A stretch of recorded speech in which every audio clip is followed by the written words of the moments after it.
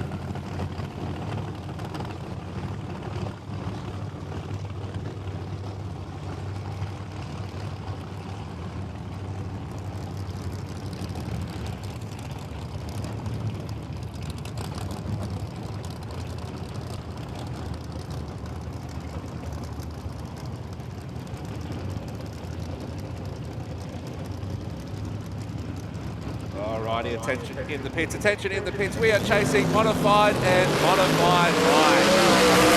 Modified and Modified Bike. If you guys can make your way to the staging lanes for your first qualifying session, that's Modified and Modified Bike.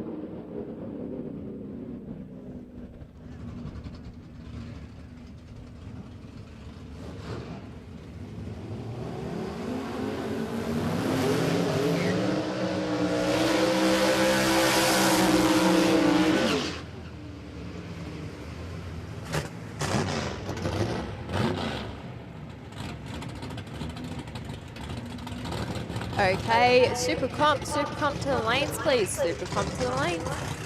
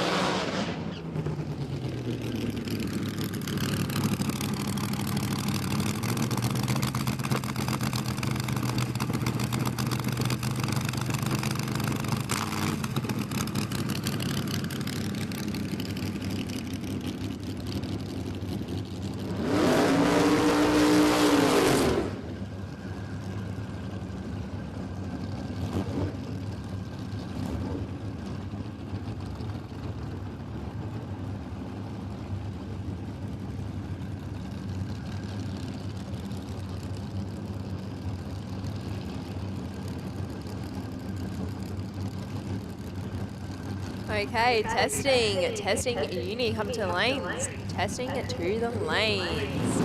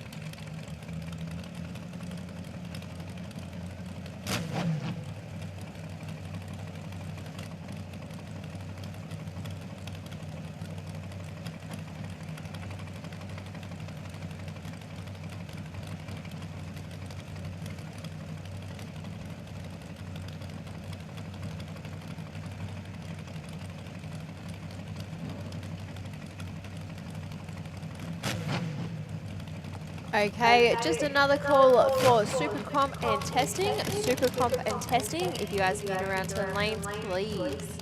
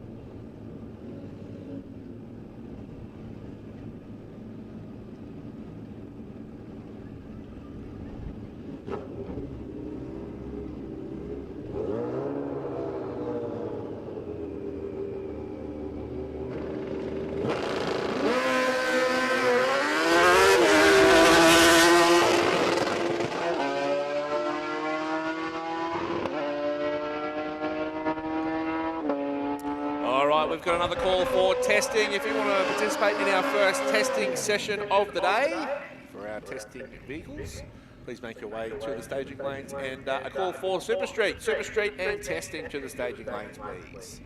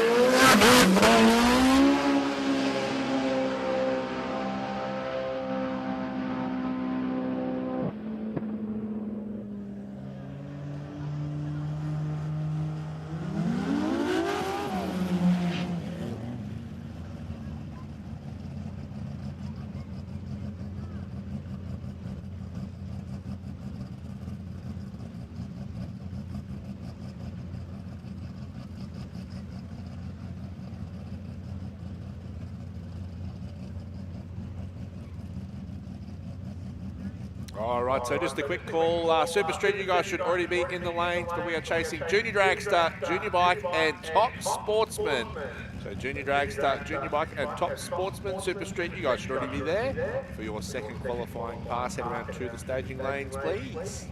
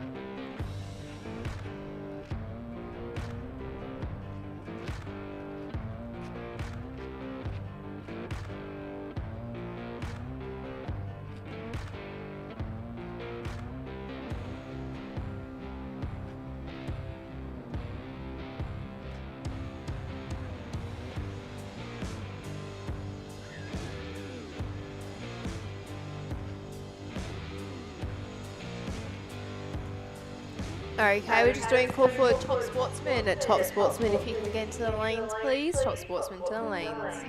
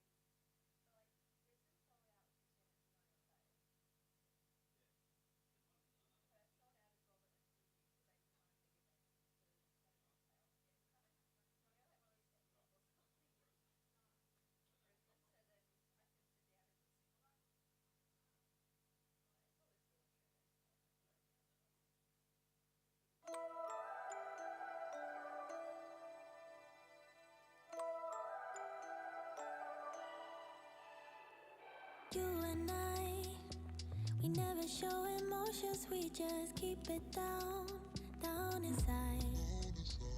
Yeah, you and I, both longing for expression for the things we like, but we stay quiet.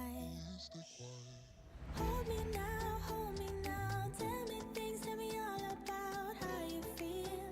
Just let yourself go. Say it loud, wake the world on the other side, make it real. Just let yourself go, just let go. Ooh, just let go. Oh yeah.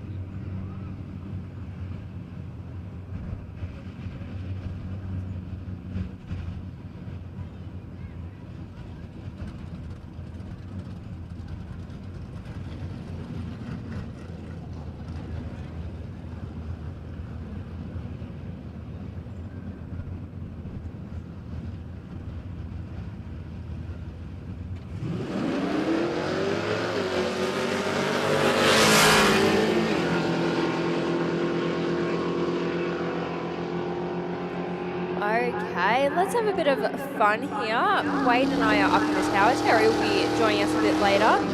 We are at the QDRC Round 1 for 2024, Wade. Yes, good morning everyone.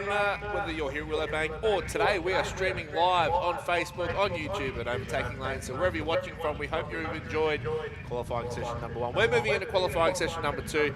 And Tiana, it is great to have the QDRC back here at Willowbank after nearly 12 months.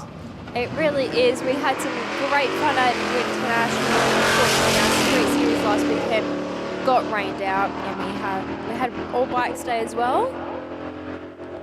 So yeah, we've got some pretty good events coming up soon as well. We've got all Ford Day coming up on the 21st of July. I know I won't be there, but you probably will be, Wade. We've got Street Series coming up on the 27th of July and Mopar Sunday on the 28th. So we've got some good ones coming up to finish off the month. Yeah, certainly an action-packed calendar. We've got to make up for lost time after the track was down. Our new track started firing, so plenty of action coming at the second half of the year. But we are in qualifying session number 2 of Prime Science Speed Elec Super Street. Josh Fletcher, Brown & Barker. So Josh Fletcher, number 1 qualifier, courtesy of a 0.16 reaction time. 0.30 light. The Styro fan. Barker there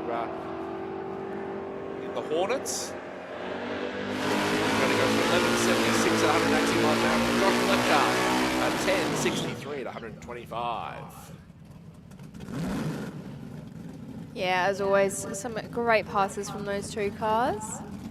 Love seeing the older cars out on the track. Like, you look at Super Street, you've got some of the newer ones, and you've got some of the older ones. It's a great mixture between the two. Speaking of old and new, I don't know if that Commodore's really that old for Murray Flay, but it is not as old as the Charger of Ray Ross. I can tell you that. It makes me feel old when that's something that I would have got taken to school in back in the 90s.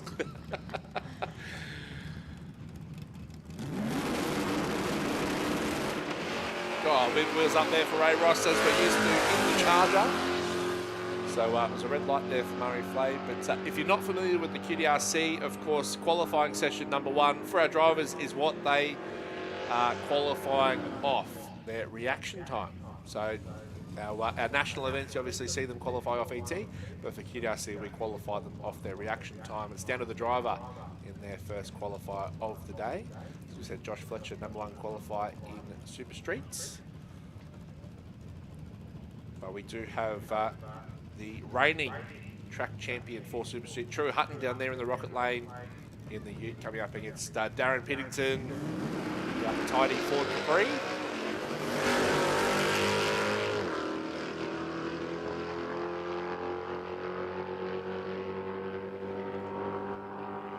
Yeah, Darren will finish off with a 10.93 and a 10.78 from Troy. So we're seeing some pretty good times here, pretty consistent between the races. And hopefully they'll be able to take that through for the racing. Yeah, certainly. Well, that's the thing, isn't it? I mean, of course, you previously have raced Junior Dragster. Yes, I have. Now, when we got to the QDRC for Junior Dragster, and we were just talking about reaction time, deciding where you qualify, was it something that you were mindful of in your first qualifier, or you were just going out there and giving it a crack and going through your normal routine? To be honest, I never really thought about it. When I raced, I always just had the thought of, it's for fun. I'm having fun. So I just get out there, and obviously you try your best with reactions no matter what, whether it's for you qualifying, whether it's racing, whatever.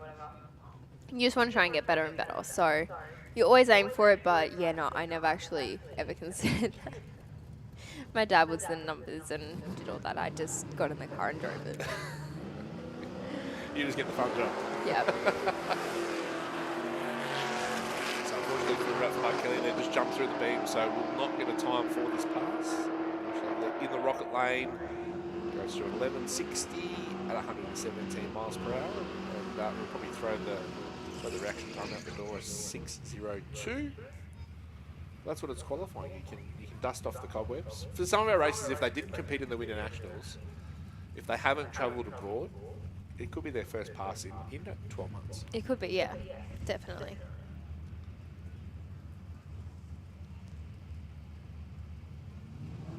Okay, Colin Marshall and Beth Mansfield. Calling out with an 011, Beth a 201. So Beth, that is not going to help you when you get to racing. No, not at all. Even in Super Street, it's all of our brackets tough, isn't it? And you want to give yourself the best chance by the driver doing their job first and Yeah. the reaction time. So big field in Prime Science Speed Elec Super Street today. We've got 27 that have qualified down the track so far.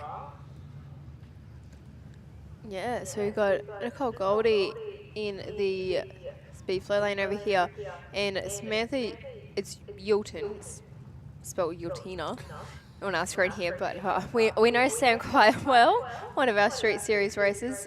Nicole occasionally jumps in a car at Street Series as well, so both of these ladies having a bit of fun.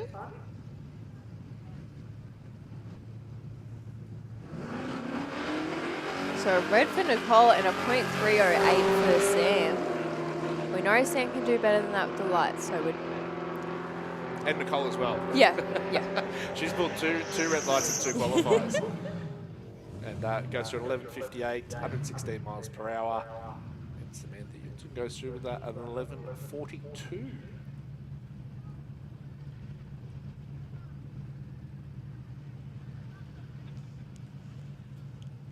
Yeah, no, that's Angela Holtz over in the rocket lane. Mark Rosso over here in the speed flow lane. Name Holtz we'll see quite a bit today.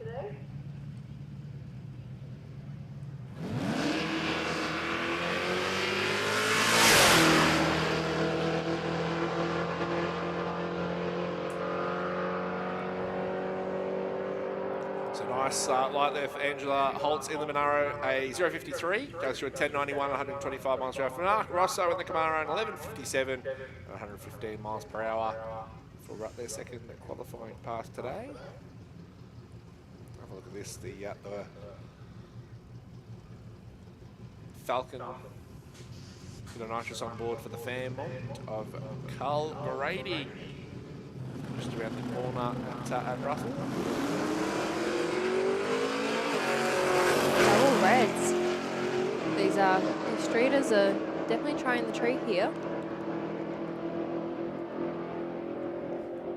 They're eager, Tiana. They're eager to get down the quarter mile. They go, you know, it's so good since the track's been redone that they just want to get down there before the light turns green. I want to get down that track. I want to go down. Well, if you turn up to Officials Day next week, I'm sure you'll see if I can get another car to race. Take the little marina. I'm not running the marina before driving out to Chinchilla. There you go, Terry Glasby, another red there. And we'll finish off with 11.71. That looks like it will be the end of Super Street. Yeah, you can see the junior dragsters starting to push around.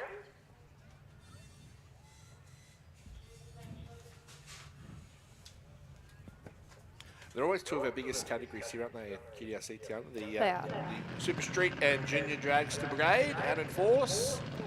And we talked just about how many siblings there are in Junior Dragsters. I think we had 12 sets of siblings at the Winter Nationals recently. And you start having a look at the nominations for today. There's 1, 2, 3, 4, 5, 6. Six pairs of siblings in the field. I mean, why wouldn't you? It's always fun to have some competition with your sibling. If my brother or sister's having a crack, I want to have a crack as well. Being an only child, I don't get that. I never got to when we were racing with, not under IHRA, another one. My brother couldn't because he was half deaf, and apparently that had something that affected his racing, apparently. So he wasn't allowed to, and he preferred to crew on the car anyway. So I was like, cool, I'll race, you can crew. You hear me in my crew chief, you know what you're doing. Got the Spanish, bro. And it was always good because then he could do the cars between that as I'd come back and run over to the modified with Dad. Yeah. We're starting off with Neil Paul over in the rocket lane, and it'll be Nevaeh McDougall over here in the speedflow lane.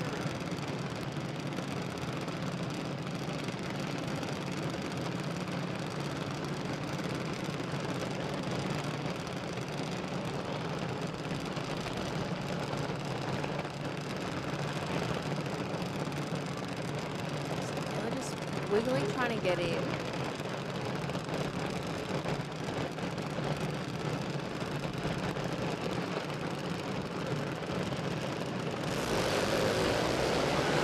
Double 05 for Neil. I think she needed that as the first qualifier. That's awesome. And 078 red for Nevaeh. Nevaeh will finish off with an 8:59. Neela an 8:23. Of course, our juniors running to the 8th mile. They're running half track. We have our three classes of juniors within the juniors as well, the A's, the B's and the C's, based on their age. So in qualifying, you might see a bit of a discrepancy when they hit the finish line. Here we go. Here's some siblings right here. We've got Jasmine Kidd over in the rocket lane, Alex over here in the speed flow lane. So here's a little bit of difference. So you can't really tell the difference between an A and a B as much. But if you get an A and a C, you will definitely see the difference in the speeds between the two. Alex is one of our olders who I think will be stepping out of junior soon. And Jasmine is a B. For Alex, he was our #1 qualifier, a 0:24 action time earlier today. Well, and that 107, not quite as close there. Jasmine in 194.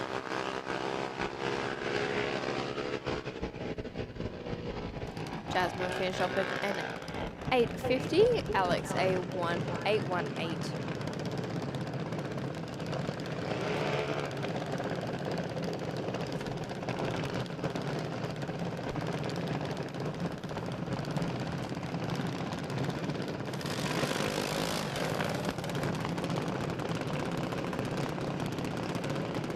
Okay, Freddie said Mac over the rocket lane. Tyler Bella over here in the speed flow lane.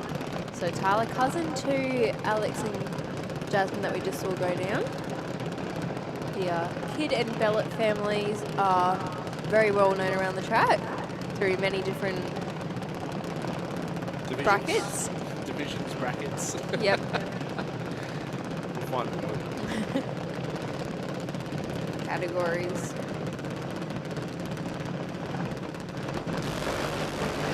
Okay, Tyler, a 174 out, Cody a 097. Tyler finish off with an 823, Cody a 915.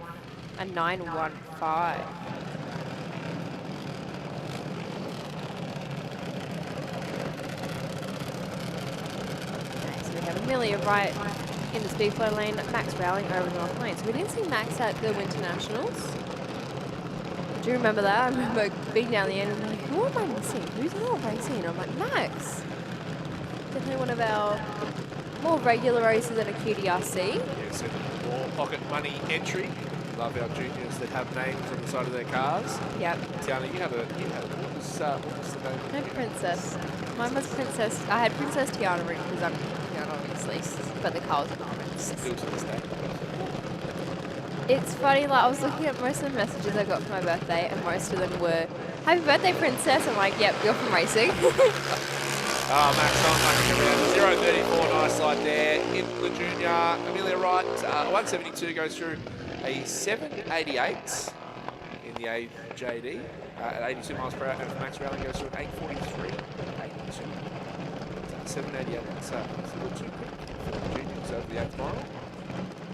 I think the quickest they're allowed to run is 790. I don't think so. It has actually changed since I raced.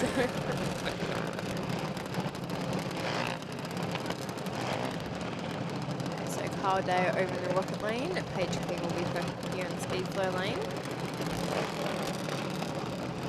Paige had many runs at the warm-ups. Making most of the track time available. Yeah. Mark and I just, Paige. Got a day off school. Yeah. Beats sitting in the classroom with the helmet and the race suit on.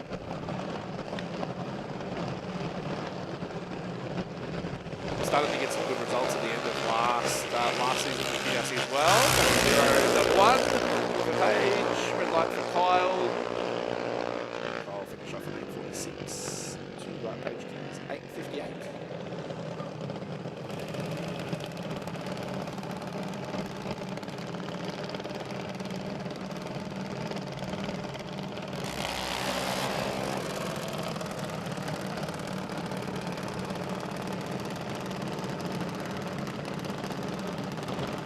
So it looks like we'll have Charlie Usher over here on the speed flow lane and Chase at Cars Lake.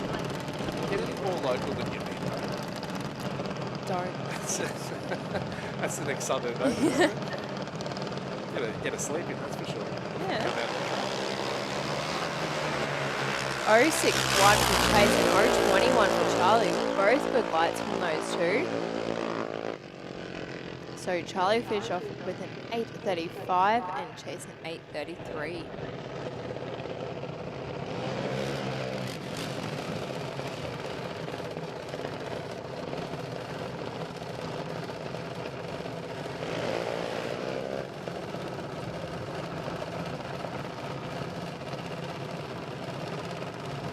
So next pairing coming forward, as we said, big field of juniors here this weekend. Round 1 of the QDRC, thanks to Donnelly Blasting Services.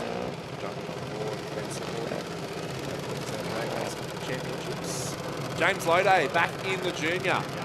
The West Side Collision Centre over in the rocket lane, closest to the hill. And in the speed flow lane, closest to our grandstand will be Dakota Bray. So it wasn't for the Winter Nationals, unfortunately, wasn't able to compete. Yeah, had a moon boot on. I'm just saying, the last few races that Dakota has supposed to be to race, she's had a moon boot.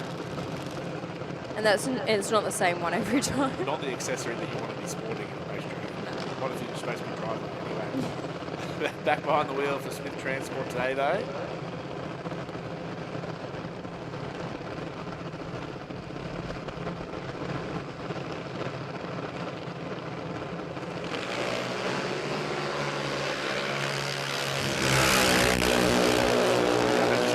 Alberto jumping back into the junior after having a bit of a dabble in the junior drag bike. Goes through at 8:32, 79 miles per hour. Dakota Bray tips in under that 8 seconds to 7:94 at 82.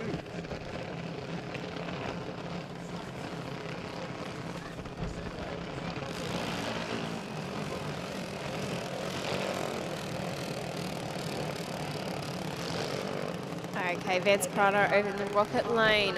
Tamika Karslake over here in the speed flow lane.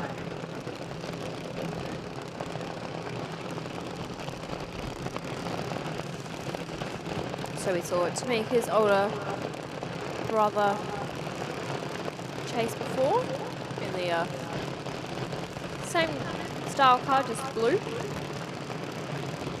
Makes it easier for us anyway. Yeah. If we don't have any information on it, we tend to be able to pick who's who. So Tamika in 084 red, definitely trying that tree. Vans at 109. Finishing off with a 907 for Vans and an 853 for Tamika.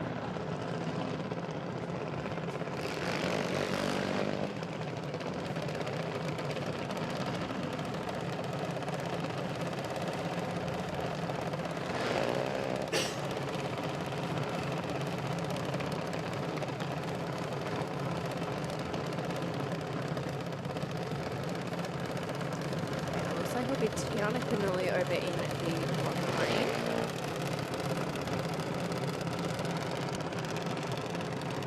Then it'll be Jet Chrono, which is Vance's sibling. Over here to 9.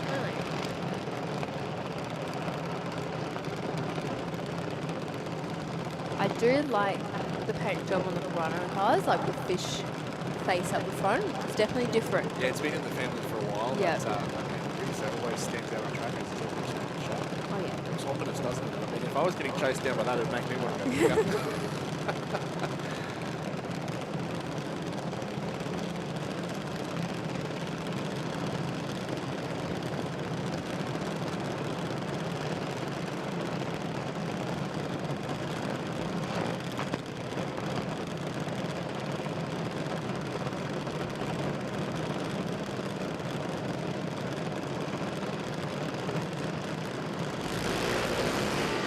$119 for Jet, a 201 for Tiana. $794 finish for Jet and an $849 for Tiana there.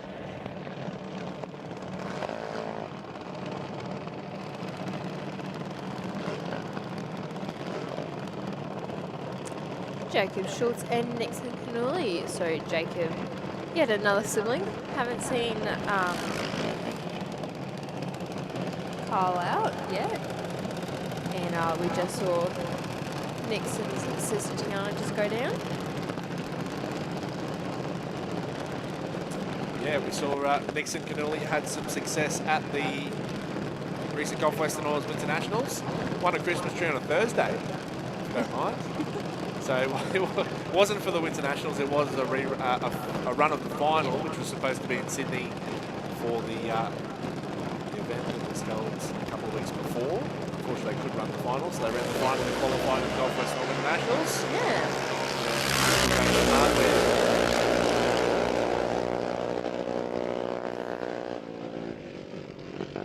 So Nixon finishing off with a 807, Jacob an 852.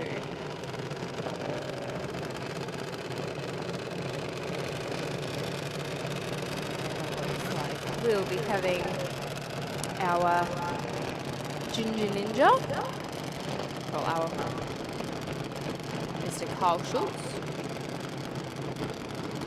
Yes, for Carl, he is our current track champion for Junior Dragster. We'll give our track champions from last season some love today. Yeah. Make sure everyone knows who they are. Celebrate their successes from last season. And it was a super season too, and it was actually run from 2022 to 2023. Yeah. Because the number of rainouts that unfortunately we did have. They ran the super season, and then unfortunately the track upgrades at last season, we weren't able to finish our 2023 season. But we do have our list of track champions here. For Carl goes to a 724. 7:24 to the 8th mile. Seems relatively quick for a junior. I don't know if that time would be correct. Reminds me, I know you weren't here on the Sunday, but we had a junior on the warm-ups, 215 miles per hour to the quarter mile. A junior. Okay. Went gangbusters. It was quick. That's all I can say. Didn't actually go that fast, but the timesheet says it did. Yeah. So there's a timesheet out there for a junior that says it went 215 miles per hour to the quarter mile. Just going to do a quick call. So modified bike, super sedan, and modified to the lanes, please. So modified bike, super sedan, and modified to the lanes, please. And we'll have Miss Hannah Glasses out with a 210. And we'll finish off with an 862. So that was good. She didn't get down the track in the last one, had to get towed back. So she will be definitely glad that she got down. I know that she had to pull out of the winter nats as well because she had some problems with her car. So yeah, it's always good to see her get down. Yeah, that's right, that's right. I know she will be happy as well. Now we've got our 2 drag bikes, our Xavier Mansfield French and Scarlett Mansfield French. So Scarlett over here in the SuperFloor lane, Xavier over in the rocket lane. So these guys are just testing today because there's only 2 of them. Yeah, really good opportunity, the junior drag bikes for, I suppose we've had the juniors around for many while now, but the junior drag bikes is one of the newer categories. Yeah, we've only had them for 2 years. Yeah, so for children between 12 and 18 years, if you're interested in jumping on board with junior drag bikes, it provides a real stepping stone to then jump into the category like modified bike or performance bike. Yeah, I definitely love this bracket. It's really good for those kids who want to step up into a bike when they finish, rather than having to go from a car to then have to get used to the 2 wheels and that. I get to work with them a lot. I was getting to be their bracket marshal at Winter Nats last year and this year, which I've really enjoyed. It's such a great group of kids. We had 12 of them at the Winter Nationals this year, which was amazing. They got to race and actually have a bracket rather than just be an expedition. Yeah, that's right. The A juniors, they run engine capacities of 161cc through to 350, and the B juniors, they run 120cc to 160cc. So obviously they're running not the power, of course, of a modified bike. It's a stepping stone. It's a learning curve for drag racing. Lawnmower engine on steroids. Yeah, that's right. But they do get to do a few things that the juniors don't get to do. Yeah. They get to pull burnouts. They get to change gears. They have a lot of fun doing it. And we see many of our junior drag bike competitors ripping some serious skids back there in the, in the burnout box. I remember Tommy and Krista, whenever they were up against each other, they'd have a lot of fun. It's like a burnout competition. You should hear them in the lanes, Wade. If you ever get a chance at Winter Nationals, just come down to the lanes when the junior bike's getting ready. They have little rev-offs, so they warm up they're just warming up the bikes, but they have like little rev-offs and that. And it's so much fun to watch. So we should be moving into Top Sportsman. Yeah, indeed. So a big thank you to Horsepower Solutions jumping on board to support our Top Sportsman bracket here in the 2024 QDRC season. Yeah, so we have Tony White over here in the SuperFloor lane, Dave Goldie over in the Rocket lane. So both of these we've seen many times go down this track. Yeah, have a look at the reaction times as well from Q1. Dave Goldie, trip zip if you don't mind, the first one of the day, not mucking around. And Tony White, 003. They're not messing around. And they know what they're doing. They are, yeah. Two regular contenders out here in the Top Sportsman brackets, which are the quickest of our sedans on track today. There we go, Dave. Stop 001. Stop it. Stop it, Tiana. That's too good. 008 from Tony. We're loving these 00s. If Mark was here, he'd be saying his rhymes and everything for him. So Dave finishing off with a 7:35, Tony with an 8:32. Whatever they have for breakfast, I want some. They might have had your monster. Yeah, possibly.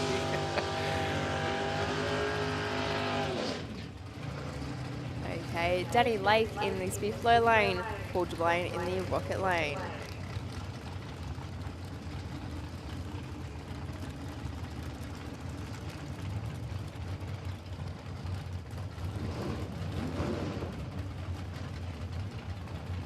So we're just going to call again Super Sedan Modified and Modified Bike. Super Sedan Modified and Modified Bike to the lanes, please.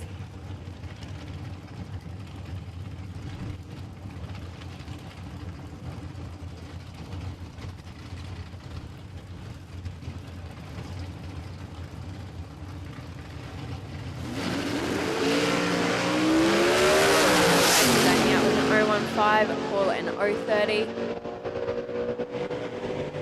778 and an 850.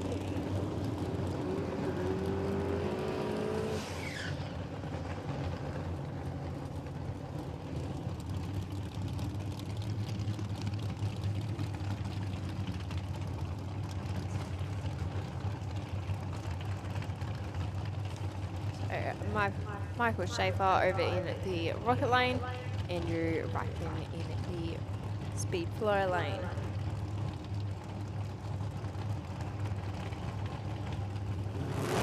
Show there the 57 Chevy almost scored out on track. The 057 light there. Andrew Rankin gets out with a 100. Unfortunately, shuts the car off and will trundle down before the finish line. For Mick, he goes through a 857 at 158 miles per hour. So problems there for Andrew. Hopefully, cut it all tidy. So better to button it off and come back for the next qualifying session.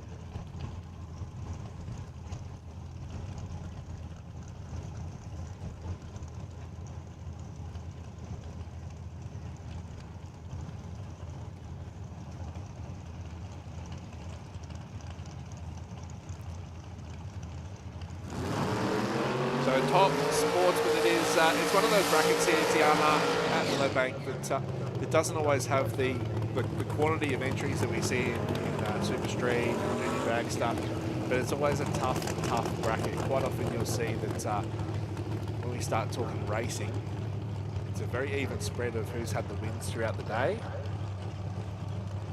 and a winner really can't come from anywhere on the list. Yeah. So two of those hoping to have a successful round one. Dale O'Dwyer in the Firebird. Carl Davies in the Monza.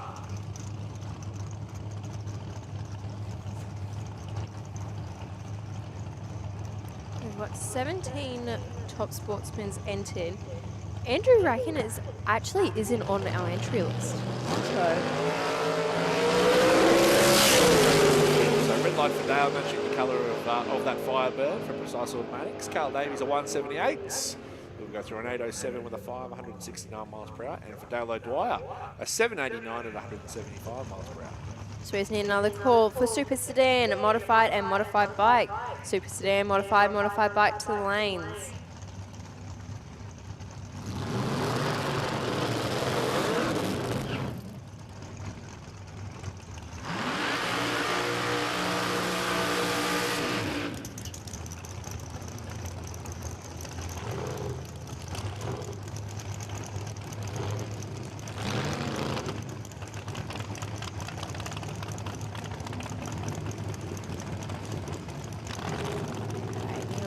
Maxwell over here in the speed flow lane, and we should have a Steve Horvat over in the rocket lane.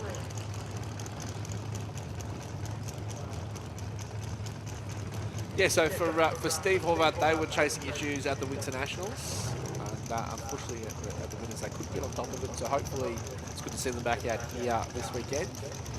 Hopefully they can get down the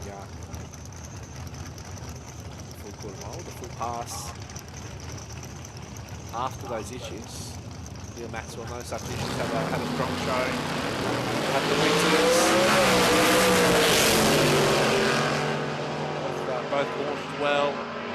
Red light for Neil Maxwell, 014 for Steve Horvat. Goes to an 835 at 162 miles per hour, so that's much better for Donnelly. Coming back at Neil Maxwell, a 718 at 191 miles per hour.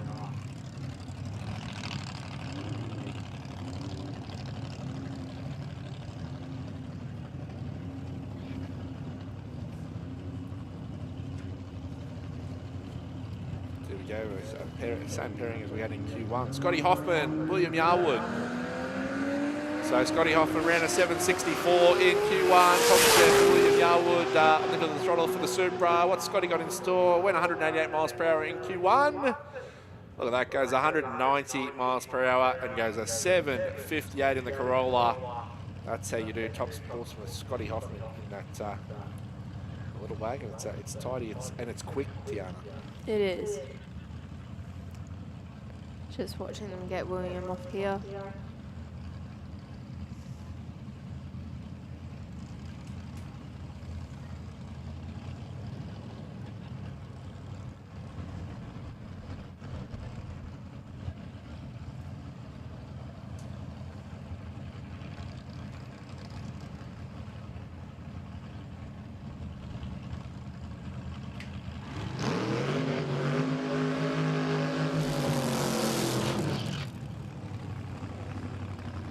Okay, Neil Grayson.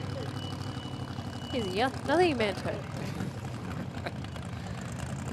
I mean, when you live so close, why wouldn't you have a drag car, right? I mean, at least if you forget something, Just go down. yeah. You don't have to buy anything. You reckon you can drive it here without a... Probably not. You reckon? If you can find the days the cops aren't Yeah, around, be yeah. here in a couple of minutes. So we didn't see Neil Grayson in the first qualifying session, so he gets a chance to have a crack on the reaction time, see what he's got. I mean, look, he's got to beat a 000 to be #1 qualifier. Qualifier #2, Tony White with a 003. #143 for that reaction time. Give himself full launch. 808 to 166 miles per hour, so he's got a full crack down the track, and he's got some. He's got a starting point for his QDRC round #1.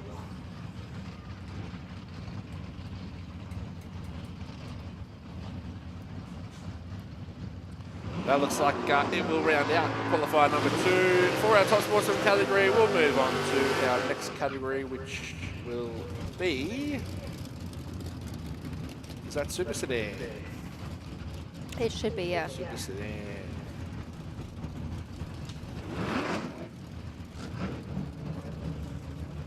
Yes, was the man that was first down our newly upgraded track on day 1 of the winter warm-ups. Damien Morris over in the Monaro. And first guy down the new track, set a PB as well, if you don't mind. Rob Price in the Tirana alongside. Good as drop to run on a drag strip.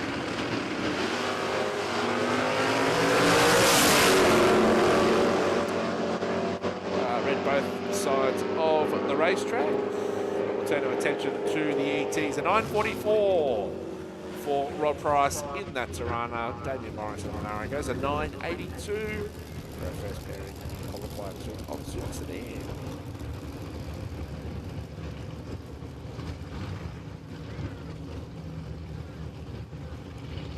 #1 qualifier coming forward in the speed flow lane. It'll be Rudy Wyatt. Courtesy of the 012 reaction time. Puts him to the top. Alongside Ashley Thompson in the Falcon.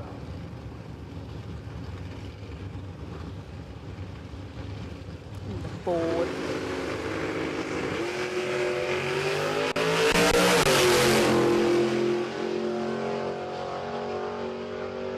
So problems there for Ashley, unfortunately. Pulls over to the side of the track. No such problems for Rudy White. Goes to a 948 at 145 miles per hour. And it was strong for the VS Commodore.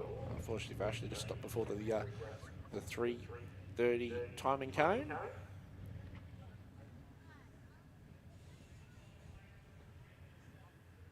Obviously something hasn't felt right for Ashley.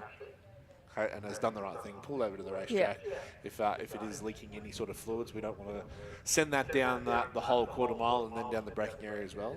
Yeah. It does make for a long clean-up. Yeah, so we'll take a breather for a few minutes while they push the car off. This will take a little bit. Yeah. How we can check in with everyone here today. How's everyone doing here today? Willowbank, everyone in the grandstand, how are you all doing? Thumbs up, there we go. How good is it to be back at a racetrack? Glorious winner's day in the middle of July. Everyone over on the mound, how are we doing today? Give us a wave, folks. Excellent. The kids are running around out there. Wear them out over on the hill. Just a quick show of hands. Who was here for the Winter Nationals a couple of weeks ago? There we go. Who wasn't at the Winter Nationals? There's a few both ways. You missed a fantastic 4 days of drag racing, but it's excellent to have you guys here for our QDRC round number 1. Of course, Tiana said earlier, we've got a big calendar of events coming up for the remainder of the year, so make sure you jump on the Willowbank Raceway website. You can check out our full calendar of events. Lots of test and tunes. We've got a new event for this year on Wednesday. We're back on a weekday. Wednesday. Just send it once a month. If you've got a street car, if you've got a car that got you here with a registration plate on it, guess what? You can come have a crack down the quarter mile. Bring some friends out on a Wednesday. Our Just Send It events.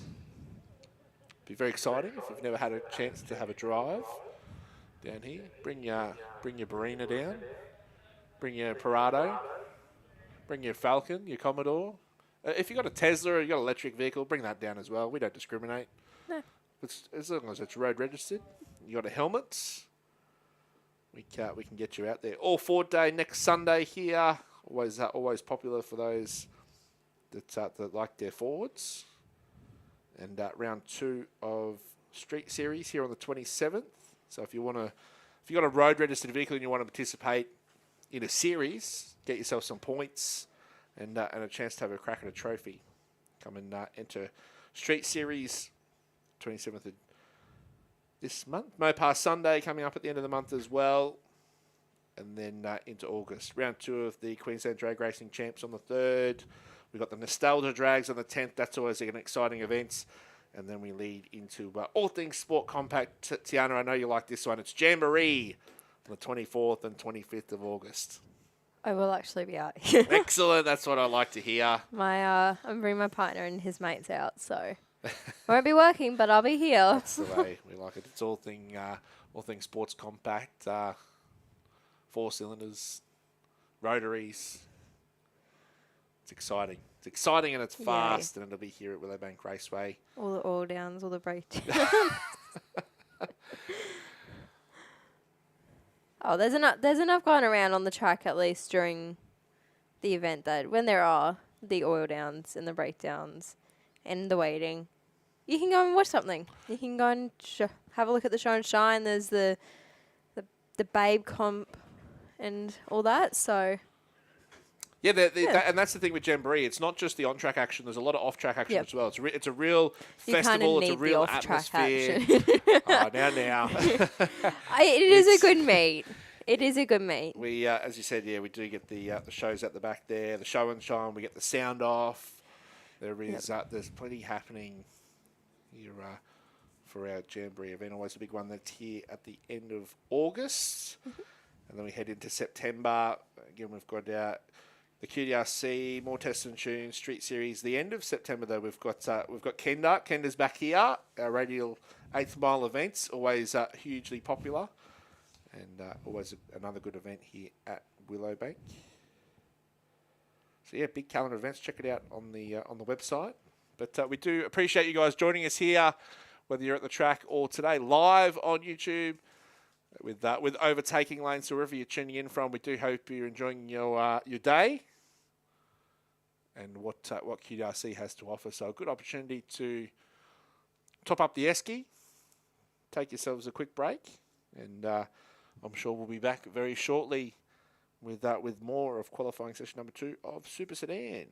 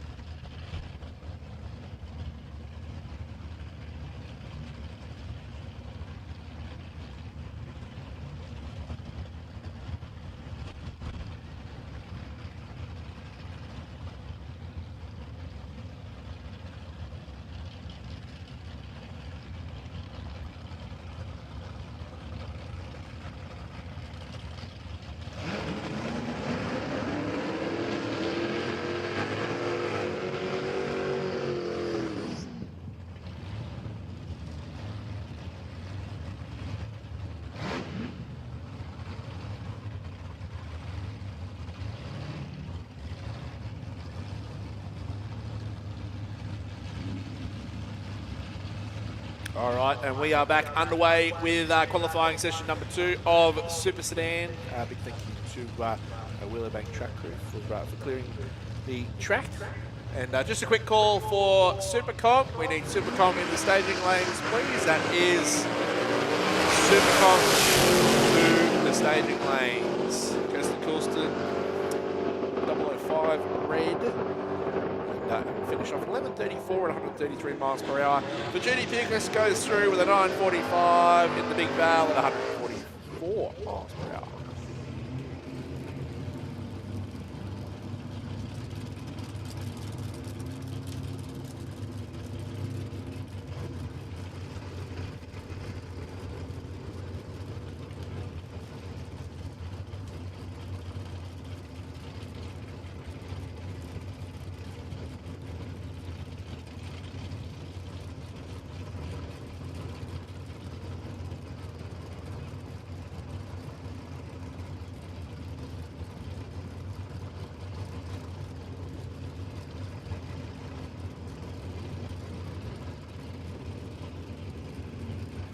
So just holding up our next pairing, which will be Hamish Strachan for NBH Electrical over in our rocket lane.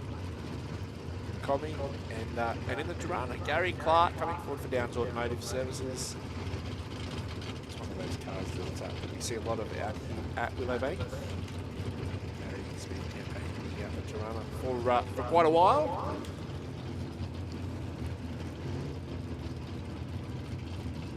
So unfortunately, the track crew have given the shutdown signal. So obviously something, the race surface itself from where we are up here in the control tower looks good. Obviously the braking area tapers off downhill, so unfortunately we can't see much past the finish line. So there's obviously something down in our braking area, which is equally important to our racing surface being in tip-top condition. Of course, once these cars get up and boogie, we want to make sure that they can slow down in the safest way possible as well. It's probably actually more important, Tiana, in making sure that they stop safely as opposed to them running out the quarter mile. Yeah, definitely.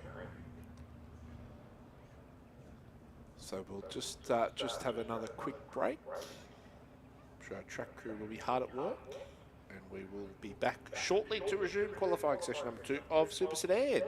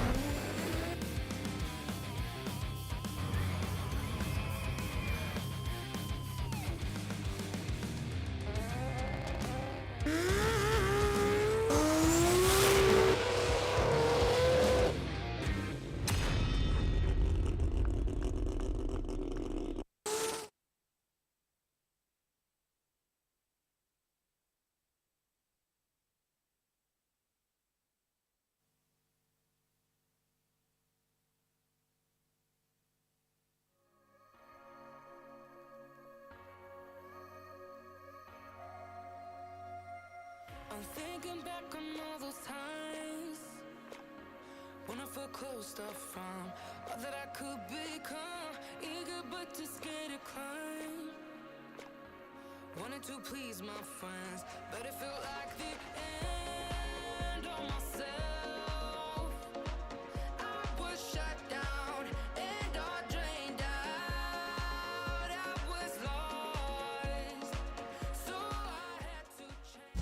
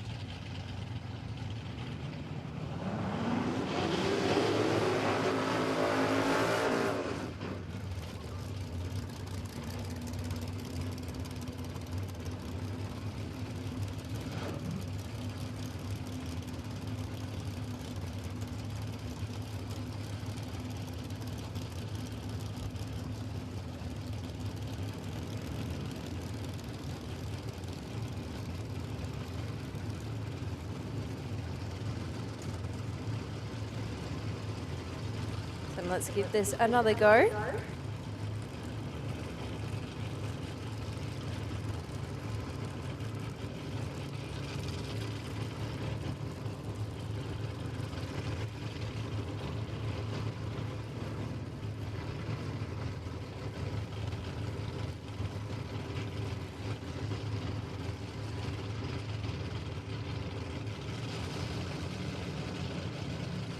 All right, both cars in full stage. Let's rock and roll. Q2, a 0.34 for Gary Clark. All problems there for Strack and Tommy.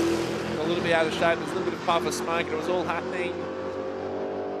But gets back on it for Gary Clark. No such problems. A 10.13 at 135 miles per hour. And the Hamish will finish on the 12.62. But those problems in the first 100 feet of the racetrack cost the ET.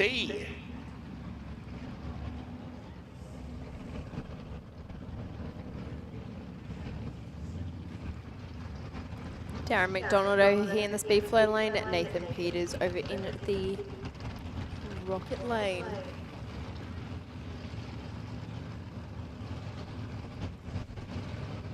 Yeah, nice to have Darren up from Lismore. It's a big bow, charges down towards the finish line. Nathan's done a little bit of no prep stuff recently, but good having out here at Willowbank. And goes to 9.43 at 145 miles per hour. Problems with the roller of Darren McDonald. We'll roll through for an 14-second pass.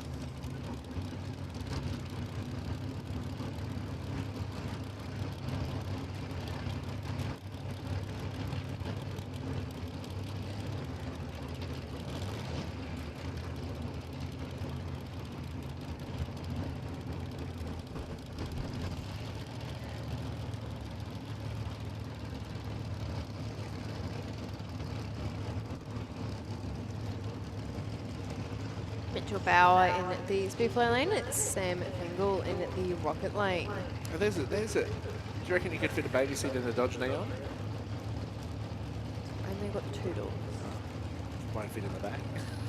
It could probably fit trying to actually physically get into We're it. on a hunt to find an upgrade for the burrito for Tiana. But these guys, they're just worrying about getting main event. 0.22 hour. Daycare pickup would be pretty fun in a Dodge Neon that runs a 975 at 140 miles per hour for Sam Vigel.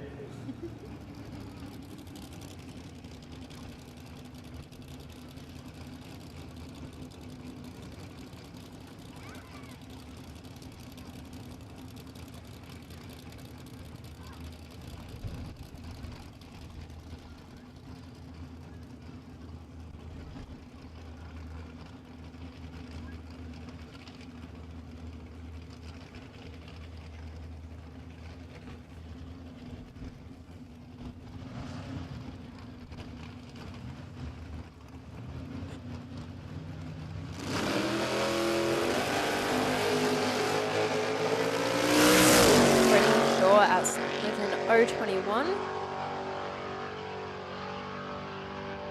We'll finish off with a 9.30. I thought I would try. I've had a baby seat at Toronto. That's a runner. That'd be. That would be the best I'd be pretty thing. happy getting picked up from daycare in Toronto. Put a smile on my face. Full day of playing with Play-Doh blocks and then get picked up in Toronto. That would just top it off. And you'd Cherry on hear top. it come and go, Mum's here, bye. Yeah, literally.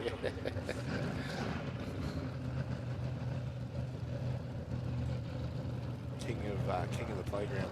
Oh, yeah. Yeah, that's a good flex, Tiana. Best parents. Dad with the 4-wheel drives. I'm sure the boyfriend would probably prefer a patrol. He probably would, Yeah. but It's got to be. he's already got one, so Oh, there you go. he can keep this. He knows I ain't gonna. I'm not going. So we are moving. We're moving from Super Sedan on to Modified Eliminator. So a big thank you to Knijff Earthmoving for their support of the modified bracket here at Willowbank Raceway. Yeah, we got it. Benita Martin in the speed flow lane. Lucas holds over in the rocket lane.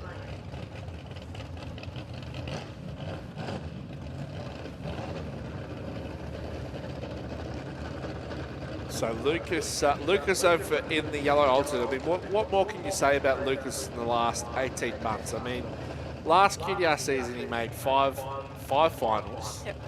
He won 4 of them. He's come off fresh from a Winter Nationals win. Just as you said earlier today, Tian, whatever it touches it seems to turn. Maybe we need to paint the Whatever yellow he gets the alternate wheel gold. behind. So.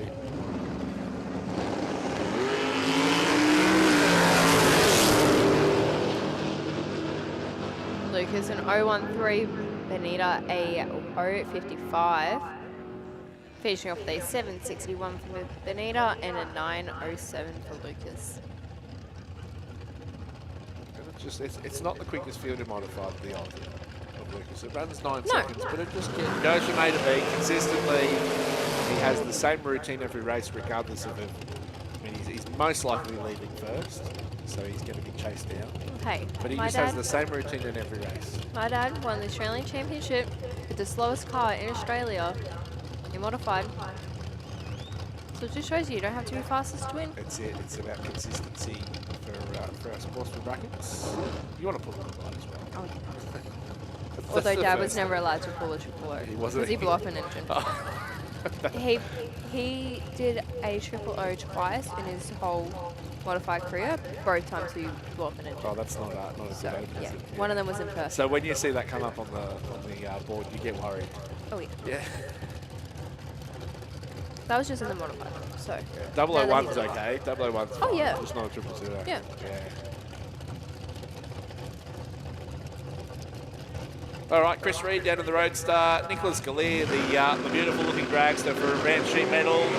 016. Nicholas Gallier, 032. So they're starting to sharpen up those lights in modified. An 840 with an 8 for the Roadstar, and the dragster of Gallier goes an 869 at 152 miles per hour.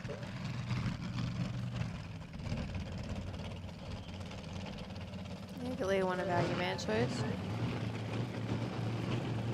Here's your favourite crew shirts.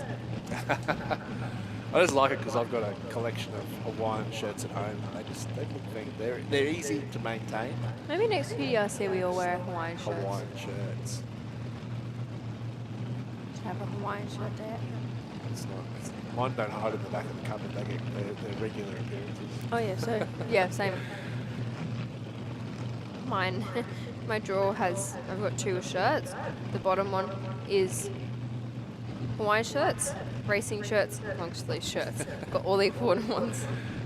The Hawaiian shirts, black race shirts. Yeah, it's like colour, black.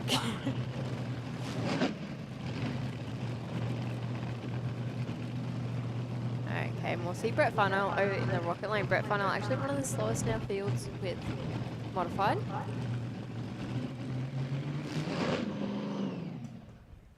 Okay, well, sounds like they've just turned off.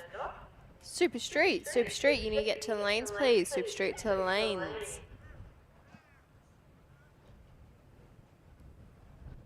Yeah, we're having a pushback. Yeah, so qualifying session number 2 of we got through all of our first qualifiers without too many stoppages. Qualifier 2, we've had a Stoppages. few. But That's not. stoppages, that's a word. We'll do some research. Pauses. Not too many pauses. But a big thank you to all of our 2024 sponsors for QDRC, of course, Knijff Earthmoving for our modified bracket, Horsepower Solutions for Top Sportsman, Prime Science Speed Elec for Super Street, and SuperFloor in Junior Dragster.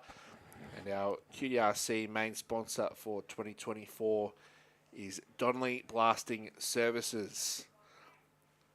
If you're sitting out there today on the grassy knoll or in the grandstand enjoying this beautiful Queensland sunshine, all It's right, windy out there and it's cold. it is windy, but the sunshine The is sun's beautiful. great.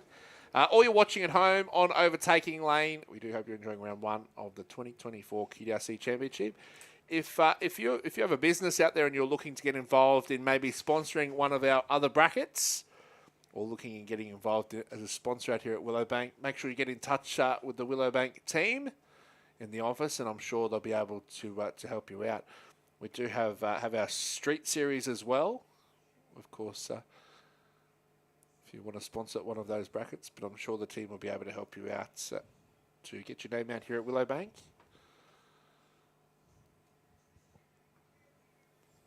So yes, we'll take another quick break, hopefully here at Willowbank, and be back soon with QDRC round 1.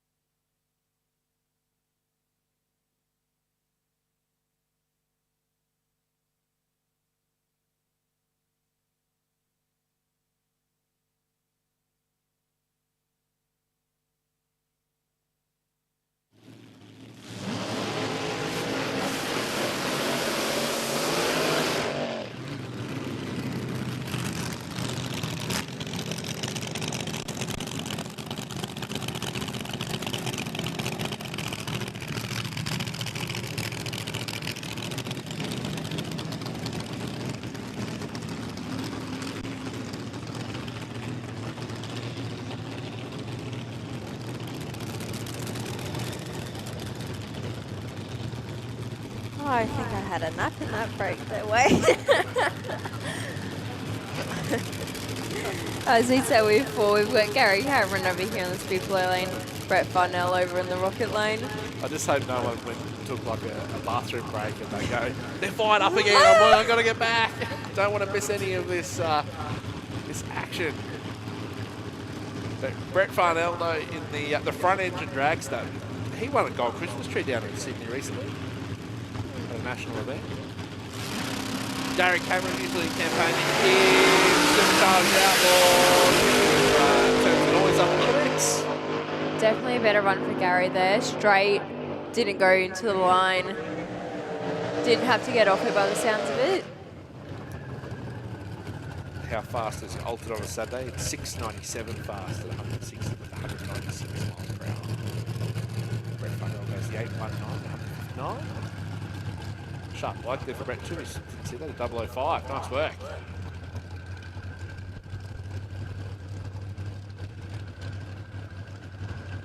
Okay, Phil Bella over here in the speed flow lane, getting backed up by Kelly Kidd, who usually does race in Modified, but is setting the dragster up for a comp car at the moment, so won't be seeing her in Modified anymore, which is really sad.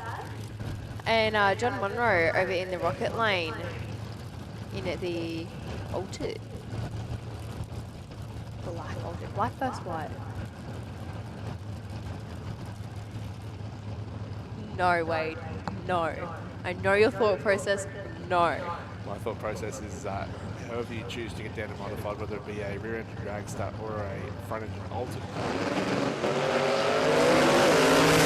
Thanks to the window bar with the altered, it's nearly as long as the car itself.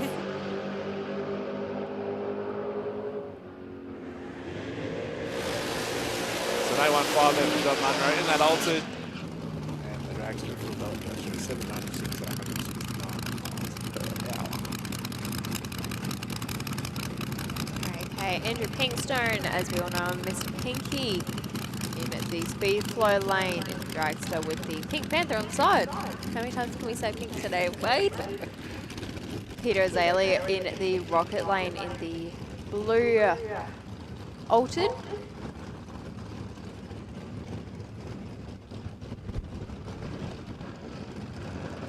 Need a call for Super Street and SuperComp. So Super Street, SuperComp and Junior Dragster. So Super Street, SuperComp and Junior Dragsters to the lanes, please.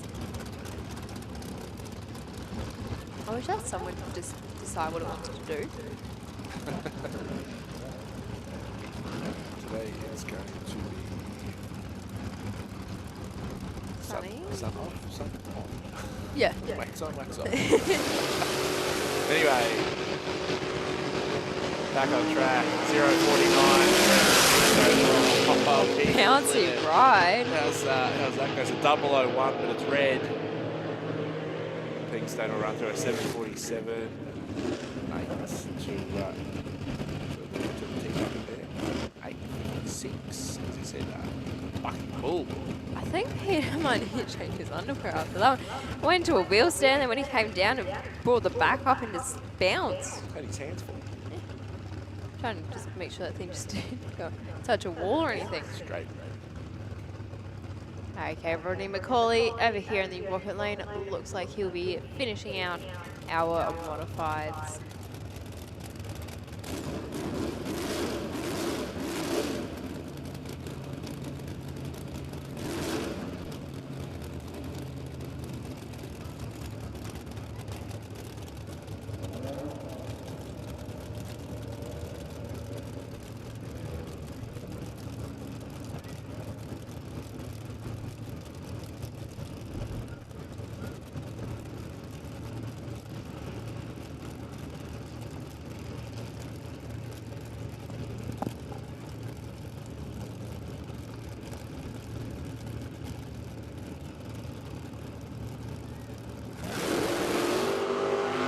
Oh, 1.5. And we'll finish off with an 8.20. Pretty good run there for Rodney. Pretty consistent as always. Yeah, seasoned campaigner for QDRC events. So we'll move from 4 wheels, we'll move into 2 wheels. Modified bike. Starting off with the Redmonds, we got Alex over here in the SuperFloor lane, Rachel over in the Rocket lane. I believe we have 3 Redmonds with us this weekend. Yeah, we got Rachel, Eric, and Alex. So we'll start off with Alex and Rachel.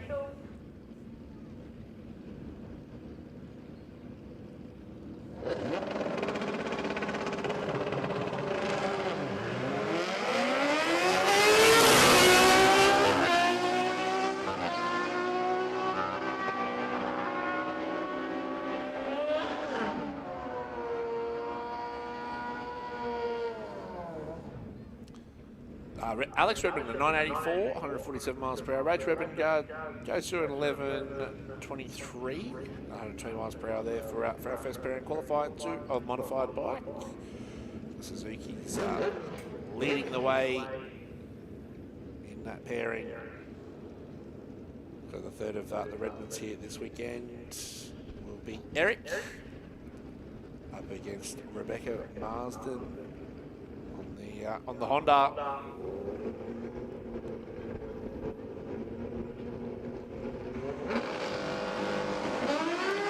Okay, Eric out with his 016, Rebecca a 220.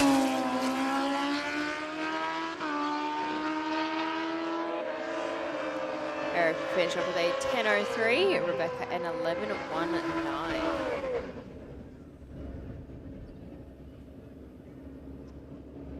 Looks like we should have Braden Charters over in the Rocket lane and Brian Albazio over here in the SuperFloor lane.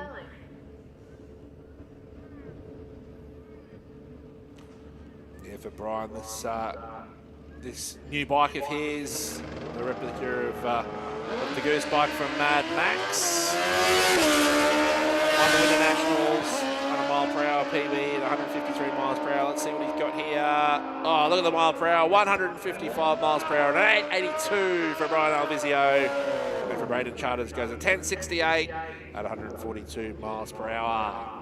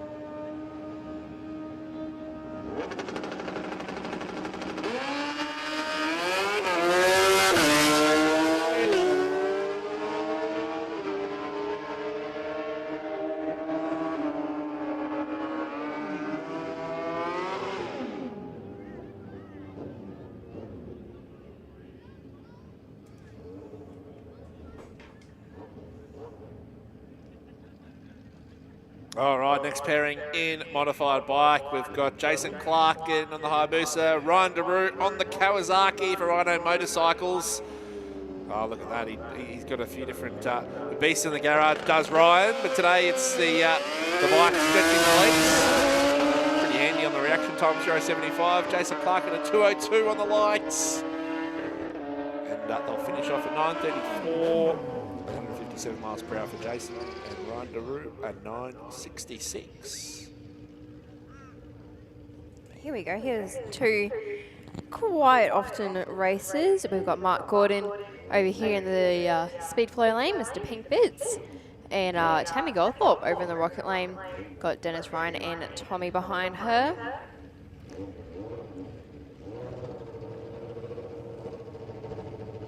Tammy, again, a lot like Lucas Holtz. Put her on a bike. Good luck. Won the Internationals, won everything there is to win. Yeah. she's got one of each trophy there, at least. And plenty of trophies as well. And goes an 8.84, 156 miles an hour. Mark Gordon comes home on the Yamaha with a 9.43.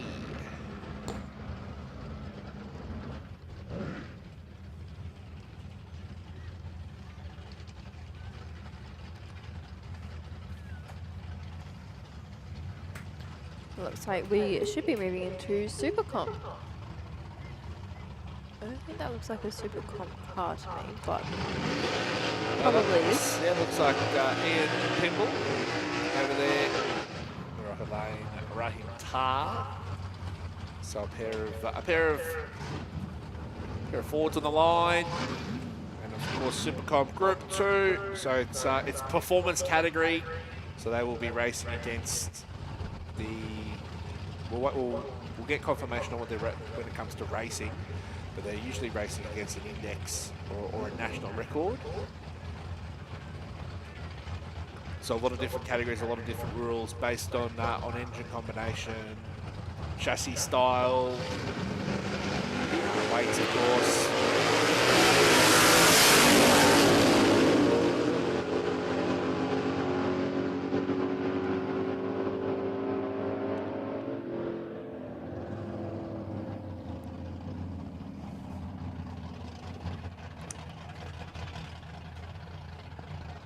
So 9.21 there for Ian, and Rahim Tar goes at 9.55 at 139 miles per hour.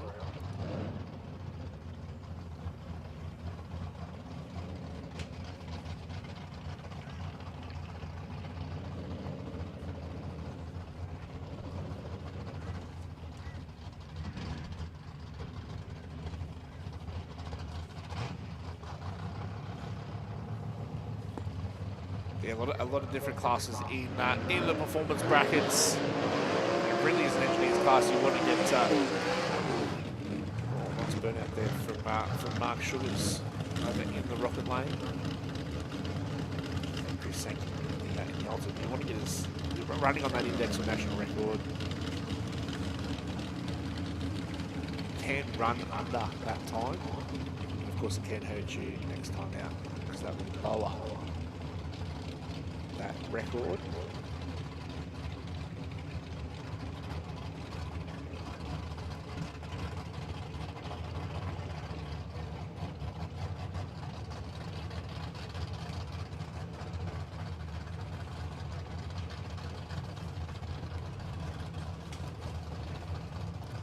So you can see Chris Sankey in the altered. So they're running on an 8.35.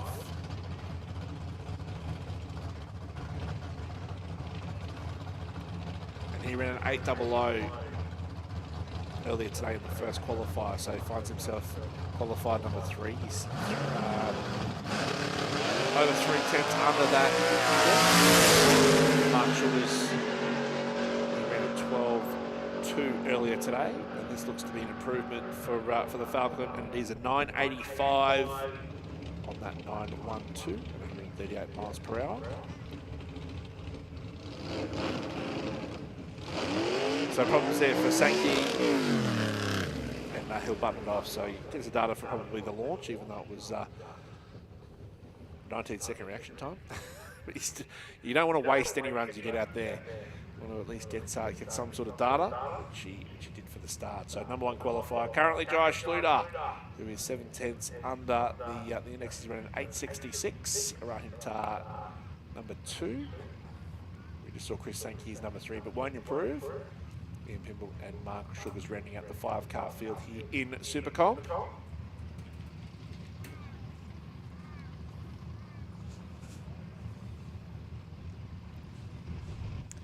No, we should be. I don't see Jai down there. So I believe we will be moving into Super Street.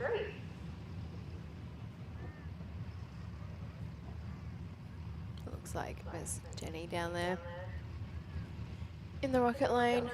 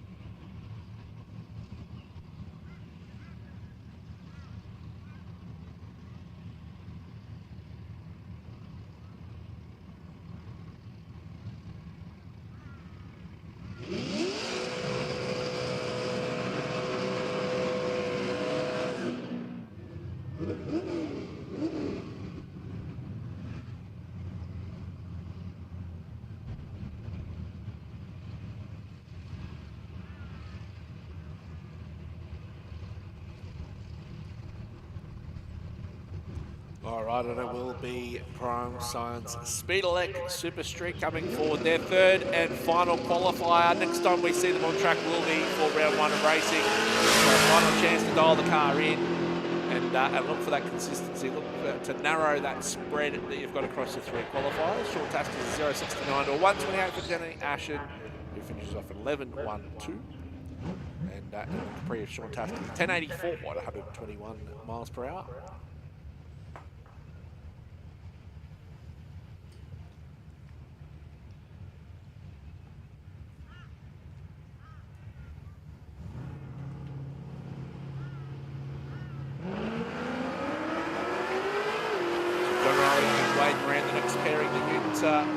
Of John Riley, the slower of the 2 reaction times, but you can get that out of the road. Of course, you want to sharpen yourself up as a driver before you get into racing. It goes in 11.65 at 113 miles an hour. And Wade Moran finishes off in 11.36 with a 6 in the Mustang.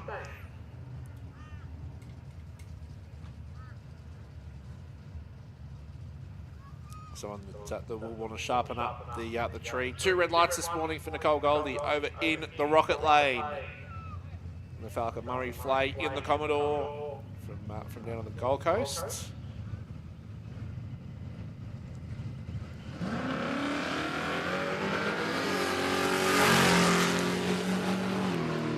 Right there for Nicole. So on the right side of the tree, the final qualifier, which is always good. And it'll go to an 11.58, 17 miles per hour. And for Murray Flake in the Commodore, a 13.30.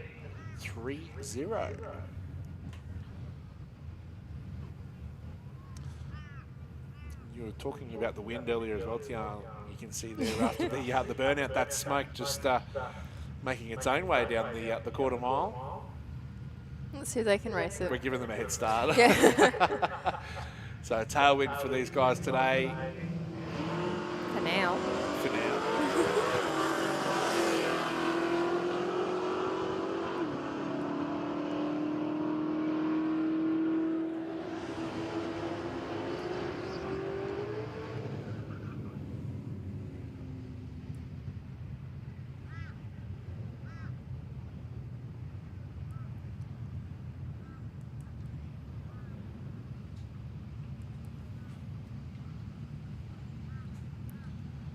All right, how does current track champion for Super Street, Troy Hutton, sound from Ormo? 4206 represents. Samantha Yulton in the Commodore from Jimboomba. Regular racer out here in Super Street, in our Street Series as well.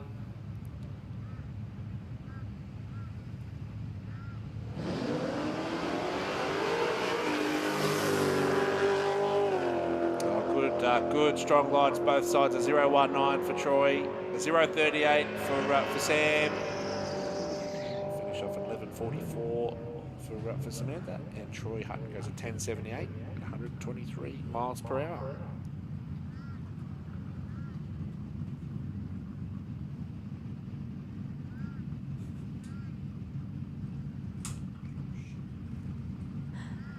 Okay, Angela Holtz over here in the rocket lane.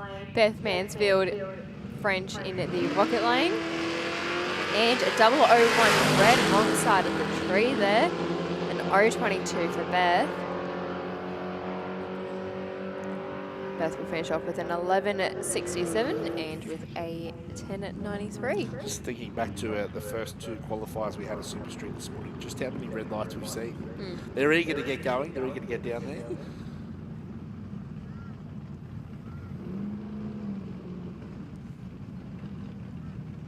Craig Layton over here in the Speedflow lane. Wayne Nipris over in the rocket lane.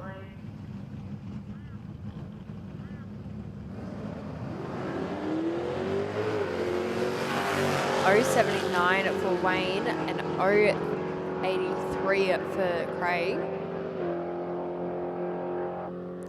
Wayne will finish off with a 10.52. Craig with an 11.73.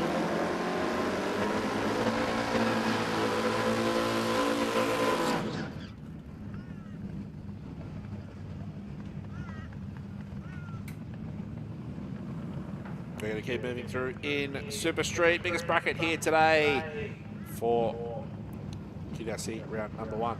Georgie Wagner, that car, the Corolla over there, has been coming here probably longer than anybody else, I'd say. It's been coming here for a very, very long time.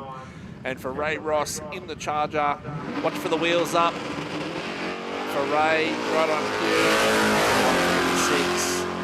George had problems in the first qualifier with the car, the staging procedure, and just again, some problems for George. So the Corolla's not a happy camper this morning, but no problems for Ray. Goes through a 10.19 at 104 miles per hour. So for Ray, he went through 108 miles per hour to the 8th mile, so he's backed off towards the finish line. Yeah, we haven't seen him out here for a little bit. Almost thought something might have happened. But no, it's good to see him back out on the track. We'll have Bud Kelly over here in the Speedfly lane. Terry Glasby over in the rocket lane.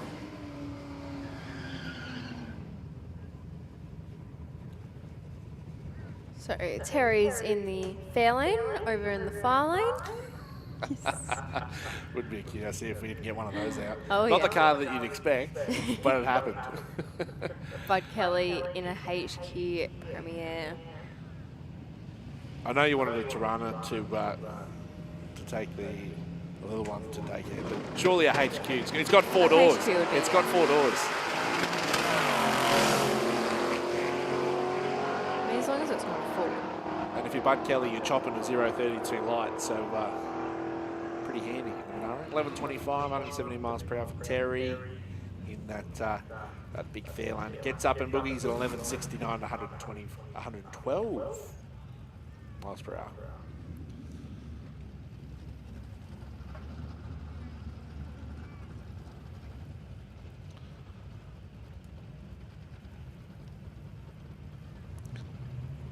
Josh Fletcher, Brandon Barker, Styro Fan versus Styro Max. Pick which side of the fence you'd like to be, the Hornet or the Josh Fletcher driven Styro Fan. The two cars that look really good next to each other. They just look good. Let's throw the same sponsor on the side as well. Josh 1071, 125 for Brandon. Goes to 1180 at 118 miles per hour. Always got a tough choice. Does she take the Hornet or does she bring the Stinger? The Stinger.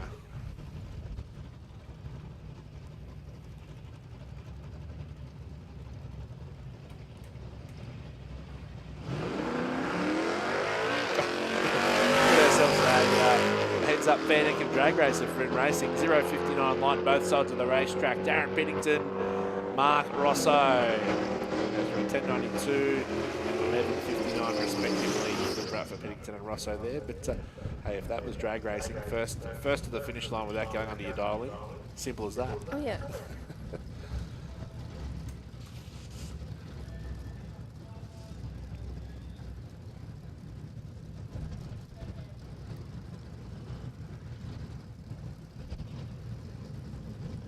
So that there's maybe something dropped on the track down a bit further, so they're just going to have a look.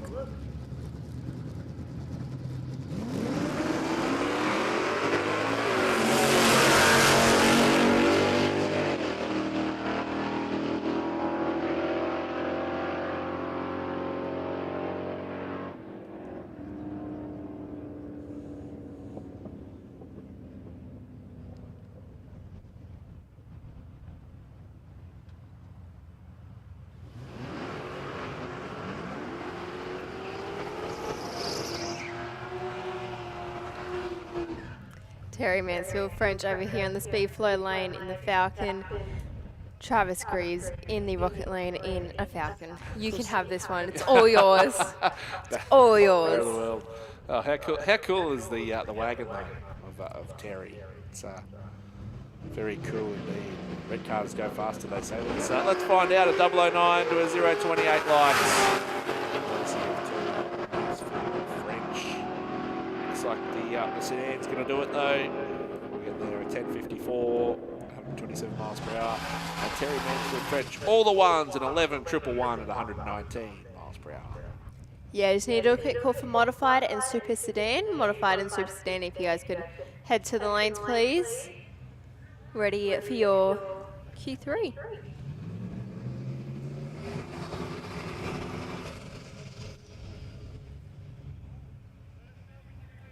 Matt Francis in the panel van. Got to experience laying in the back of the panel van. Started very comfortable. Pick my vehicle of choice for the drive-in movies. Classy and comfortable, but for Matt Francis, it's also fast at 10.69 at 128 miles per hour.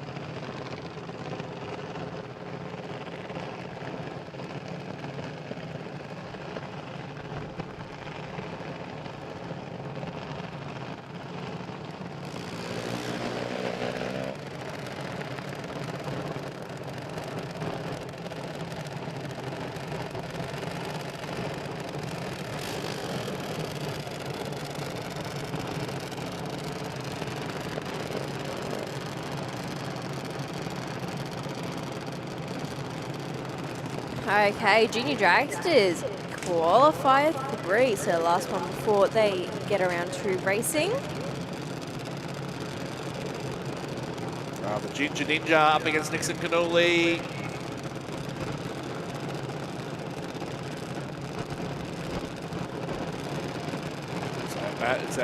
It's a battle of Corona Downs. Who's going to be the best dragster racer out of Corona Downs today? There's a few of them. Nixon 002, thanks for coming. 001, but for red, Carl Schultz.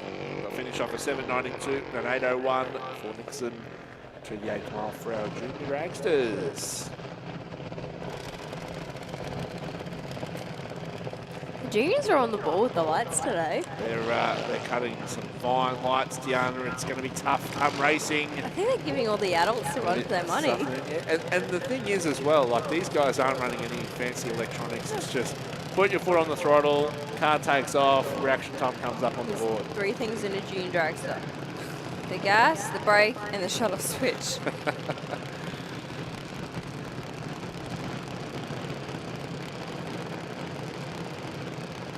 Okay, Paige King in the BJD, and Tamika Carsley also in a BJD over in the rocket lane. As we've said, there are many siblings out here.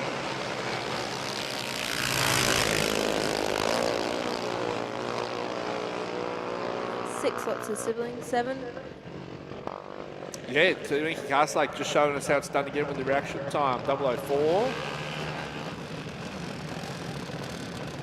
And a 031 too. That's a pretty stout light for Paige. And as we said, they just start racing. Mark always explains the best the bottom bowl racing. They're racing for the bottom bowl. Yeah. As opposed to if we've got a I actually used to go off on the right. second bowl. Yeah? Yeah. My reaction was that bad, but I leave on the second. Yeah. The minute the second one came on, I went. Didn't have any red lights or anything. Just It was very rare, and I think my best light I ever did was a 003, and that was one time, never happen again type of thing. But if it had 2 zeros in the front of it, you were having. I would have been jumping yeah, for. Yeah. Yeah. It was usually an 01 or something.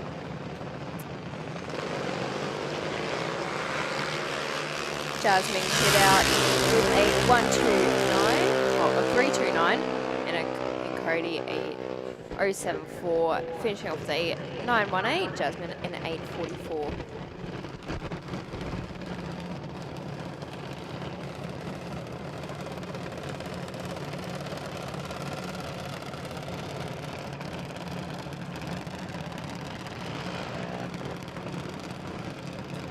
Alex Kidd in our speed flow lane. So if you are wondering, our speed flow lane is closest to the grandstand. It is written on the top of the timing boards for anyone who does not understand It is that. indeed. You might see that on the overtaking lane stream. And for those playing at home, the rocket lane will be closest to the grassy hill. If we make reference to who is in which lane. 020 light for Alex Kidd. A 094 for Paul. Alex Kidd is our #1 qualifier, courtesy of his 024 reaction time in qualifier 1. And they'll finish off an 824 with a 4 and an 824 with a 5 for Neil Paul.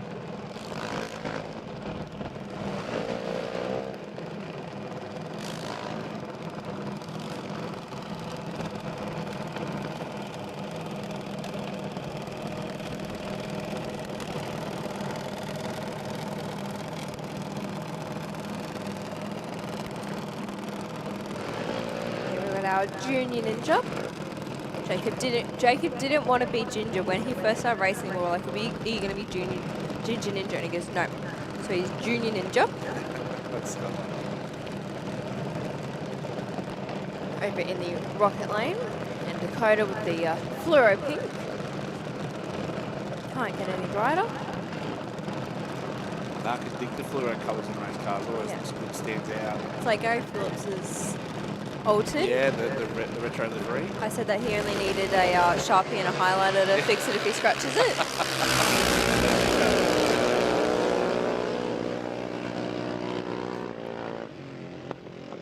Okay, so Dakota will finish up with a 795 and Jacob an 855.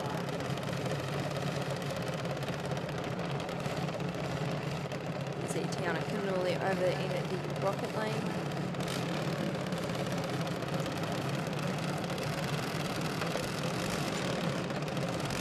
It'll be Charlie Usher over here in the speedflow lane. And they've just cut off road ahead.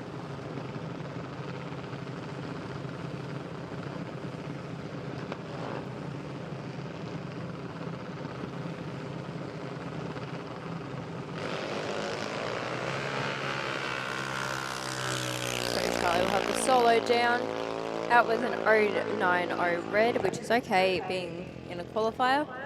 I'd say going from being in the lane next to someone to being a solo tends to trip you up sometimes. Yeah, that's right. Because you're expecting someone and then you don't know what's happened to them, making sure that they're okay. Yeah. I know that was me. Some people will be like, I don't care, I get a solo. Sometimes, and it is harder too. I mean, if you know you're having a solo and you haven't already pre-staged the car, you've got more time to go through your normal procedure. Yeah. But when you're already sitting in pre-stage and you're expecting someone to roll forward next to you, just take a deep breath. Yeah. It's a lot more thought process. Yeah. That's right. But it's one of the tests of drag racing, being a drag racer.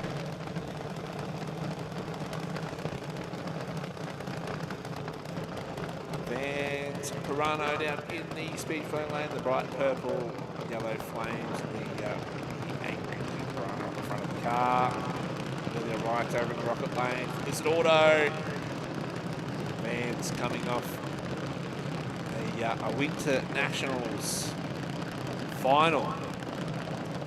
And they are not easy to make when you've got over 50 juniors in the field.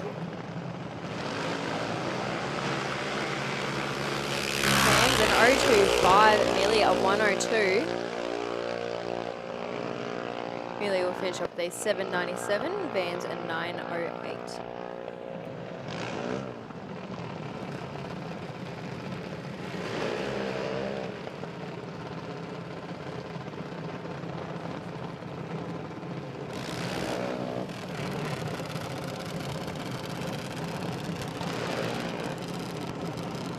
Railing over in the rocket lane, and it'll be Jet Pirano over here in the speedflow lane.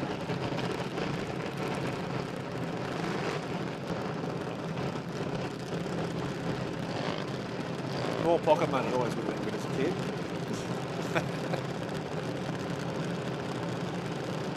I wonder if Max gets any pocket. Did you get pocket money when you were racing juniors, or did it all go into the car? What's pocket money? He's asked for some new shiny race car bits for your car, and that was your pocket money. Just evaporates, doesn't it? We didn't do pocket money in my house. You just wash the dishes to be the favourite sibling. No. Not even that. No.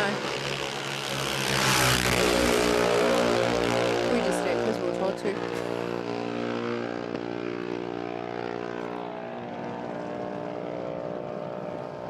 An 800 with a 1 for Vans, an 818 with a 1 for Max Rowling. Red lights both sides of the track.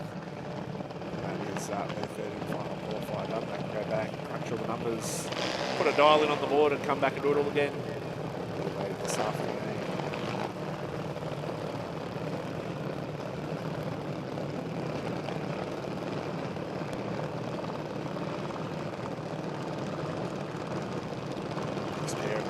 Coming forward, Tyler Bellett, Chase Castlake.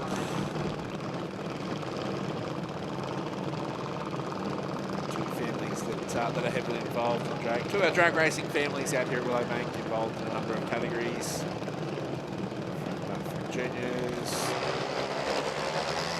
and modifieds. 0.89 for Chase.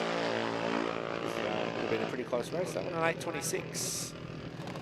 For Tyler, and 8.27 for Chase.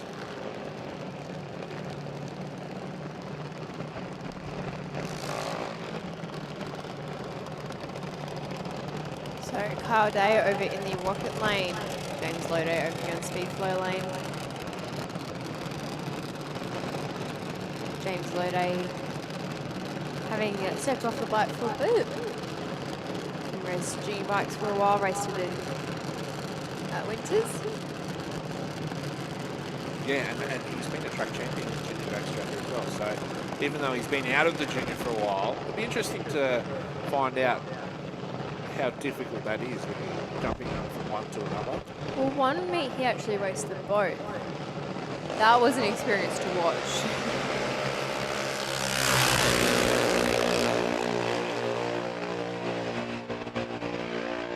Carl Fisher for an 8:42, James an 8:32.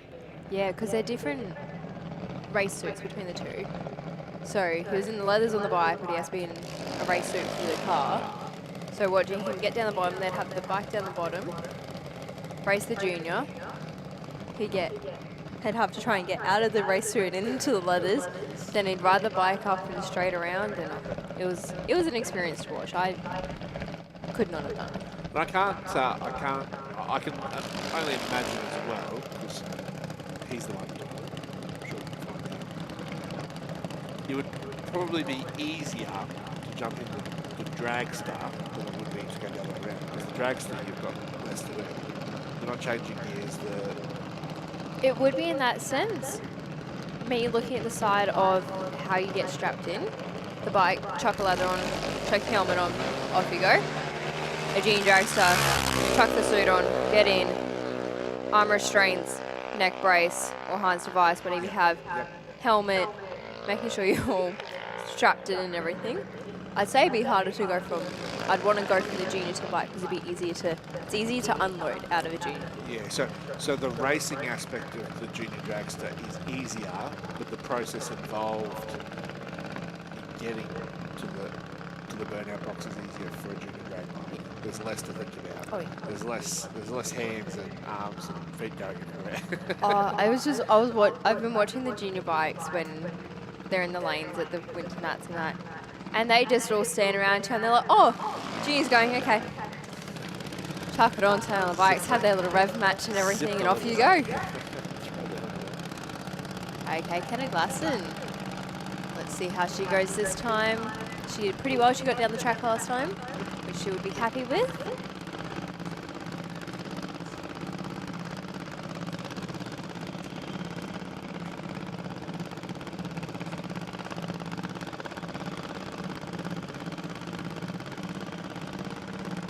Slowly creeping in.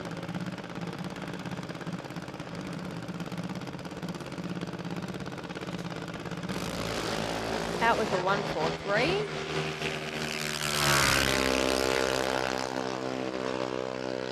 We got down the track, so happy. And she'll finish off with an 8:54. So she'll be happy with that. Got down the track, all in one piece. Get to come back and do it again later on. Yes, she does. In the round one of racing for our SuperFloor Junior Dragster category. That is their 3 qualifiers run and done. Moving from 4 wheels to 2 for our juniors. It is our junior drag bikes. Xavier and Scarlett Mansfield French. They've ripped their skid in the burnout box. They're locked and loaded. Oh, 004 junior drag bike. How cool is that? And a 147 there for Xavier. But Scarlett got the better of the tree. So an 883 at 77 miles per hour for Xavier, and Scarlett goes through at 1261 at 55 miles per hour. But hey, I guess when they get down and get their timing sheets and go, my reaction time was quicker than yours. Yeah.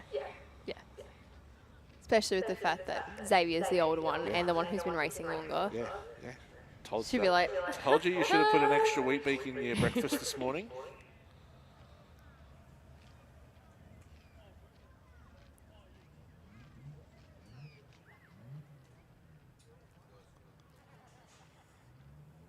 But we are moving through our program. A couple more categories left to do their 3rd qualifiers, and then we're into racing throughout this afternoon. So we do hope you're enjoying yourself here, round 1 of the QDRC at Willowbank Raceway, whether you're here on the grandstand or over on the grassy knoll. Enjoying the beautiful weather that we've got here today. A little bit windy, a little bit overcast, but the sun has been glistening. Or whether you're tuning in on overtaking late on the live stream here for round 1 of the QDRC, we will have Super Sedan up on track for their qualifier very shortly.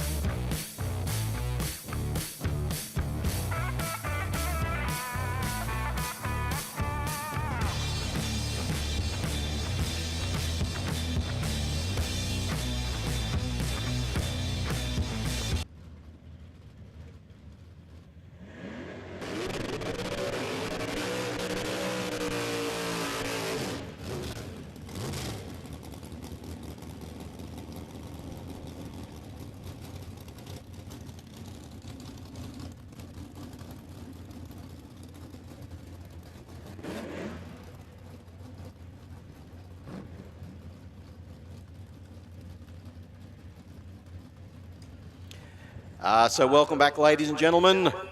It looks like we are moving into a super sedan by the look of it, Mr. Wade Benson. Terry, it's good to have you here this morning, mate. I've got your late note and it has been accepted, but we are into our third qualifier for Super Sedan. So Damien Morris, Rudy Wyatt. Rudy will cut a 0.14 and a 0.56 for Damo. Pretty good there. Both races will be happy with those lights going into the first round. Pretty good. 9.49 for Wyatt and a 9.97 for Morris.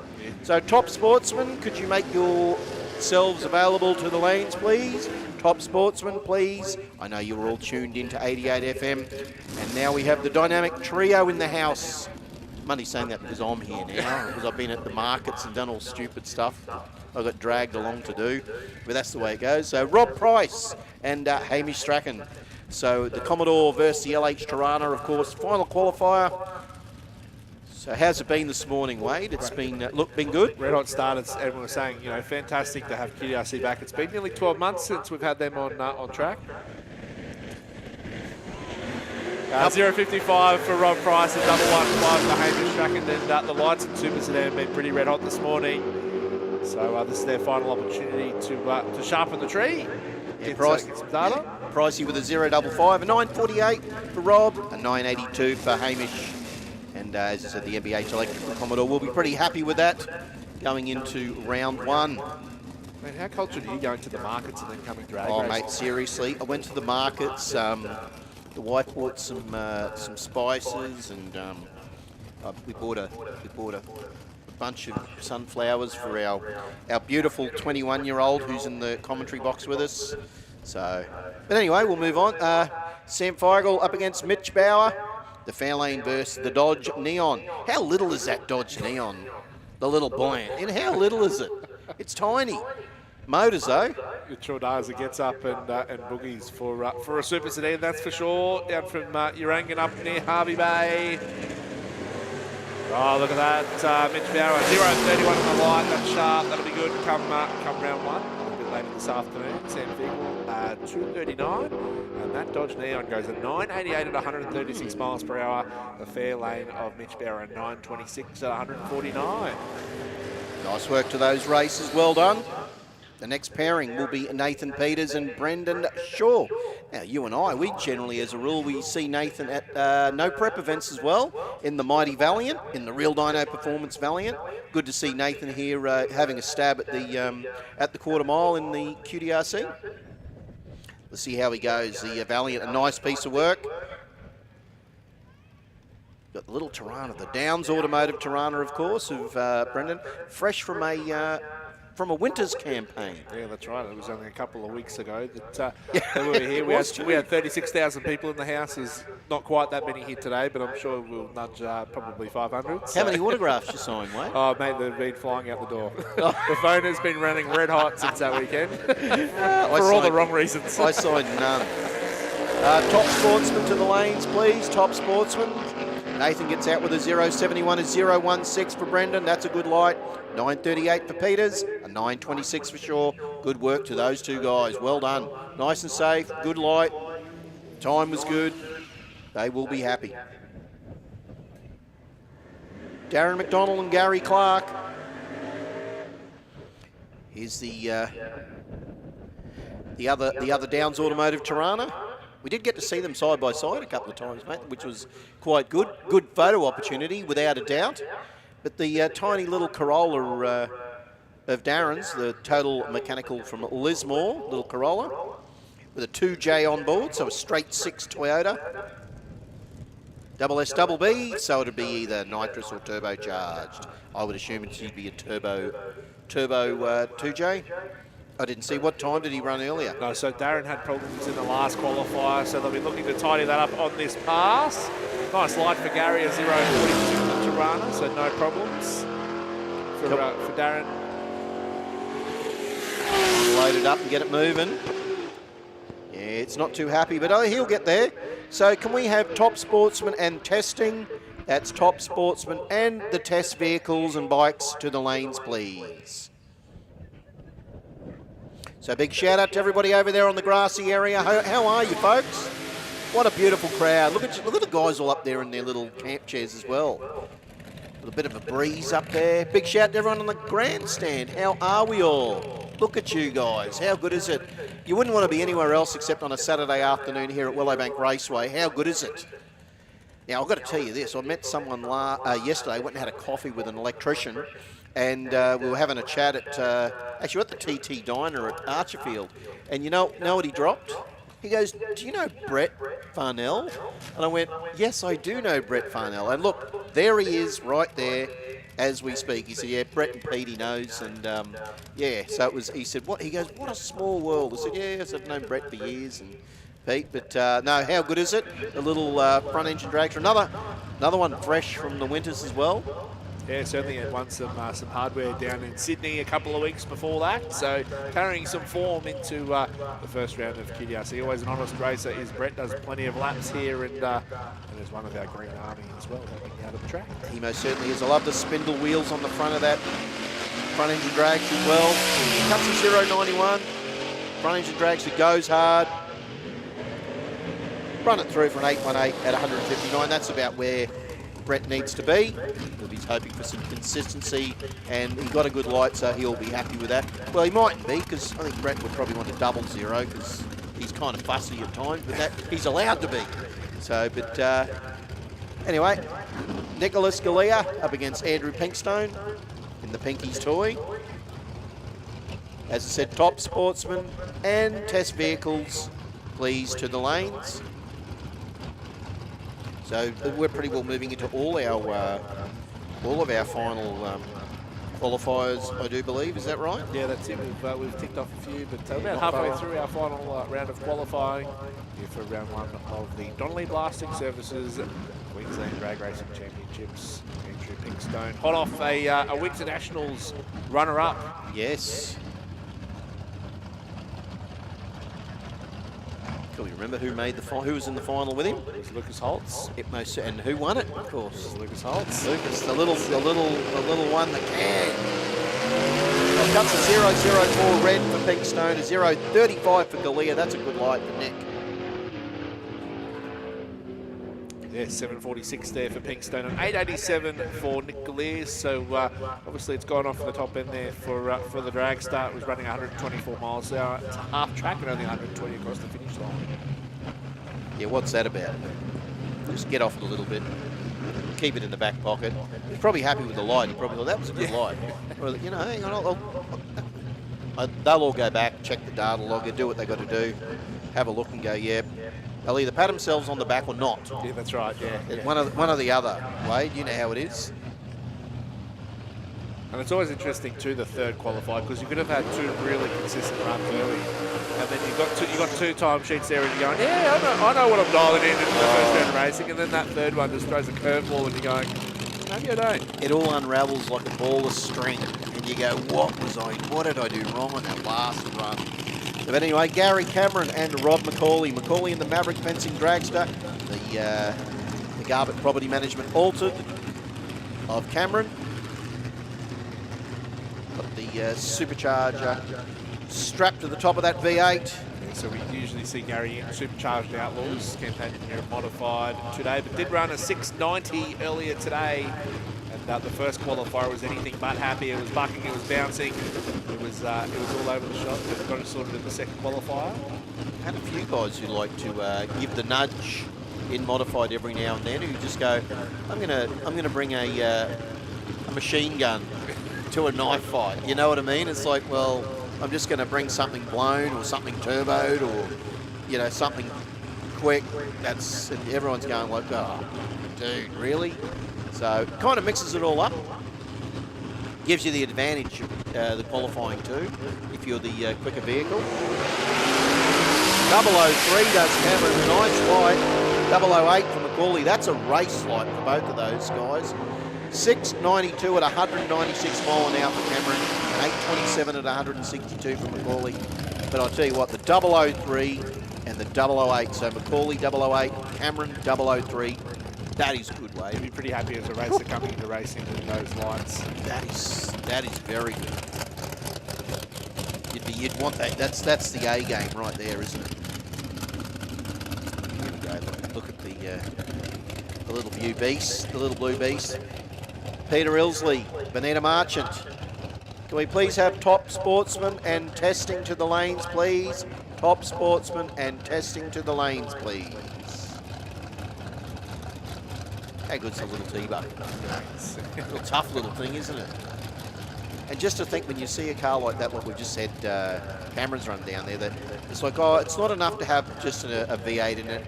We'll put an injected V8 in it, or we might just put a blown V8 in it. And it's like, because you know what? You're staring down the barrel of that thing, and look, that short wheelbase, they're always a bit of a handful to drive. We talked about it at the Winters, how the new track was, and even the guys in the wild front engine cars said, no, the track was beautiful. So I don't think the track has changed much since the Winters. I'm hoping it's still flat. It's still flat, it still points east to west. That's the Bonita doesn't care which way it faces. He goes at 757, 175 miles per hour in that rear-engine dragster. Peter Ilsley goes at 865 in that T-bucket. Looks to have got the issue sorted from the qualifier 2 where it was bouncing around. It goes 150 miles an hour. I'm just trying to think about the shade. There's so much we can throw in there. We've got no shade on the grandstand. Sorry, guys. You're just going to have to take an umbrella. We haven't even got an alcohol section here today. Well, this is just the QDRC. When are you going to bring your A game? So Marchant and Elsley. Sorry, it won't. It'll be, of course, John Munro and Chris Reed, of course, on the Roadster next. We don't have any here, Terry, but I'm sure there's people watching at home on Overtaking Lane. They've got the Esky full, they've got the fridges full. I'm waiting for where you're going with that, Wade. They're set. They've got the barbecue fired up. Munro gets it right, that band of Alder. The car just launches nice. Cut a red light, but still runs an 809 at 161, and Reed a 861 at 151 with a 0.54 for Chris. He won it once again. Another racer who'll be happy with that light. It was interesting, the Roadster of Chris Reed got out of the groove and over towards the centre line. We're keeping it. He didn't back out of it, but then Chris has been racing for quite some time. He's a good racer. Oh, look, we've got Phil and Lucas. We've got the man. The little car that can, the little Mad Dog Motorsport altered of Lucas Holtz up against Phil Bellett in the TBRE Performance Dragster. As I said, Phil been racing for quite some time, quite a lot of years. I remember seeing Phil down at the old Surfers Paradise days. Walked away from racing for 10 years while the kids did archery. Then come back and they're all still very successful. I wonder if they're going to do archery again with the Olympics in 2032. An opportunity. I'm going to ask Kelly and Tony that. Ask Kelly and Tony. Well, you're going to give up drag racing and take up archery again? They'll go, just for the next 8 years. No. Red light there for Lucas. He'll get that out of the road. A 0.19 for Phil. That's a good light for Phil. Goes through for a 770 to 170. With all the sevens, and a 903 at 148 for Lucas Holtz with a red light, but that's okay. Lucas is probably just giving it a test because we know what he's like. You don't get that much success without giving it a stab every now and then. I don't know, he's pushing that 8-second mark, isn't it? 903 there. So now we move into Top Sportsman. Dave Knightley and Tony Wyatt. This is where it gets all a little bit hectic.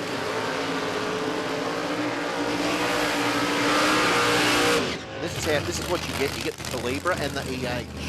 You get a supercharged EH, and you get the little Calibra, which is looking everything is slippery as an arrow cutting through the air there. How good is it? Tony and Dave. Sounds tough, doesn't it? Knightley. This is actually Knightley's first pass of the day, so we haven't seen him in the first two qualifiers this morning. We did see him at the Winter Nationals, though. We did indeed. You and I had the pleasure of calling that tough as nails EH. Made the most of the test days. We were talking about how it lopes in on the cam. On the it's just like, have a look at that thing. That's a wild bit of kit. It's pretty cool. Take the wheelie bars off and you can tip it in down at your local burnout pad. That's a bit of an insult. No, but anyway. It's too nice to be a burnout pad. Calm it down, Wade. It's out with a red, but let's see what he can run. You know wide will be quick. 009. Side by side as they go through the stripe. An 833 at 162 for Dave Knightley. An 828 at 164 for Tony Wyatt in that Calibra. I'll tell you what, how's the lights from Tony Wyatt in the three qualifying passes? The 003, the 008, the 009. He's not even trying. Seriously, Tony, pick your game up. Here we go. We've got a couple of heavy hitters here. Scotty Hoffman and Danny Lake. Dan, he represented the this paint job for the first time, I think, at the Winter Nationals, I think it was, Wade. Yep. Great looking, the Pine Mountain Performance Cutlass. And of course, we know Scott Hoffman, Mr. Nugget Garage in the Corolla, packing some serious punch. And Scott was down at, Scott entered the street meet last Saturday And did you know what he entered in?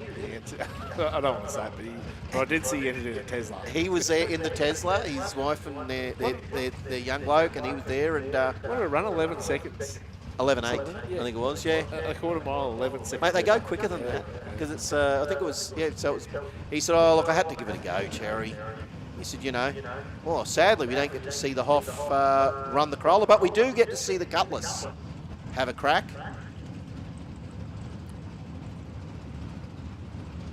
Dan getting a good handle on this car. As I said, look, if you get up close to that car, ladies and gentlemen, go and have a look at it in the pits. It's a beauty. The paint is just absolutely stunning. Cuts a 0.68, does Dan. Hear that big block. That sings through a 7.78 at 173 miles an hour in that mighty Cutlass. Well, let's hope that whatever happened to Scott's car, hopefully the car's okay and he can bring it back around for round one. Yeah, been on song this morning in the first two qualifiers, Terry. Yeah, did 188 and 190 miles per hour. 90 mile an hour in a Corolla wagon. 758. With a 6-cylinder in it. Oh yeah. Well, here we go. Let's move on. Carl Davies and Dave Goldie. Did I hear correctly that Dave Goldie cut a 000 this morning? Mate, you thought Tony White's lights were good. How does a 000 and then backed up with a 001? And Dave, you know what? He would have done it and he wouldn't have even messed his hair up. That's how good he is. He wouldn't have even messed his hair up, seriously. So Dave Goldie in the Cutlass. The Monza of Carl Davies. If ever a car looks like a drag car, the Monza most certainly is it of Carl's. They look like they were designed to be a drag car.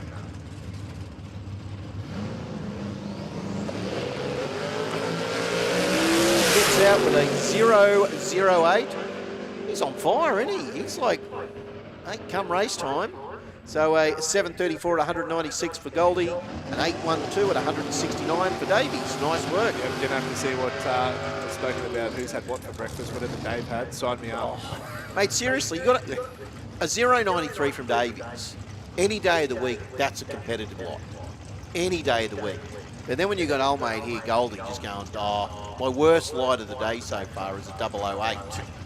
Seriously, that's some serious shade, man. But here's the bloke who took out the big ticket. Actually, both these boys did very well at the Winter Nationals. Paul Doblin and Patrick Barron. So the Beretta and the BF Cobra.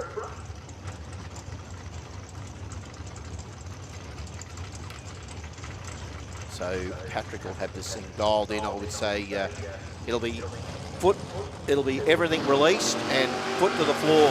So 0.31 for Barron, 0.54 for Doblin. Paul and Patrick side by side. Goes through an 8.47 at 165 for Paul Doblin, an 8.65 and 164 for Patrick Barron in the Beretta. Very nice work, both strong passes for Patrick and Paul. See them out for round one later this afternoon. Well, it won't be far off, will it, to be honest? It shouldn't be too far away. So Michael Schaefer in the Chev Ute. Always looks picturesque. Whichever lane it decides to be in down there. And Steve Horvat, they had issues at the Winter Nationals, but those issues appear to be sorted, and the car's running strong today. Those lights. Have a fair dinkum drag race, a 0.18, plays a 0.19. It is qualifying though, and Steve Horvat, an 8.35 at 163 miles per hour to Michael Schaefer there, an 8.58 at 158 miles per hour for the Ute. So, I mean, can you really call it a Ute, a 57 Chevy Ute? Because it's not really a utility, is it? You're not really putting anything in the back. You're not really going to take it to work. I don't know. We'll have to have a chat to Mick about it. We'll see what he feels. So, mate, when you call it a utility, how are you using it as a utility? Well, he doesn't need to have a ute anyway because he's got tow trucks coming out of his behind. So if he needs to move something, he'll just grab something out of the back shed and say, mate, what do you want? How big? What is it? You want a dinosaur move? Because I can move a dinosaur for you. Mick's Towing will move a dinosaur. I've seen it. I've seen a dinosaur on the back of their one of their trucks. So Dale O'Dwyer and Neil Maxwell. How many times have we called this over the years, Wade? Definitely the most aerodynamic car in the field, the Firebird, by looks anyway, that wedge shape of for Dale O'Dwyer. Neil Maxwell. How quick's Maxwell been today, mate? Has he gone into the 6s? 200? Not quite. I don't think we've seen him quite in the 6s yet. Maybe he might be holding on to that. 7.18. Those two side by side. Maxwell out of there. 718 at 191. And O'Dwyer a 780 at 176. So Yes. got some punch. Yeah, bang on the 718 there for Maxwell as well. So he's got some consistency and he'll be a player for our top sportsman bracket today. And when you spoke earlier, Terry Serpentiano, about top sportsman, it doesn't always have the quantity that we see in Super Sedan or Junior Dragster, but the quality of the field is always tip top. It would be it's a sort of class though, to be honest, Wade. If you said, look, I want to go drag racing and I can have anything out of a QDRC category, it's not a category I'd go for. Because you'd go, well, you know what, I'm just going to be an also-ran for the next 10 years until I finally get my act together, because the quality of racer in there is very tough. So Neil Grayson in this mighty Hilux, 632 cubes with some awesome-looking injection stacks sitting out the bonnet. How good is that? Look at that. Grayson gets out there. Didn't that thing launch hard? Buckle those tyres down. 0.22. 8.07 at 166 for Grayson. That thing was tough. That was a good launch. Cut a good light. Car was on a mission. Hey, where do you hide 632 cubes in a Hilux? Must be in the back. Well, then it's not a That's utility. that's right. It's another one. It's another ute that's not being used for the dog or the bags of cement or whatever it is. Some high cubes for Grayson. So modified bike to the lanes, please. Testing. If you are not there, you should be round there. The testing guys. QDRC SuperComp. We have all the SuperComp category guys and girls come round, please. So Neil Grayson, that was a good run from Neil. Pretty happy with that.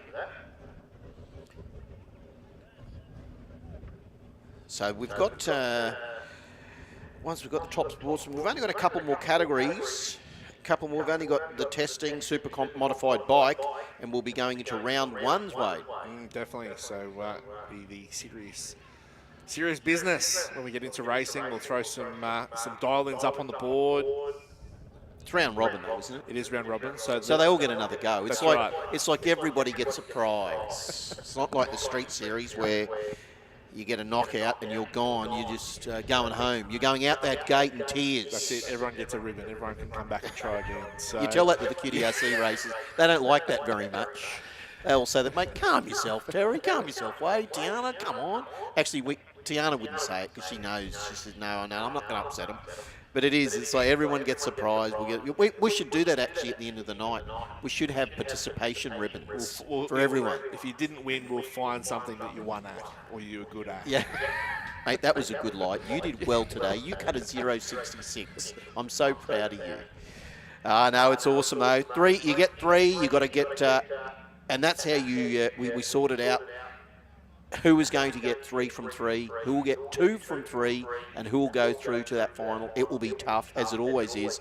And when you're in a category like top sportsman, depending on who you're up against, it's like, well, it doesn't matter how good you are, you need to be better than everyone that's there, and that is not easy. Yeah, that's right. You know what I mean? It's not an easy category in top sports. And junior drags, I think it was a fairly well represented today as well. I think there's 20 to 30 juniors. So there's another category that, once again, if you're in junior and you make that final, and you would have worked pretty hard. Yeah, and I mean, we make our officials start crunching numbers come the third round of racing. If you have multiple races end up on three wins from 3 rounds of racing, of course, if you have 2 drivers that are on 3 wins, then you know who your finalists are going to be. But if you have more than 2, or you've only got the 1, then you start crunching numbers, and it comes down to who's closest to their dial in. And that's where we just throw it to the room next door.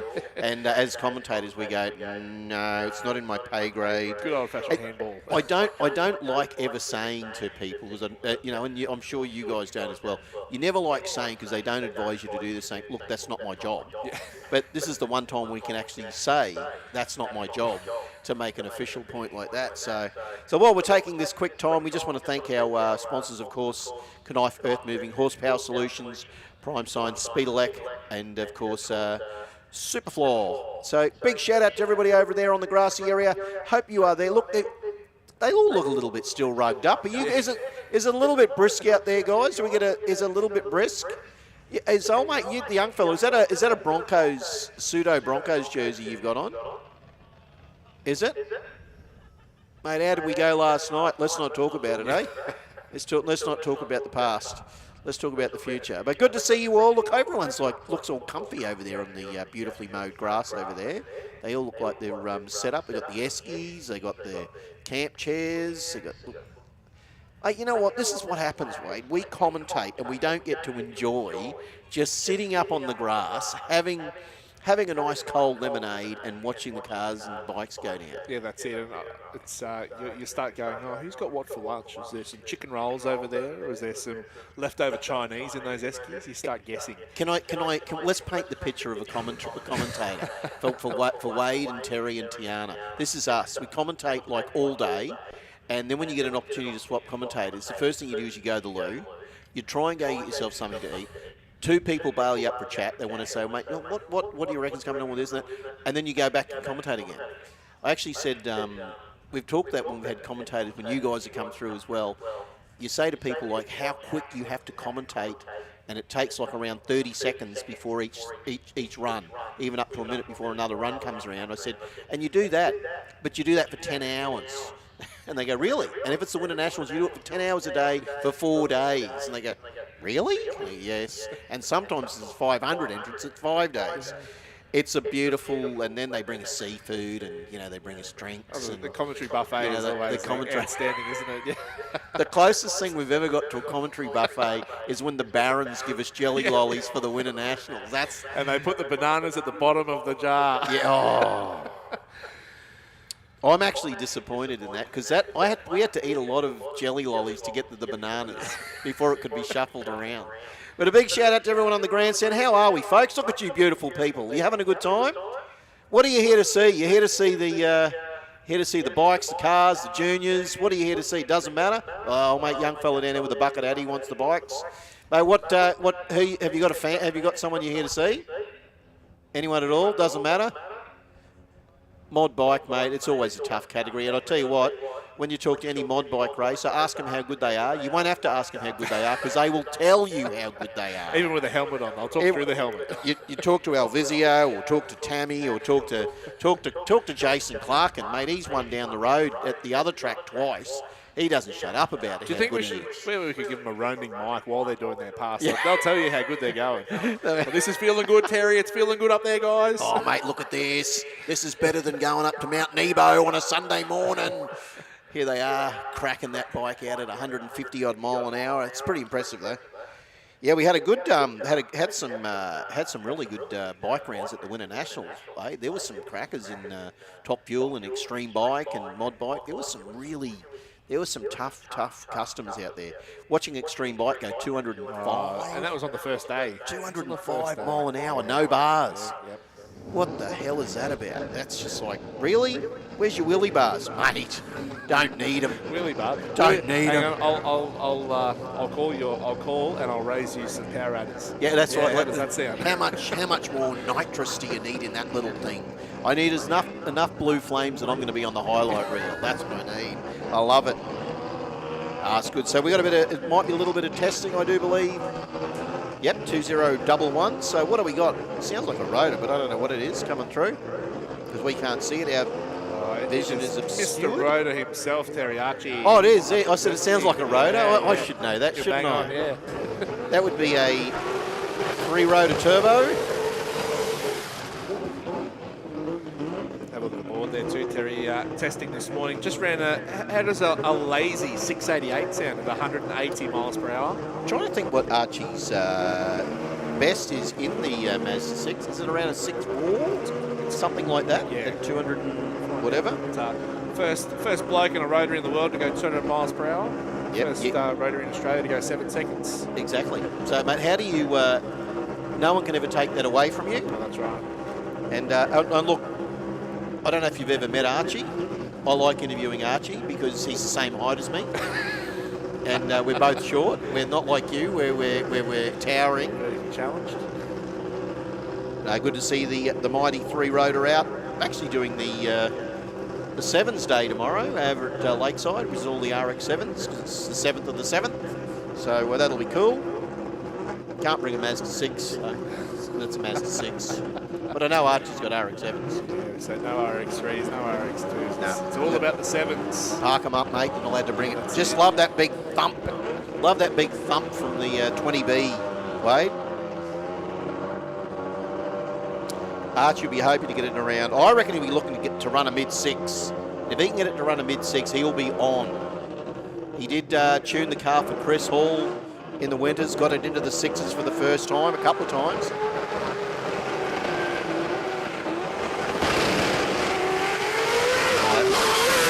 That was on 2 rotors when it left there. David, it's still rotor love, mate. It's still, that's exactly it, the rotor love. We love the rotors. It's never a bad day when there's a rotary going down the track. Right. Yeah. Are we in testing or are we in Jamboree, Terry? Look at this. Jamboree. How good is this? Oh, it is Sue. Is that a Celica? You tell me. Come on. Looks like it. So what have we got?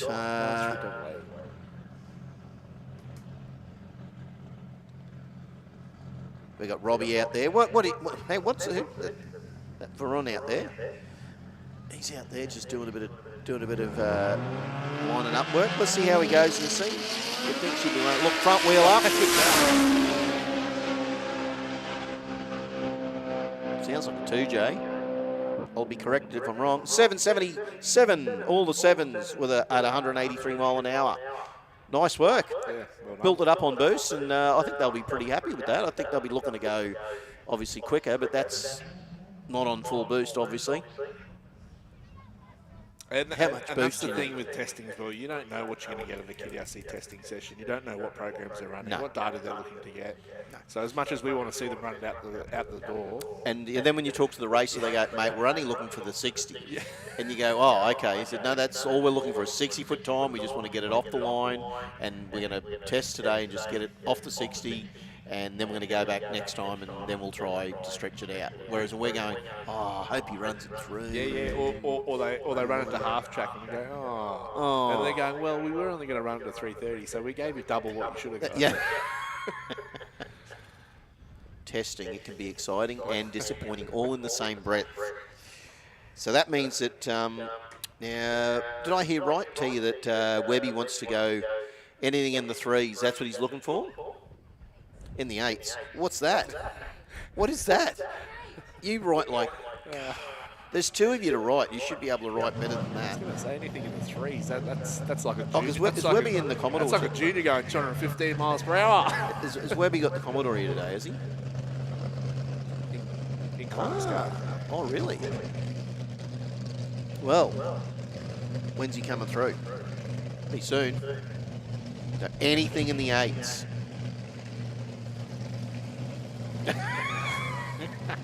You know what? 8-9 technically is an 8, Tiana. I know I don't need to tell the maths with you, but if it runs an 8-9, that is in the 8s. Oh. And then all of a sudden we'll just bring a supercharged altered out, because that's what you do. Turn the noise up a little bit. Mate, I hope that didn't blow Dave's hat off.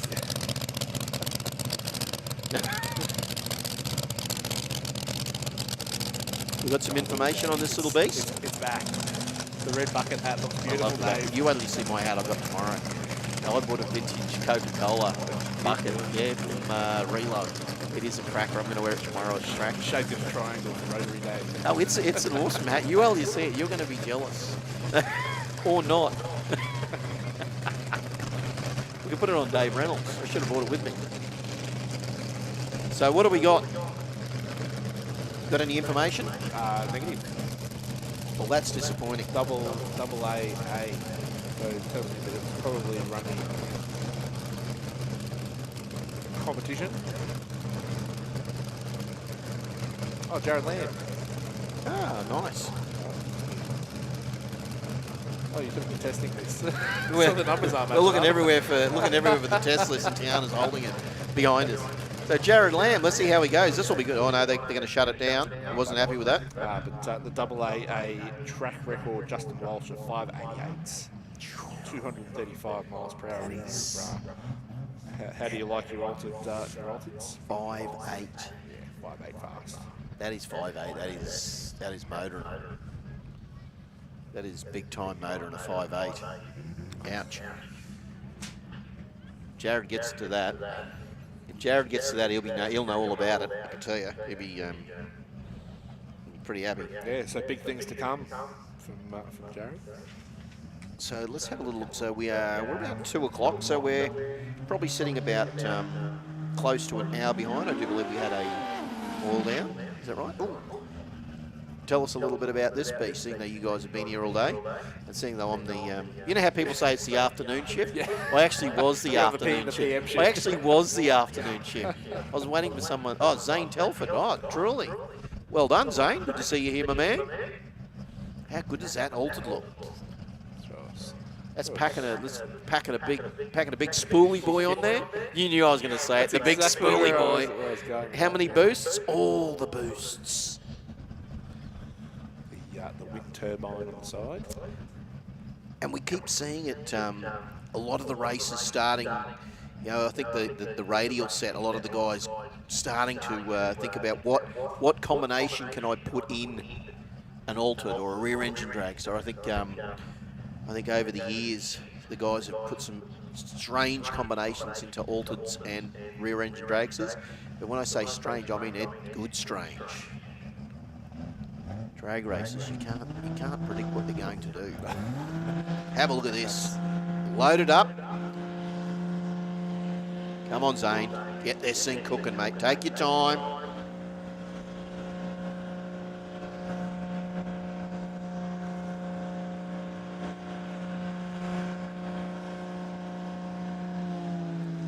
Not want to come up on boost, did it?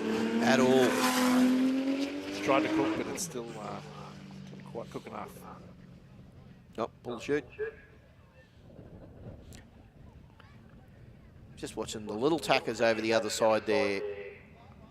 Their way. Look, if we talk about it all the time, the kids aren't going home with grass stains on their knees. They haven't been to Willowbank Raceway. There we go. Yay! How good is drag racing? Yeah. Yes. Was making a great escape. Says, look, I'm out of here. When's the bikes on? It's always, When's the juniors on? It's always easier going downhill than it is uphill. It is. Kids will look back up that hill and go, oh, I've come this far. It's at that age, Really? too, you get excited to walk, and then you go, well, I want to walk everywhere and someone can carry me. Yeah, I can use my legs for the rest of my life. kids don't tell them that little trick. Yeah. So who we got coming up, mate? We've obviously got Tony Webb. Oh, Webb's coming. Paul Nelson. Oh yeah, Paul Nielsen. Yep. Tony Webb. Tony Rogers. Oh no, yes, sure we got 3 Triple H. Yeah, Tony Rogers. So we've got a good little crew of testing in now, having a look. We talked about Brett Farnell before. We've got Pete Farnell testing. Dean Disco Ferris and the Escort as well. Oh, there are some cool cars. Blair Pennington. Look at that. There's some cool bikes. There's some good gear. Or should I sing Errol Britton and the Brumby. Ken Colin will be on the bike. Have a look at these blokes. This will be our... surely this is not round 1 of Super Street. No, this is still in testing. So these guys run Real Street, which is our newest street class. If you're interested in running Real Street, as long as it's road registered and your car is 2003 all newer and runs under 14 seconds, then you can take the kids to school and then come out to the racetrack and race for a trophy or a Christmas tree at our local events. So I know that still small in numbers are our Real Street competitors, but they're a very keen bunch to get the category to grow. And it's sort of designed at those newer model cars. You've got the Camaros, you've got the Mustangs. That there's plenty of them out on the road.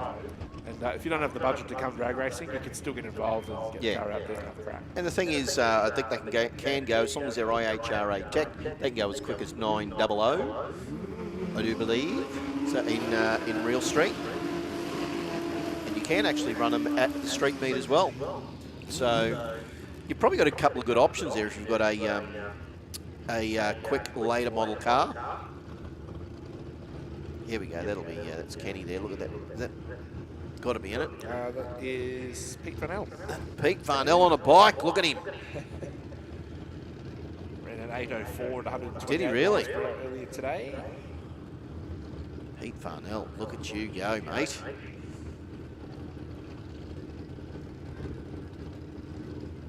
Ran an 8.0 and got off it. Is he? He's not 8:04 at 128 miles per hour, so there's plenty left of that.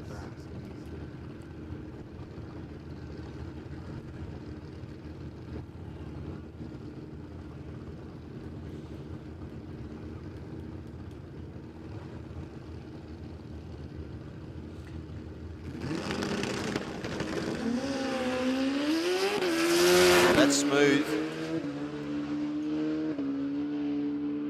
Just see a bit of a cackle up the top, but a 7.39 at 172 miles an hour.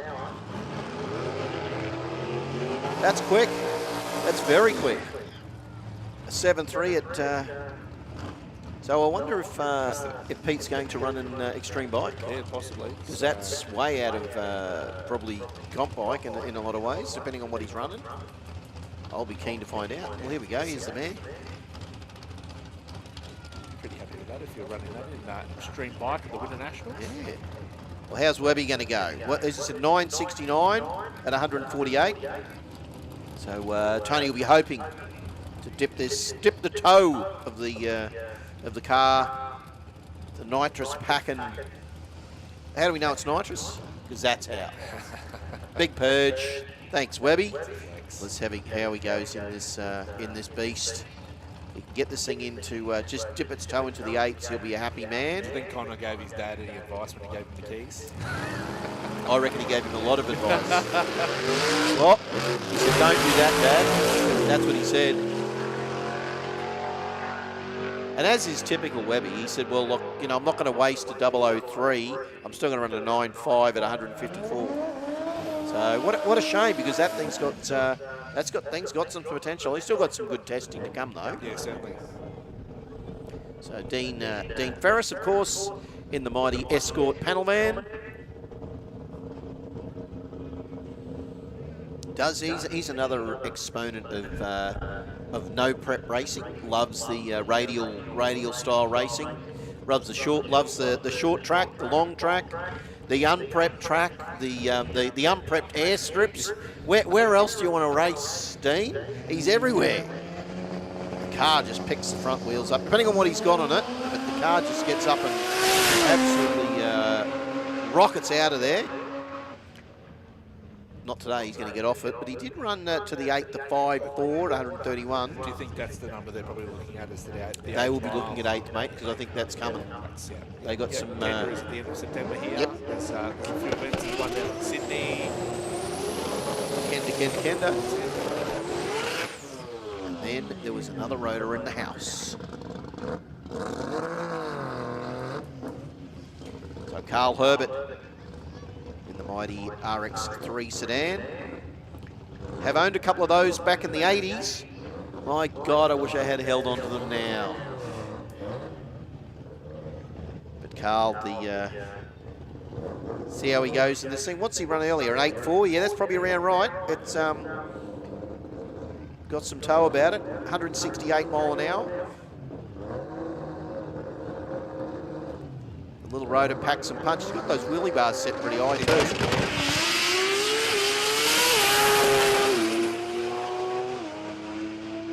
Man, how many shifts has that thing got? That's a lot. He's using every bit of that track. 8.03 at 169 mile an hour. That's motoring. How good is that? How good is that? Replicated the speed that I had for the 840, but picked up 0.4 of a second, if you don't mind. Thanks for coming. He says. Yeah, well done, Carl. I reckon. I want to hear the result of that.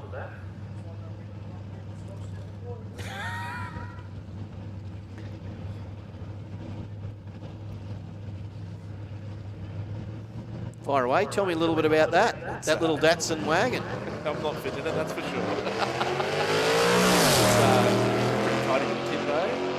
Little how many, you don't see too many of those, that style of wagon. Well, you didn't see many back in the day, let alone now. 021 lights, but we'll head through for an 1192. You have SSA on the side, so it doesn't mean It'll be it'll be running Super Sedan, it'll be a bracket car, so probably, I would think he'll probably get it to run into the 9s, and that's where he'll stay. So just get used to it, because it's a, that sounded strong, auto. Just get used to it and get it all sorted, and that'll be a good bracket car. Looks the goods. Chopped, done. Here we go. It's going to get loud. What have we got next? Jared Lamb coming back forward in the supercharged and altered. Plenty of revs on board. Loud. It will be fast. It's the, when you're talking drag racing, Terry, and you talk to people about drag racing, there's two things people say: quick cars and round cars. Yeah. Kind of the complete package, isn't it? This is what it is. This is if you say to someone, when you come in the gate and you hear something like this at the start line or doing his burnout, your heart rate goes up. You think, what is it? What is it? What's going on there? Everyone runs from the food stands. Yep. They go, what is it? They go, well, it's Jared Lamb in a supercharged altered. That's what you need to see, because it's cool.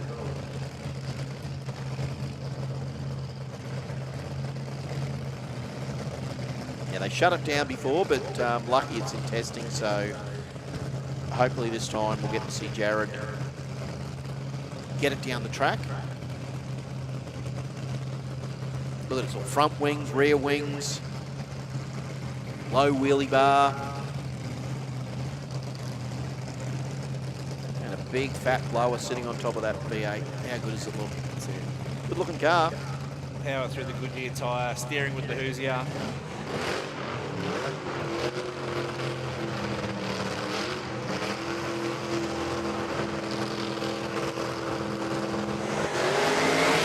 Well, has a little look at the centre line, and Jared says, no.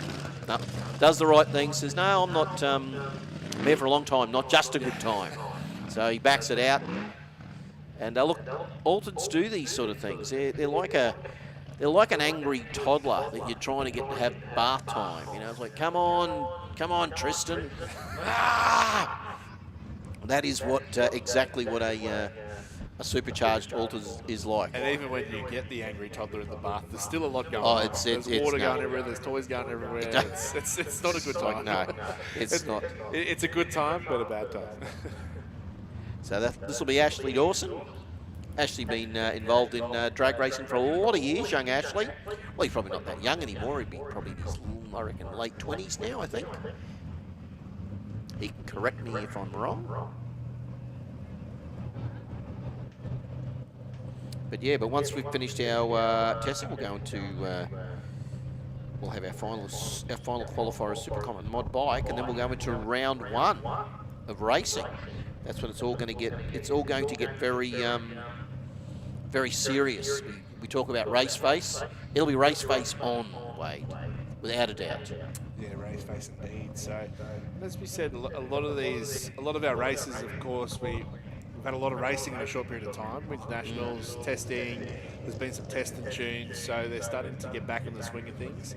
After we had the track upgrades, and we didn't see a lot of action out here for QDRC, it's been nearly 12 months. Yeah. So it's a good opportunity as well that we don't have eliminations. They get 3 rounds of racing. Yeah, so exactly. if it doesn't go, and your day's not over. If you lose round 1, your day's not over. No, that's You can right. still yeah. turn it around. You can come back round 2, come back round 3, and still see yourself in a final. Yeah.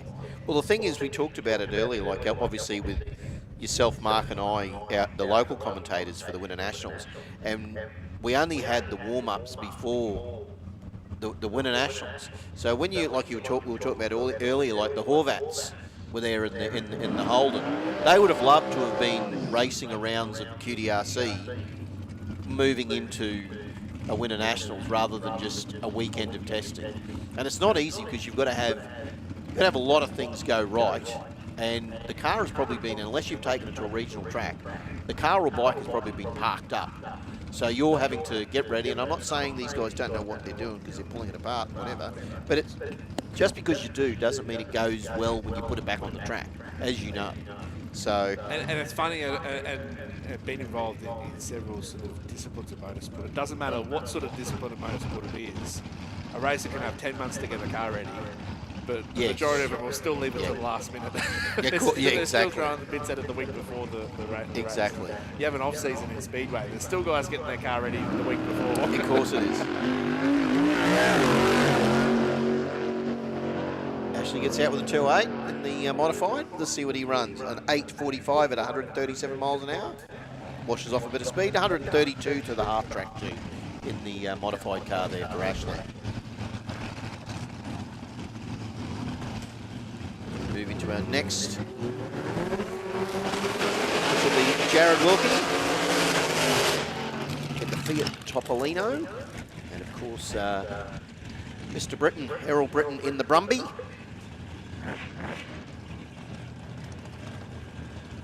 Once again, another utility that's not really given the ability to use the rear ute, the rear of the ute. And when it comes to Errol's ultra quick little Brumby, I don't mind at all. But the little Fiat Topolino, Jared, mate, they were a classic style of body for drag racing for many a year in the old days. You go back to the drag racing through the 60s and 70s. Topolino would have all manner of engines in them, and this one no different. Looking the full nostalgia trick in the what would that be? The not emerald green. What colour green would that be? You reckon, Wayne? Lime green. It just looks cool, doesn't it? With a bit of metal flake in it. It all looks cool. For Errol Britton too in the Subaru, Terry, he held the world record at one stage For the fastest Subaru Brumby. I think it's something like that. That thing motors. Runs into the sevens. Yeah. Well, he's changed a few things over recently, so I don't think he's making it slower. I guarantee that, Errol. Tell you what, it's keeping up with a supercharged Topolino. There you go. Look at that. 8.41 at 120. Backs out of it. 141 at half track for Errol. But an 8.42 at 148 for Wilkie. Nice work for that little Fiat.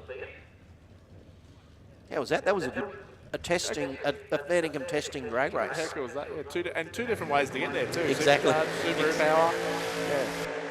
So we've got just a quick call: modified bike, Super Street, junior bike, and junior dragster. So modified bike, Super Street, junior bike, and junior dragster. Can you guys make your way to the staging lanes, please?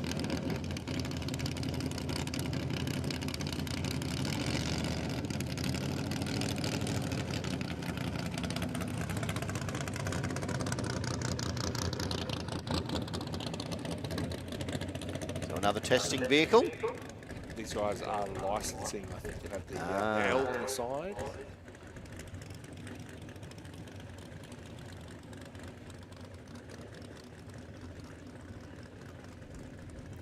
I mean, if you're going to be licensing, it's probably an event like today's is probably a good one, actually, because it's not a massive field with outlaws and everything on, so it's quite good. They'll probably get a...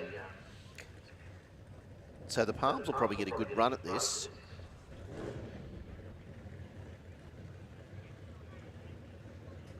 See on the side there, Sean and Claire Palm.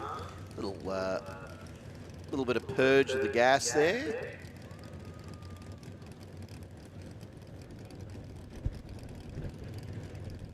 I would assume that the Palms will be probably running that thing in maybe in Top Sportsman. Don't know. It does look like it's got the TS above the number there. Oh, has it? For the Right. prefix. So it probably Yeah. would be running in Top Sportsman. What a category to go into. Oh, that would be tough. It's good too. We had 16 nominated. We got 12, 13 top sportsmen in the field today. So good numbers. Someone's getting a buy. Someone's getting the chocolates. Let's have a look what the Palms can run in this one. Oh, big flames out of it.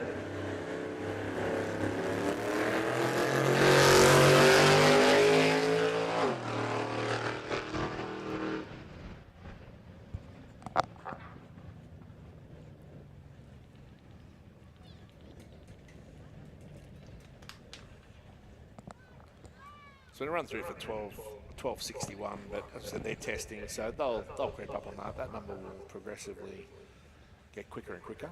And it's always tough. It's like when you take a car to either a circuit or some sort of other sort of racing, you get a fair bit of track time because it's either working or it's not. So you take the car off or the bike off and you keep going and work on it. Whereas when it comes to drag racing, you're probably only going to get maybe 6 runs in today.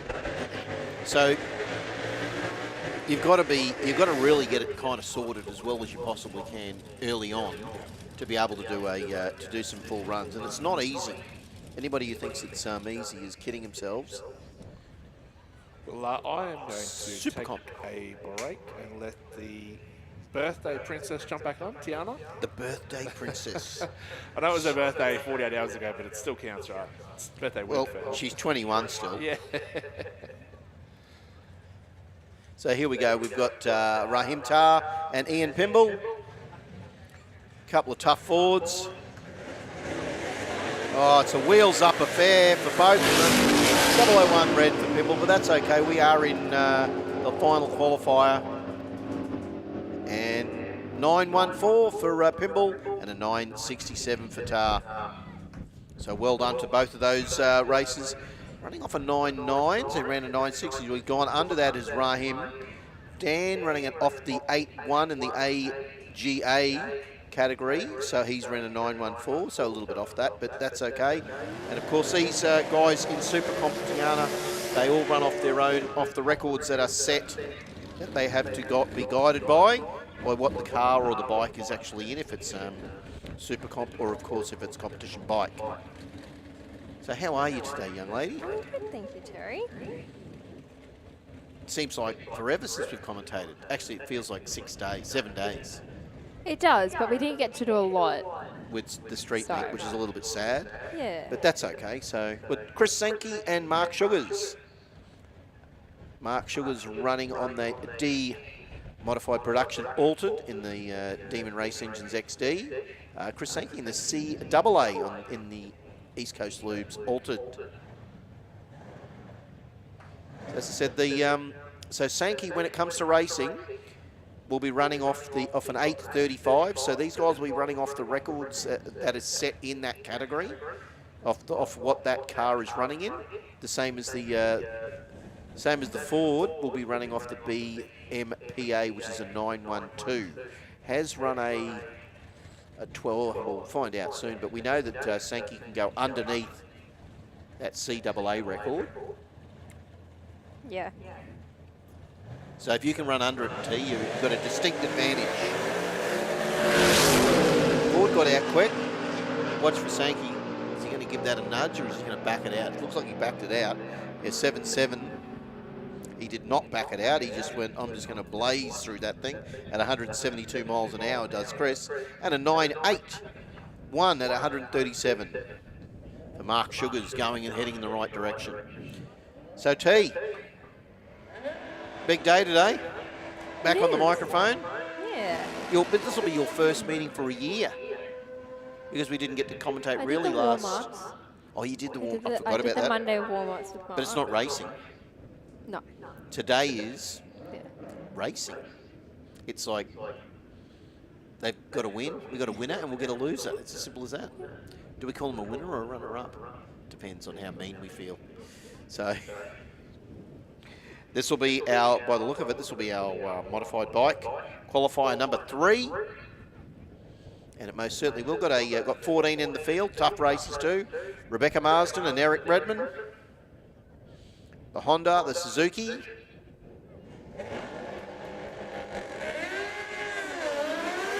It's out with a red, but a 458 for Rebecca. But the bike seemed to bog down a little bit there, T, but final qualifier.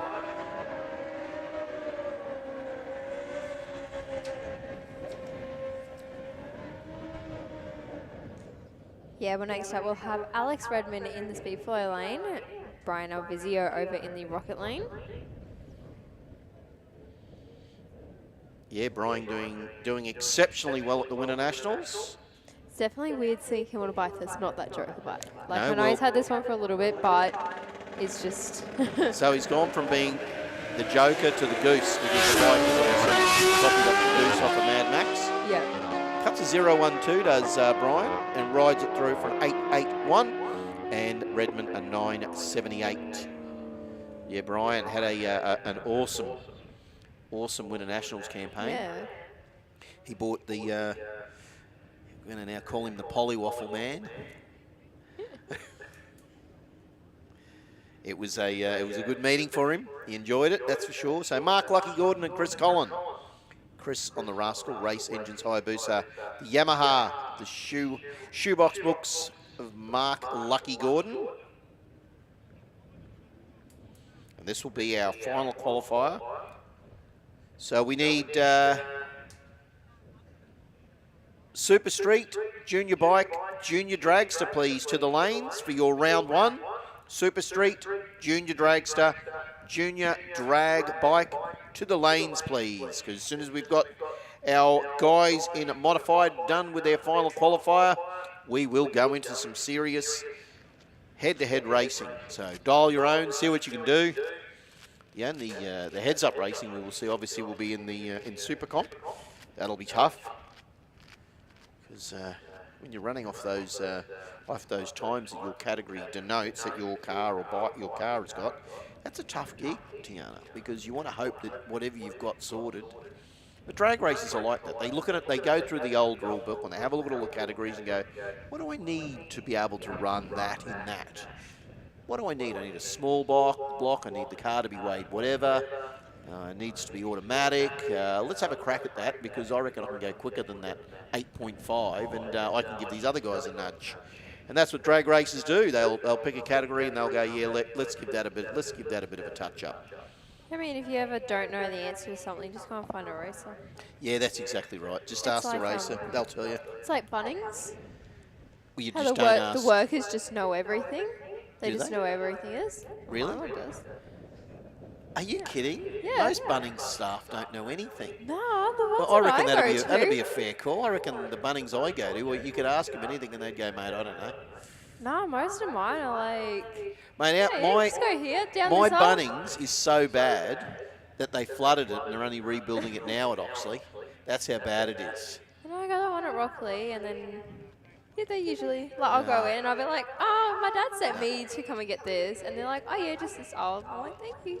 Yeah, well, maybe it's because you're a female they've helped you out. Whereas if I go in there, I'm probably better They off. just don't want to talk to you. I'm probably better off going down the road and asking the McDonald's staff to say, where's the conduit? In which aisle's it in? They probably actually Mate, know. They just don't want to talk to you. That's pretty well it.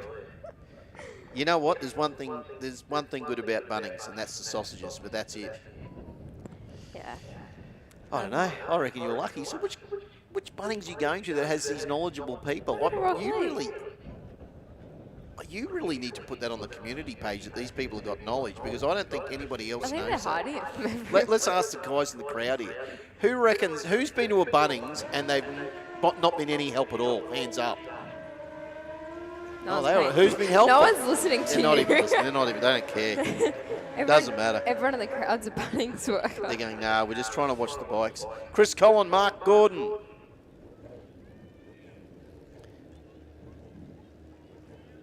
So Mark Lucky Gordon, Chris Collin. Both riders tucked in there behind those fairings, getting ready.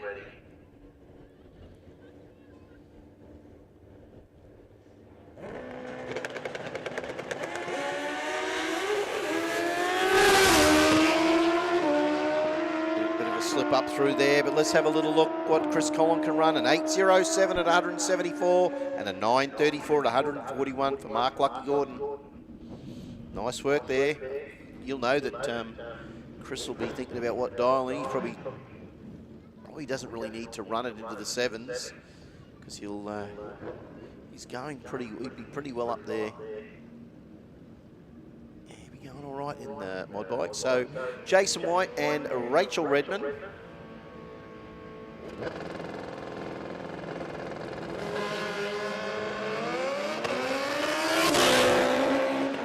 Gets out with a 0.39 does Jason, a 1.39 for Rachel.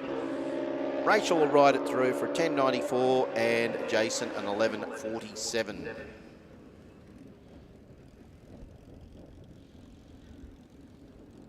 Yeah, Alan Annis in the Speedflow lane, Jason Clarkin over in the Rocket lane. So Alan Ennis not good to see Alan back here on the bike. Haven't seen Alan riding the bike or riding back on a bike for quite some time. Yeah. Jason Clark, and he's whatever events around the southeast, he's there. He's doing well. He's loving it. Ennis goes to 0.78 to 1.14 for Clarkin. Well, it doesn't, I'll tell you what, with a light like that and an 8.66 at 158, it doesn't look like Alan is going to be too far off getting his old skill back. A bit of muscle memory there for Alan. Well done. As I said, Super Street, Junior Dragster, Junior Bike. To the lanes, please. Well, here's our next junior bike. It's Bobby Schluter over here in the Speedflow lane. Braden at Charters over in the Rocket lane. Would this be Bobby's first actual event in mod bike? In mod bike, yes. Wow, that is awesome. She's out with a 412. So she'll need to fix up that line a little bit more. She'll finish up with a 10.94 and a Braden a 10.44. Oh, it'll be a learning curve for her today. Yeah, she raced in, was it performance bike down in Sydney? Righto, yes. And Okay. then she did pretty well in that. Tammy Goldthorpe and Ryan DeRue. So Ryan on the Rhino Motorcycles Kawasaki, the Powerhouse Dyno Tuning Suzuki of Tammy Goldthorpe.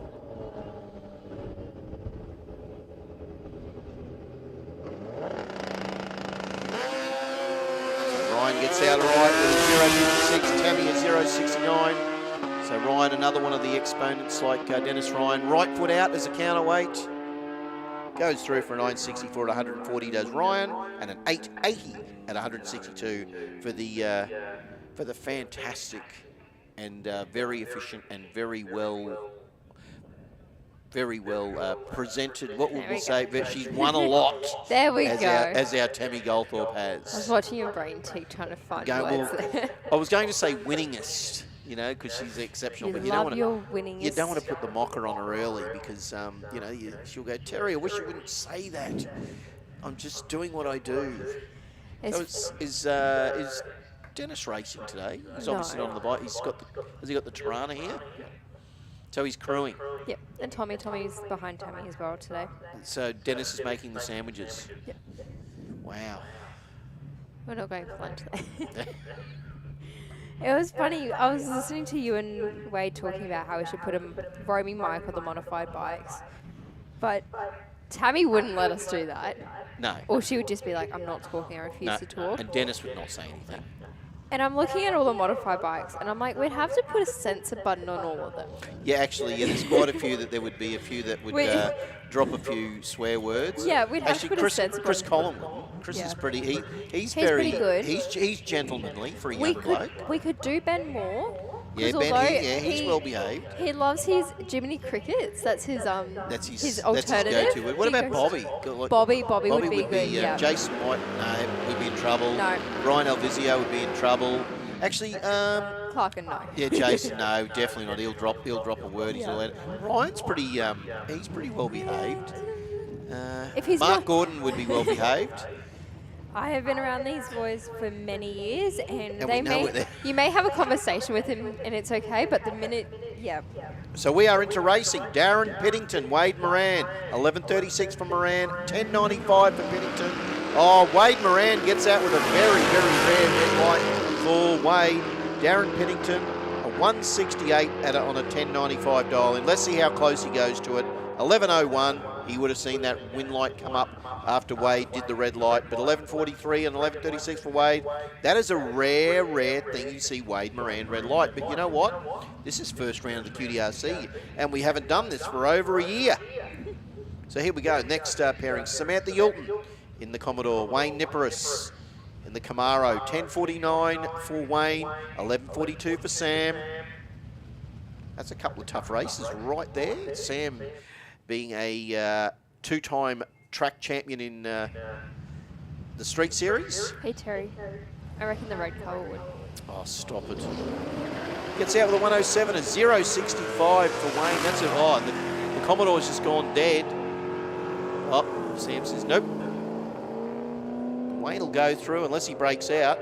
How odd would that be if he broke out? No, he backed out right out of it. Wayne's not a stranger to these things. He knows what to do. 11.00 at 99 miles an hour. That's probably one of his slowest runs he's ever done to win, I think, for young Wayne.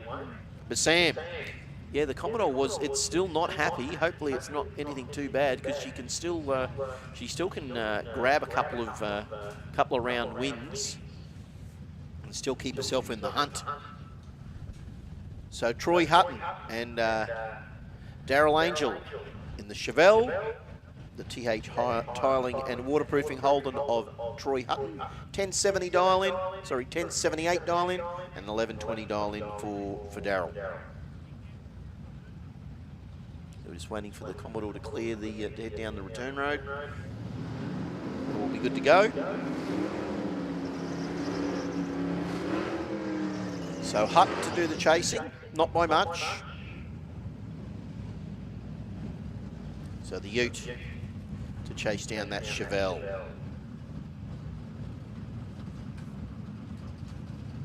Still left hook. Looks the goods, both those cars. How good, the vinyl roof on the Chevelle. Don't see too many vinyl roofs these days. Picks the front wheels up, 144 and 100 mark. Here comes Hutton out in front, but Troy will have to back it out if he wants to keep him.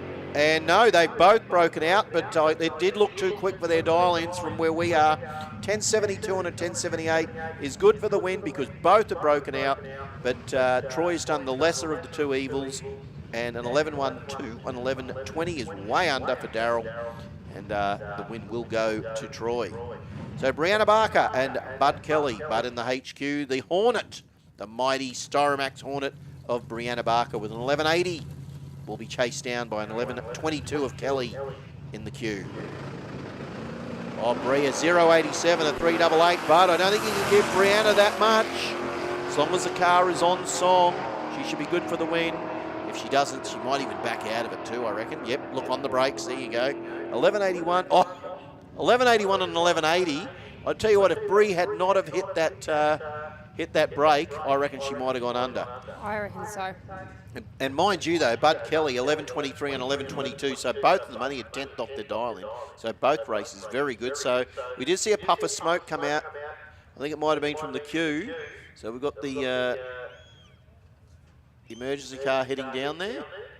Not too sure what happened there with the cars as they headed down through the traps. We don't have a... Because the track obviously tapers down towards the end from where we're sitting. We can't see what happened. But we'll find out very shortly. As I said, junior bike, you should be in the lane, so should junior dragster, and modified bike, if you'd like to make your way around as well. No, sorry, I don't think.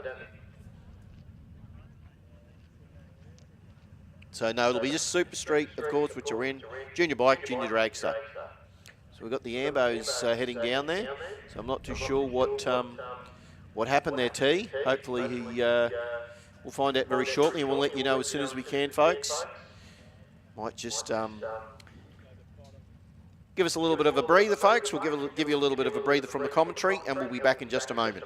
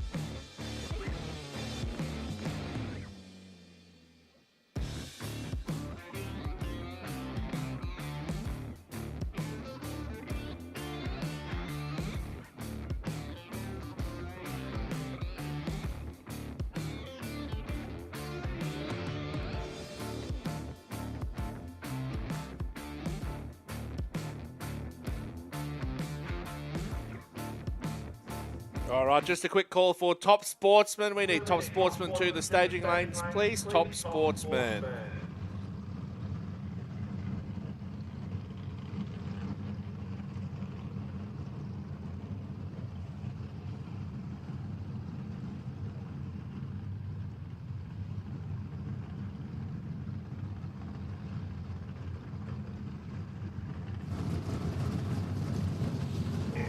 So we are well and truly back into it. We are back into our Super Street races. Ray Ross, Carl Grading, 10.92 for Carl in the Fairmont. 10.05, the very quick charger of Mr. Ray Ross. Loves to pick the front wheels up, loves a big skid. Carl, of course, with the Ford with a little dose of gas as well. Now we do realise, well, as soon as we find out how the incident happened in the deep end, we'll let you know how the racer is. We do believe it was Brianna, and we hope that she's fine, and we'll tell you as soon as we find out, ladies and gents. So we move on. Ray Ross to do the chasing. Carl Grading to lead first. Wade, it's you and I on the mic. That's it. We're back into round one of racing. How good is it, Terry? It's a Saturday afternoon here at Willowbank, round one of the QDRC. Get ready for a wheels up affair here from Ray Ross. Carl will pick that front left up just slightly. Ray will be both wheels in the air, dangling them and bring it down. And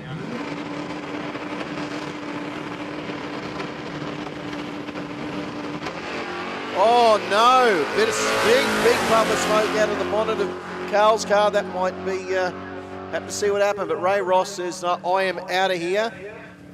Runs a 10.41 and a 10.05, and Carl's pulled the mighty Fairmont over to the right-hand side. So the Divine Massage and Herbal Spa Fairmont was not having a good time then. No, not at all, Terry. It's, so for Ray Ross and the Charger, no such problems, but unfortunately there, the Fairmont of Carl Grading didn't want to give him the necessities to get down the quarter mile and challenge Ray Ross. I do like my smoked brisket, but I don't like to see smoke coming out of a Fairmont on a Sunday afternoon. God no, especially that. And, yeah, Carl's been campaigning the car for a long, long time. We've enjoyed calling it for a lot of years. But Ray Ross and the Kevin Kent Racing Charger just heads down the track, and he, as I said, Ray will get the win. But hopefully it's not too bad for. But it was a fair bit of smoke there. Not too sure it was whether it's a nitrous issue or whether it was just a fuel line or something's gone wrong. But I guess we'll find out. We will let you know if I hear from young Carl. As I said, Carl got a new sponsor on board with Divine Massage and Herbal Spa.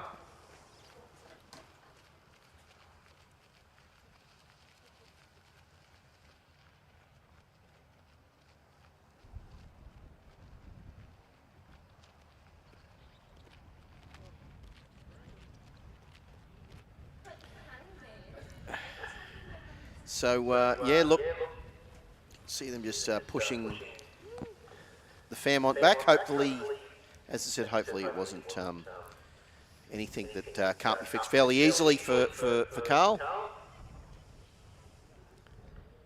So, Wade. So we need to find out how Bree is. Hopefully one of the crew from the Fletchers will let us know. Yeah, so you said it was in the deep end, was it?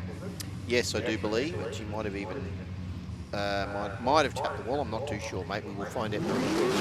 Hopefully from John or the Fletcher crew. Hopefully they'll just text me and let us know, so we can let everybody know that she's okay, because we call Bree and the crew in every sort of racing, and yeah, we care for her very much, and hopefully she's okay.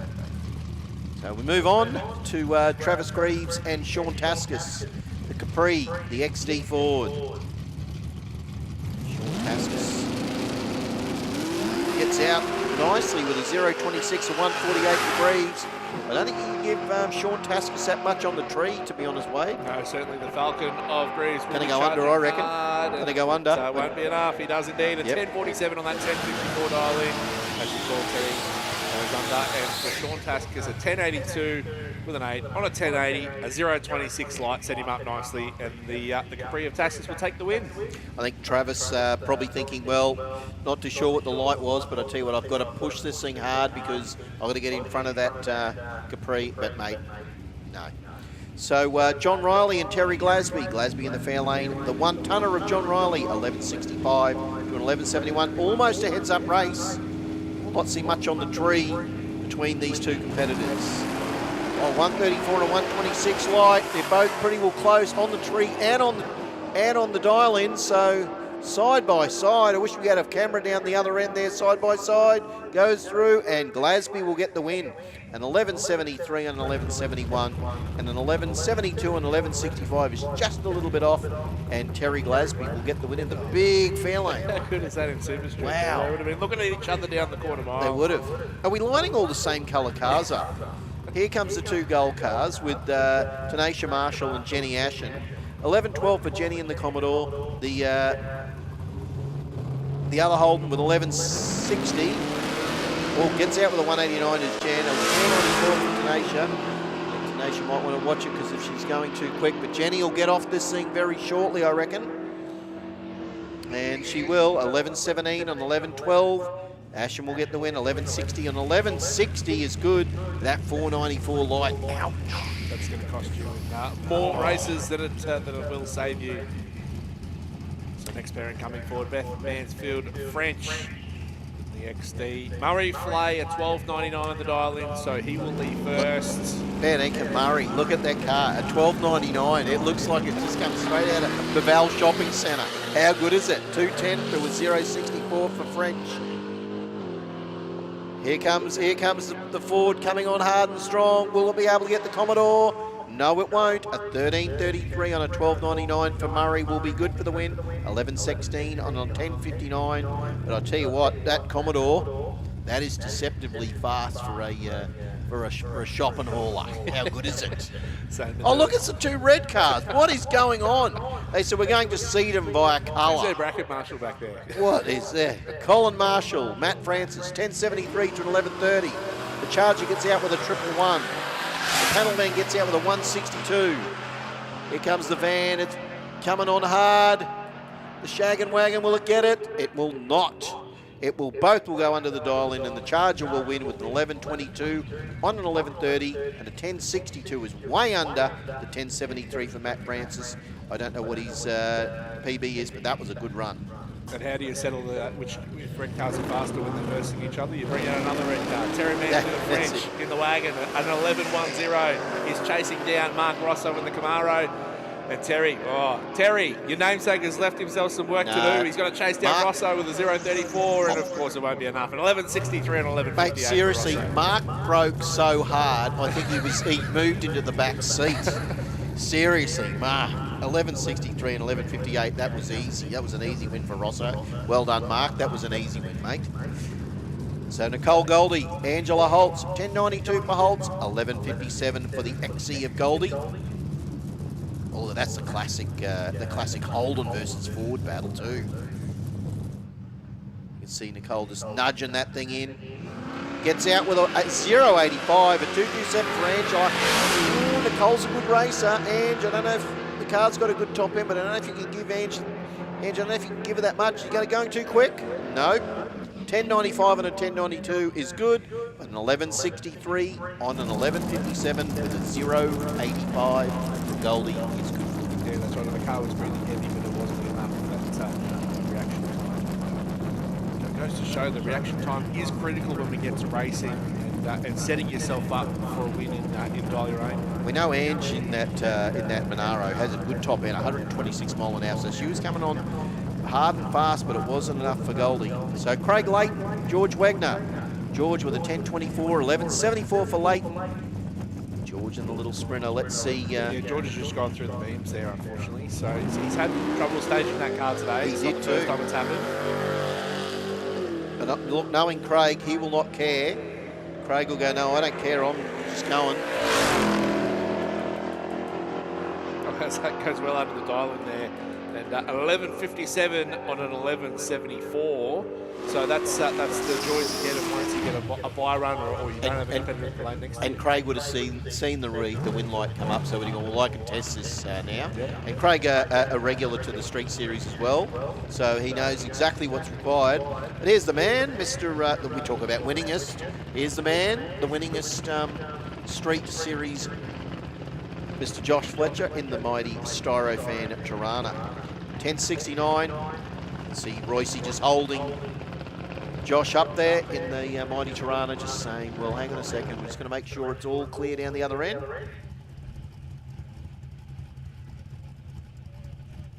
And the Tirana will go, oh, you can tell you, I'll tell you now, Josh will be just looking for a 00 light.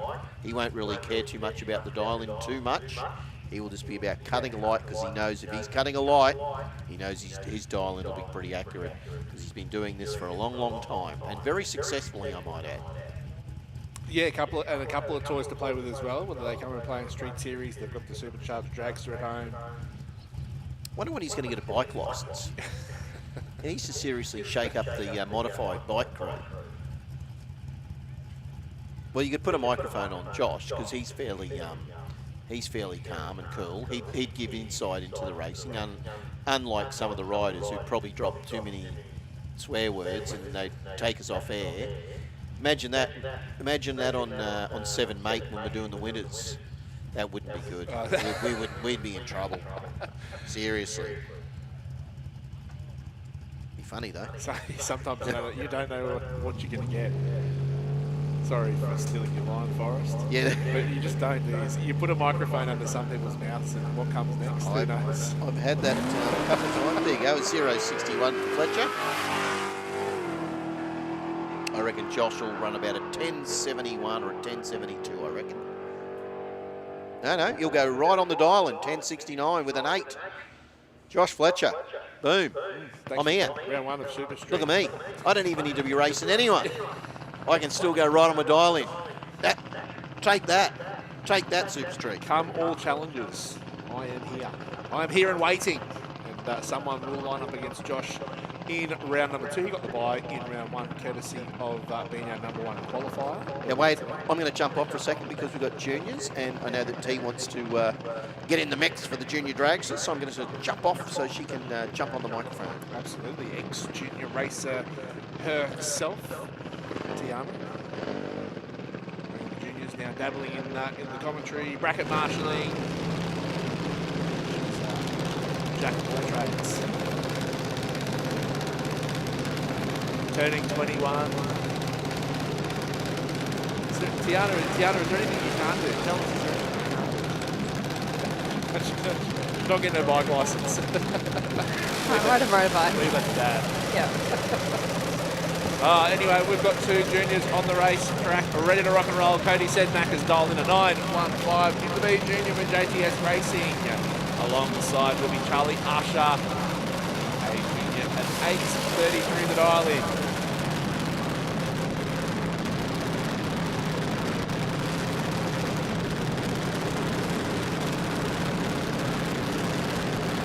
So we will turn our attention to the 8th mile for our juniors.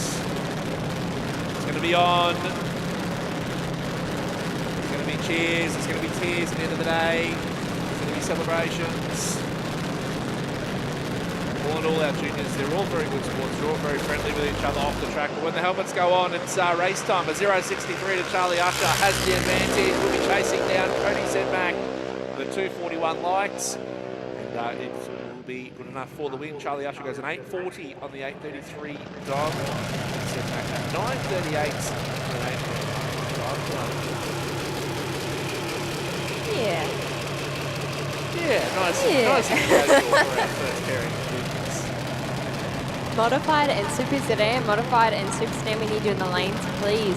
Next up we have chase cars like Speed Flow Lane, done at an 8.24. Alex Kidd over the Rocket Lane, done at an 8.21. Alex was our number 1 qualifier, I believe. You've basically got a fair dinkum drag race. It's just about as close to the heads up as you want. There'll be nothing on the tree.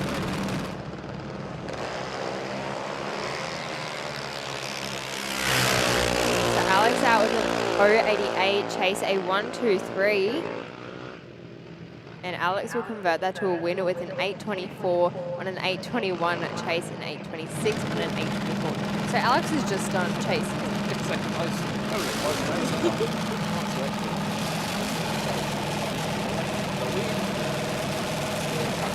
Jacob Schultz.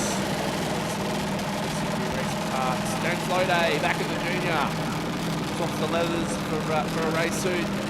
Jumps back on the junior dragster. Of course, previous track champion in the junior. It's back. 8:33 for James. 8:54 for Jacob.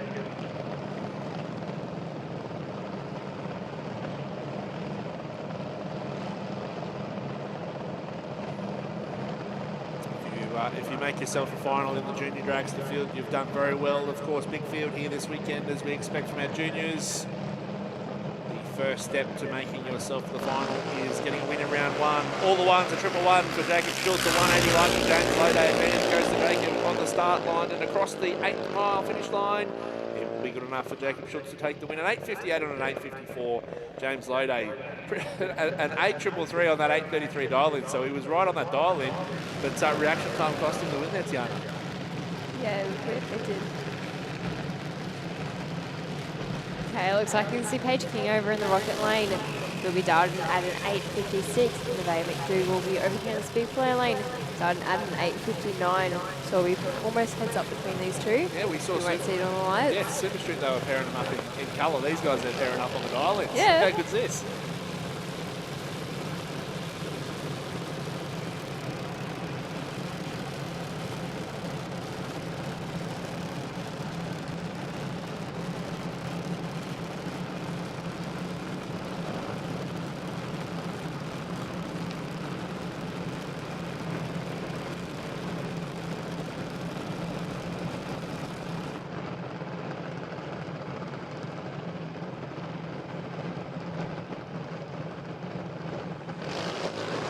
Oh, Paige an 022 red. Nevaeh a 236 green. Girls. Oh. Tale of two tapes there. It's a red light and not so flash reaction time. Yeah.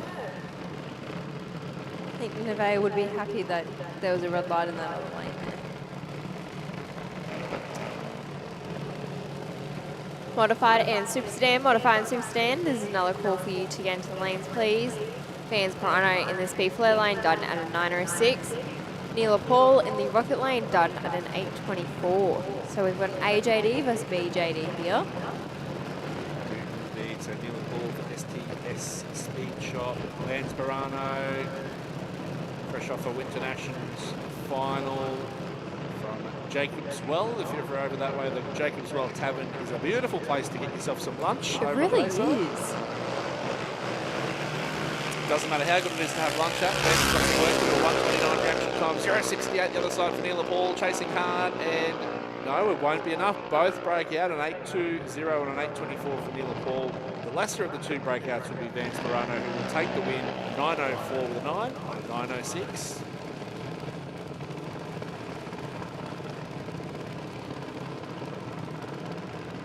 Yeah, I can see Jet Pirano over in the rocket lane will be dialed in at a 7.99. Tyler Bella in the speed flare lane done at an 8.22. So we've got two A's, but we've got an A who's right on the cutoff there. And we've got Tyler who's a little bit slower, but I ran as a B times in an A because he was more consistent. So just because you go up into an A does not mean you need to do the A speeds. Yeah, that's right, and I suppose it's the same in juniors as it would be in other categories. The quicker your car is, the more factors that need to add up. And it's the same with the junior as well. They don't have as much power, but for what they're running and the power they're trying to get through that little back wheel, yeah, the quicker your car is, the more factors that you have to add in. So a 0.20 for Tyler Bella, big advantage over Jet on the reaction time. And there we go, that consistency, an 8.25 on an 8.22. Jet Pirano too quick for 7.97 with a 9 on a 7.99. Breaks out. And round one, Dragster.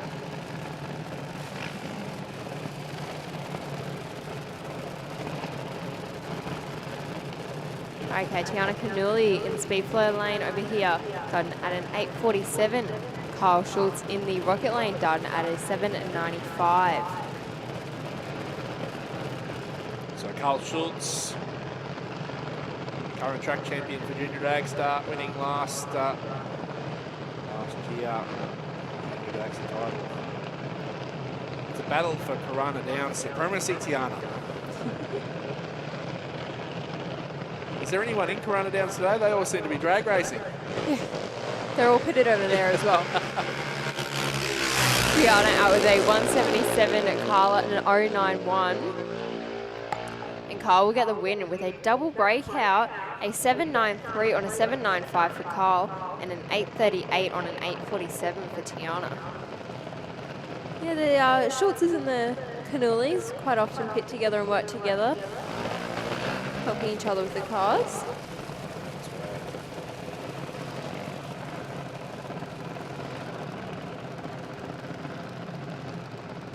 Okay, Tamika Karslake in the speed flow lane, done at an 8:58. Dakota Bray in the rocket lane, done at a 7:95. We've got two pink colours.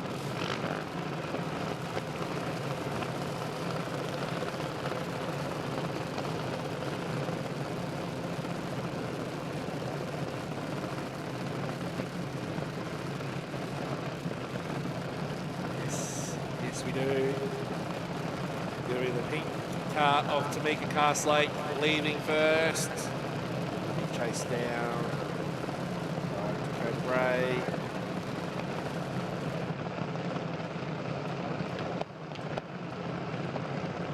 And if the pink wasn't enough, Dakota's got leopard print on her wing. Extra, a little bit extra. Just make her go a bit faster. So Dakota, that comment's not helping you light there with a 357. Tamika and 096. Dakota will get the win though with a 798 on a 795. Tamika breaking out with an 856 on an 858. So if you see a reaction time like that, take out a win in the race. Dakota used all of those leopard print stripes on the back to chase home and get the win. You said leopard print stripes. Leopard print? It was leopard print, but leopard print is not stripes. Not stripes? They're spots. Got my animals confused, right? That's a zebra that you're thinking. Okay, I can see Max Rowling over here on the speed flow lane, done at an 805. Amelia Wright in the rocket lane, done at a 795. So Max out with a 157, Amelia an 070.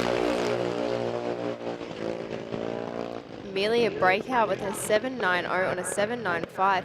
Max and 908 on a 905. There's quite a few breakouts here, Wade. Yeah, you're not wrong. First round of juniors, and that goes to show how tough the competition is as well. They're trying to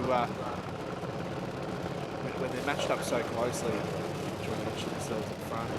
They don't want to lift. They don't want to lift Tiana. They just want to run it out the door. I was the same. Until I got to like A's, and then my dad's like, if you can't see them in the side, get off it. I'm like, okay. I was one of the worst at breaking out all the time. So Nixon an 800, Kyle Day an 840. Kyle Day out with an 047 and 075 for Nixon. And Nixon will get the win with an 803 on an 800. Kyle an 846 on an 840. Do you know what? Kyle puts his car back into the trailer after each round. They just like back it up and just pop it in the trailer. So it doesn't have to stay in the sun. And they don't have to set up like a marquee or anything. It's sort of just, and they all sit in the trailer. I'm like, that is smart. They're light enough that you can do that. Work smarter, not harder. Yeah. So we did have Kendra Glasson over in the rocket lane due to come forward. Now they're actually licensing today, I saw on Facebook. However, the car's been pushed back, so we won't see them in the first round, completing what's required in the licensing process. Yeah, we didn't see Jasmine Kidd come out either.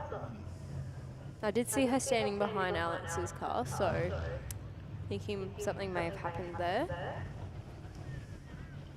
So that'll bring an end to Junior Dragster.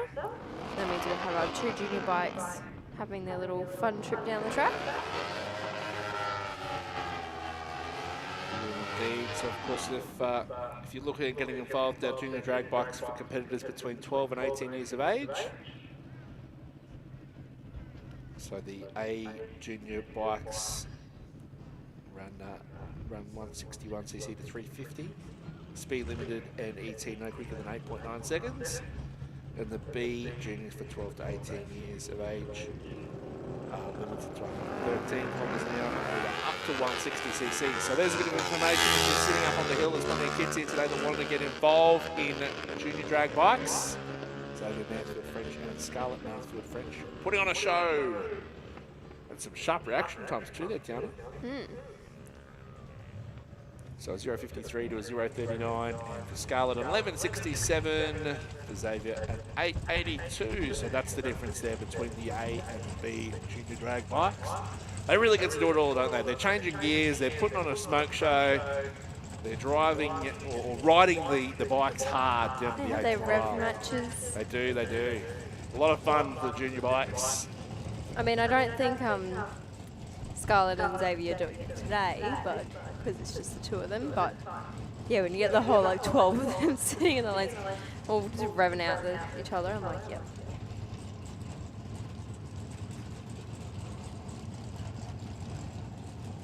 That means we should be moving into Top Sportsman. Top Sportsman, indeed, and it's always a tough bracket when we get to racing. The quickest of our sedans running at 850, dial in or quicker.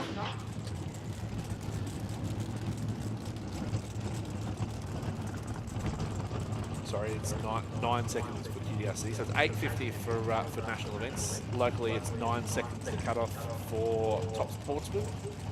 So you can see there Patrick Barron dialed in at 8.65. Carl Davies. Monza at 8.10, so we'll see the Bredley first.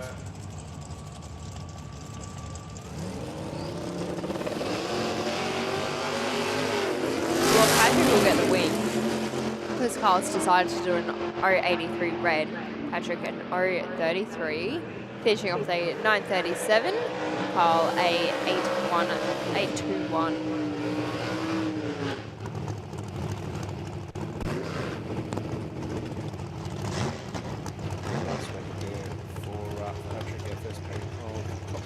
More to us this weekend, and from QDRC by Horsepower Solutions. And the good old-fashioned drag races keep coming. It's close to a heads up. We've seen a few of them already in our rounds of racing. Dalo Dwyer, that Pontiac Firebird, dialed in a 780. Danny Lake dialed in a 778, so there's going to be nothing in it.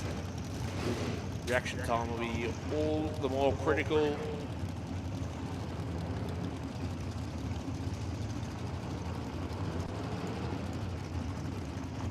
Eyeballing each other side by side.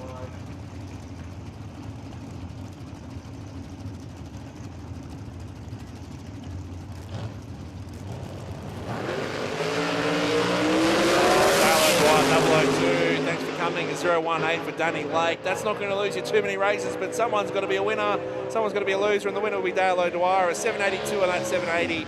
Courtesy of a 002 reaction time. Danny Lake, a 780 and a 778. That is Top Sportsman at its best, and well done to Dale O'Dwyer on taking the win.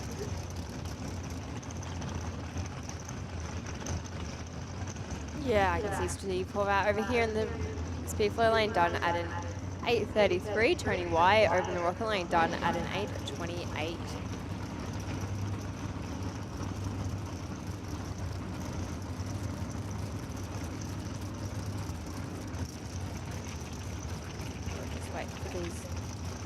Boys will come in. Yeah, Steve's going to want to cut a good line here. We've seen Tony cut up 3 double O's already on the tree.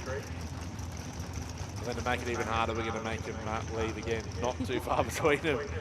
Make it extra spicy. So probably simply sorted for Steve, since it is. Well, Steve actually has the better light here, an 024, Tony an 071.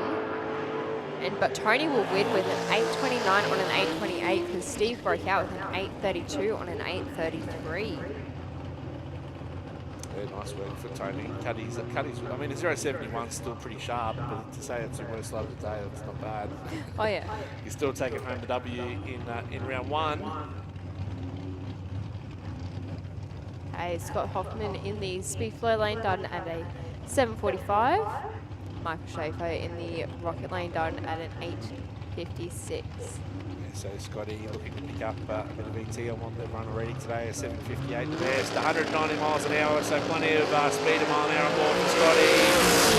He's going to be chasing out, it's taken a right step bigger than Carmichael Hunt at Suncorp, a 0.43, so for Schaefer, as long as he doesn't break out, which he doesn't, an 8.61 on an 8.56, and for Scotty, unfortunately it was all over once the car got out of the groove.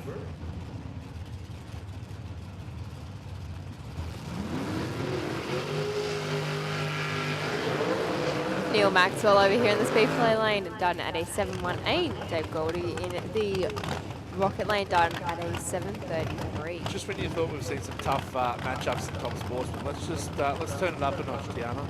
Oh yeah.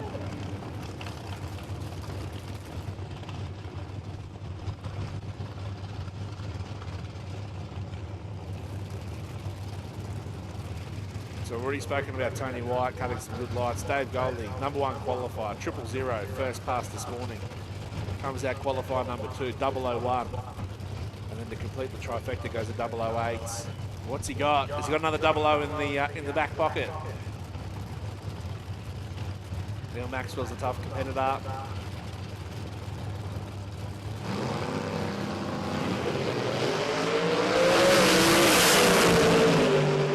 Goldie's got the better on the tree with an 0.11 and will take the win with a 7:37 on a 7:33. Neil finishing off a 7:23 on a 7:18. That's tough.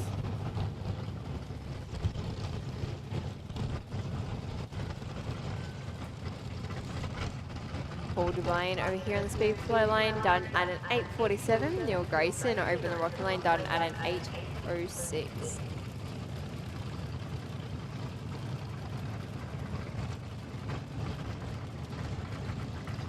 So a couple of utilities on the start line that have never seen a toolbox or a tool on the tray. They have seen plenty of runs down the quarter mile though, especially for Paul, current track champion in Top Sportsman. 0.65 for Neil Grayson, so has a little bit of work to do with the Hilux. It won't be enough. That is an 8.53 with a 6 on an 8.47 for Paul O'Blaine.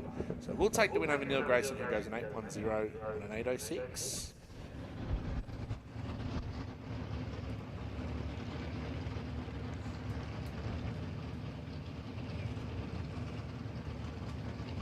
Can we take a breath after that, Tiana? Top Sportsman. Let's just go right there.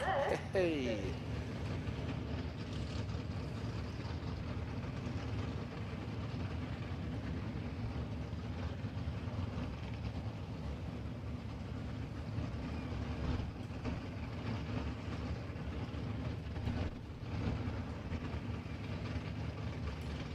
Super Sedan Modified Bike and Super Comp and Modified. Super Sedan Modified Bike, Modified and Super Comp to the lanes, please.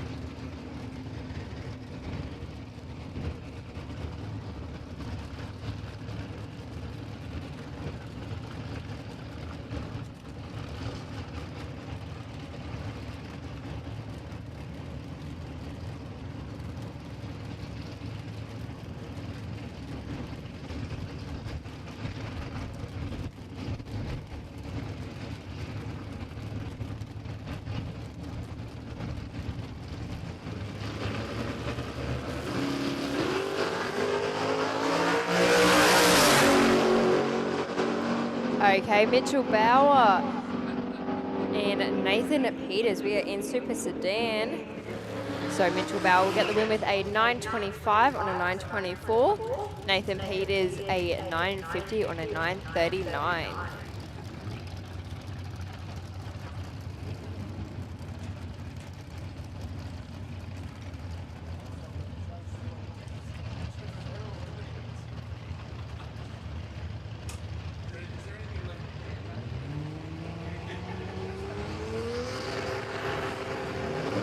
Okay, Darren McDonald in the speed flow lane, done at a 10.40. Sam Finkel in the rocket lane, done at a 9.83. Sam with the better reaction there.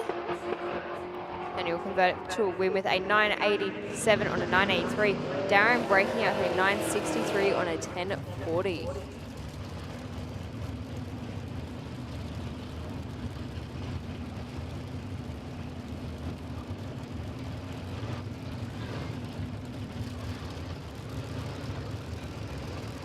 Okay, Judy Pickers in the speed flow lane, done at a 9.70. Gary Clark in the rocket lane, done at a 10.05.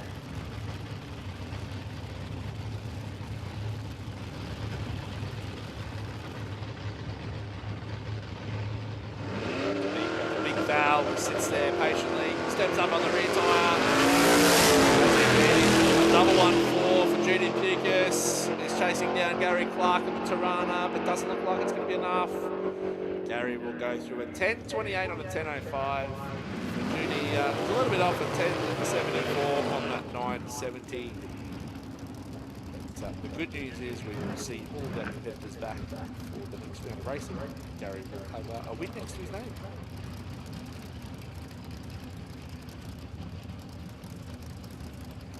From One Downs Automotive Services Tirana to another, Brendan Shaw, a 9.25 in the rocket lane. Hamish Strachan in the Commodore.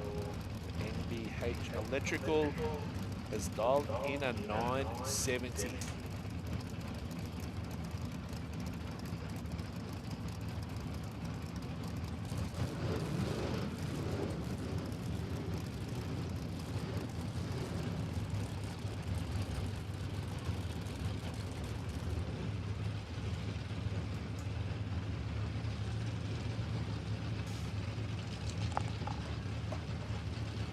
We held them up momentarily, but we've got our race ready to go. Just waiting for Brendan to bump in, which he has now. Oh, look at the wheels up there for Hayden. 1.03, 2.20 for Brendan. Bit skatey for the Tirana at half track. So he's had to button off, and for Hamish, he'll go through a 9.70 with a 1 on a 9.70. That was going to be tough to beat, even if Brendan was charging in the Tirana. Nice work there for Hamish, basically as close as I can go to that dial in. 9.70 with a 1, nice Tiana.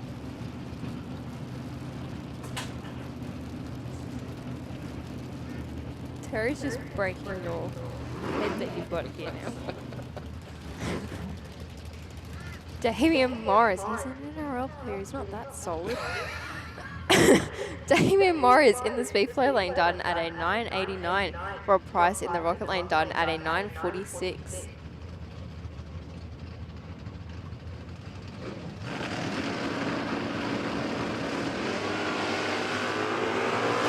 Oh, 009 for Damian Morris in the Monaro.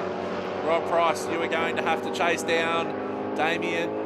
But unfortunately, you left yourself too much to do. A 9.34 and a 9.46. Damian Morris, a 9.91, takes home the W on that 9.89 dial in.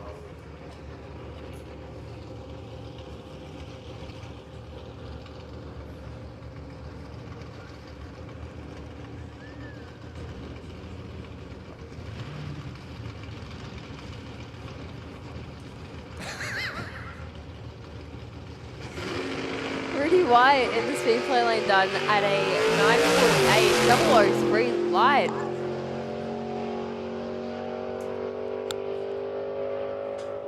And we'll finish off with a 9.49 on a 9.48.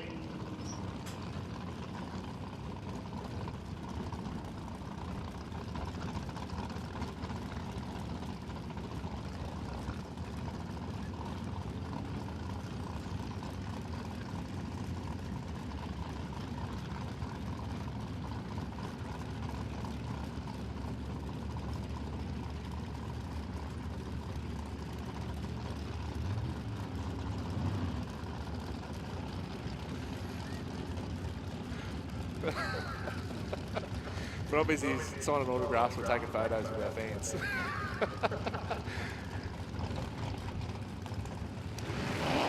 Meanwhile, how's that really wide? Number 3. Gets the bike, courtesy of being #1 qualifier, and then pulls another ripper light. So moving on from Super Sedan, Knijff Earthmoving Modified. Entering Queensland rear engine Dragster 744. Another one of our local races that was in a finals at the Gulf Western Oz Winter Nationals. He is going to come up against Peter Ilsley in that T-bucket at 8:52. The Pink Panther dragster of Andrew Pinkstone, also known as Pinky. When you do like a word count, you pick like 3 words every meet and see how many times we can say it. I reckon pink has got to be one of those words. Sensational. How many times Terry's going to say winningest? Oh yeah, that's a good one. Terry's winningest.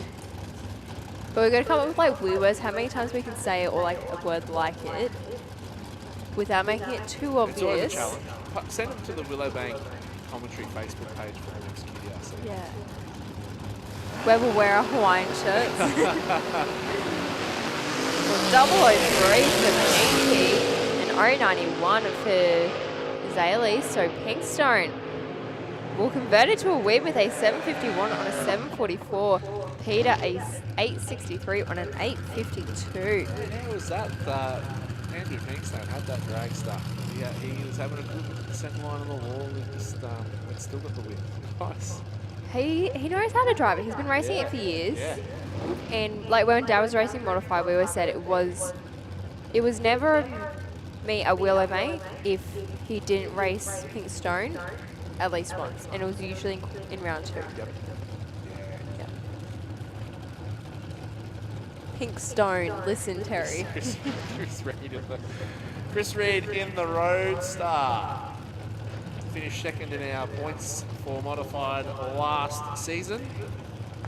Very honest racer and tough competitor. Phil Bellett also. The regulars here at Modified at 019 for Phil Bellett, so he's chasing down the roads through a 075 for Chris Reed, and it will be enough for Phil Bellett to take a win, a 776 on a 769. Chris Reed broke out an 837 on an 840. It was, again, it just comes down to having the sharper reaction time, setting yourself up for a win. And we've already seen in our first couple of brackets in racing that if you pull a not so handy light and you leave yourself work to do, you're going to break out. Oh yeah. Brett Farnell over here in the Speedflow lane done at an 817. John Munro in the Rocket lane done at an 807. So we've got 2 front engines, but one's a dragster and one's an alternate. Modified bikes, we need you in the lanes. Super Street and SuperComp as well, please. So do we want the short wheelbase or the long wheelbase? It's two different methods of getting from A to B in a modified eliminator, and you see there's a lot of, I think it's a perfect example of 2 of those vehicles. You see hot rods, roadsters, rear engine dragsters, there's a bit of everything is there for modified eliminator.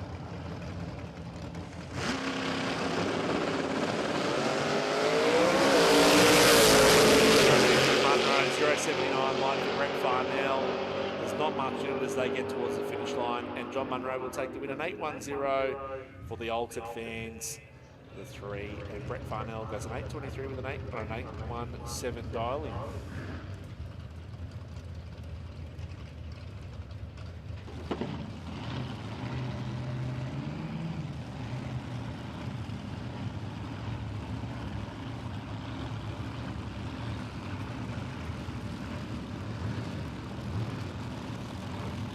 Talking about different ways to go A to B in Modified. You can throw yourself a supercharger in there as well, and that's exactly what Gary Cameron has done in that red Altered. We've seen it run in the 690s today, and he has dialed in a 690, which means he's going to have to wait very patiently while Nicholas Galea, the advanced sheet metal dragster, takes off towards the finish line here at Willowbank. So an 865. Pays a 690.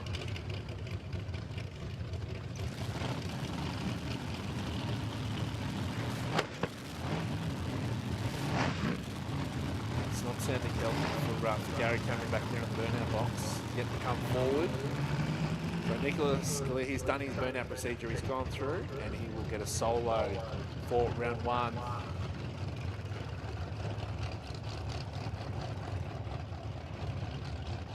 So the benefit of having a solo is you test the dial in, you can run it out the back door, you can run under the dial in and still collect the win. So let's see what he does. An 865. Time out the window, it's not important in this pass. And he goes an 869 with a 2 on an 865. Just gives you the opportunity to breathe a sigh of relief. We've set up your day with a win. And then you can decide whether you're going to tinker your dial in. You have a look at an 869, get off that 865. See what they do for round 2 of the day. Unfortunately, of course, problems there for Gary Cameron and the Alters, so we hope they can get those sorted and back out in round number 2. Moving straight into our next pair. Yeah, we'll have Ronnie McCauley over here in the Spectator lane done at an 820. Benita Marchant over in the Rocket lane done at a 757. I just gotta say, I love the modified bracket. On the track, they are probably one of the most competitive brackets. And I've heard that from Lucas Holtz, who has raced in different brackets. They are some of the most competitive races, but the minute those helmets come off, we're all besties. You've got those couple of people who don't like chatting to each other, and you've got that and everything. But they're a family, and I remember seeing them as a family when Dad was racing, and they still see me as family now, and I love it. Especially when I was being their back marshal at Winter Nats, I got to work with them, and it just feels like a family. The minute those helmets aren't on, they are the loveliest people. Yeah, and even the Winter Nationals, you get all the interstate competitors come up, and it's always good to see them, isn't it? Or if you go to Sydney, everyone's just always really accommodating. Big one there for Benita Marchant, so the win will automatically go to Rodney McCauley. Looks like he's backed off and goes to a 923. On that 820 for Benita Marchant, does the double, does a red light, breaks out, goes a 756 on a 757.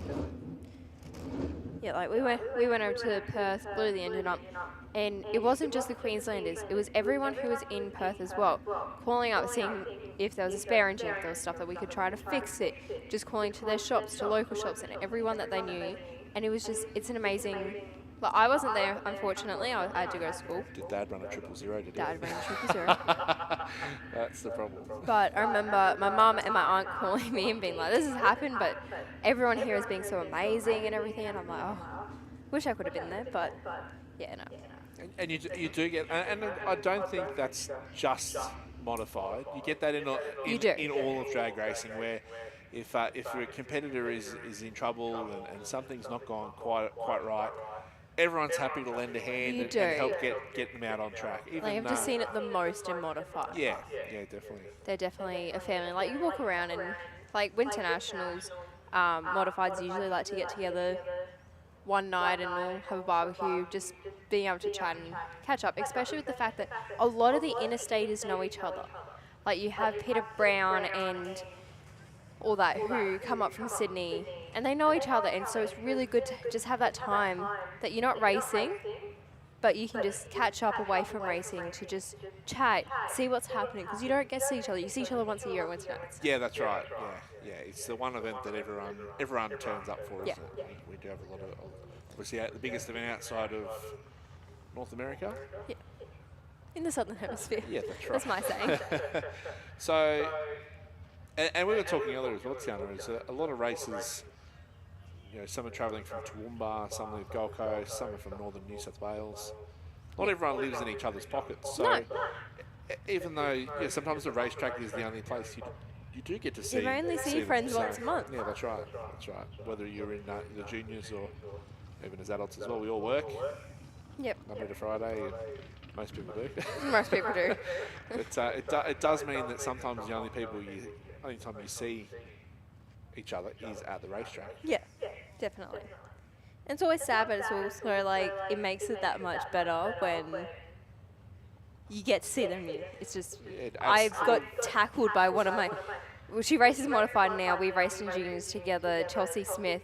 I got tackled by her at the warm-ups because I haven't seen her in, I don't think I saw her briefly last year, but it wasn't very quick.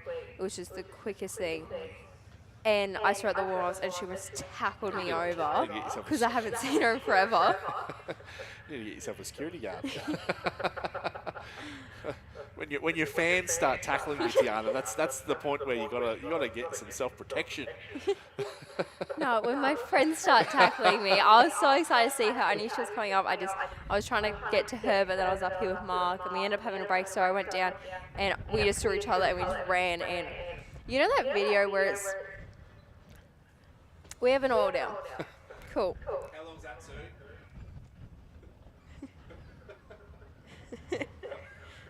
We don't know how long it's gonna take. But like, it was so exciting seeing everyone. Like there was her, there was Ryan Pettiford, and even Chelsea's little sister. It was really good to see her again. And you know that video where it's like the long distance people had seen each other and at the airport and they both slipped over and fell over when they were trying to hug each other? Yeah. Yeah, that was practically us, although we didn't actually make it falling over. Almost did, but we didn't. But yes, we might give our voices a bit of a rest while they get this cleaned up and we'll figure out a bit more. Yeah, that's it. We do hope you're enjoying the live stream as well on Overtaking Lane. So we do have an all down. We don't know how long that's going to be, but a good opportunity to go and have a break, grab a Kit Kat, and we'll be back very, very shortly with the resumption of Round 1 of racing here at the QDRC for 2024.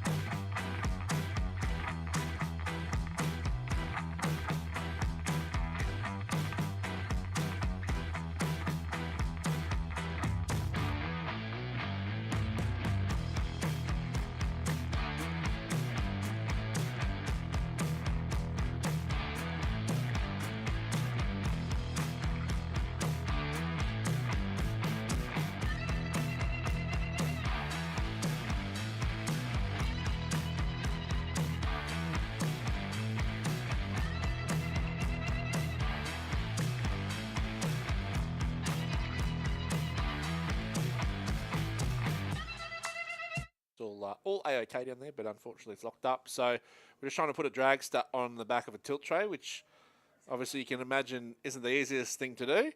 So we'll have an update for you as soon as we can. But in the meantime, we just need Super Street. If Super Street can make their way into the staging lanes, that would be fantastic. Super Street to the staging lanes.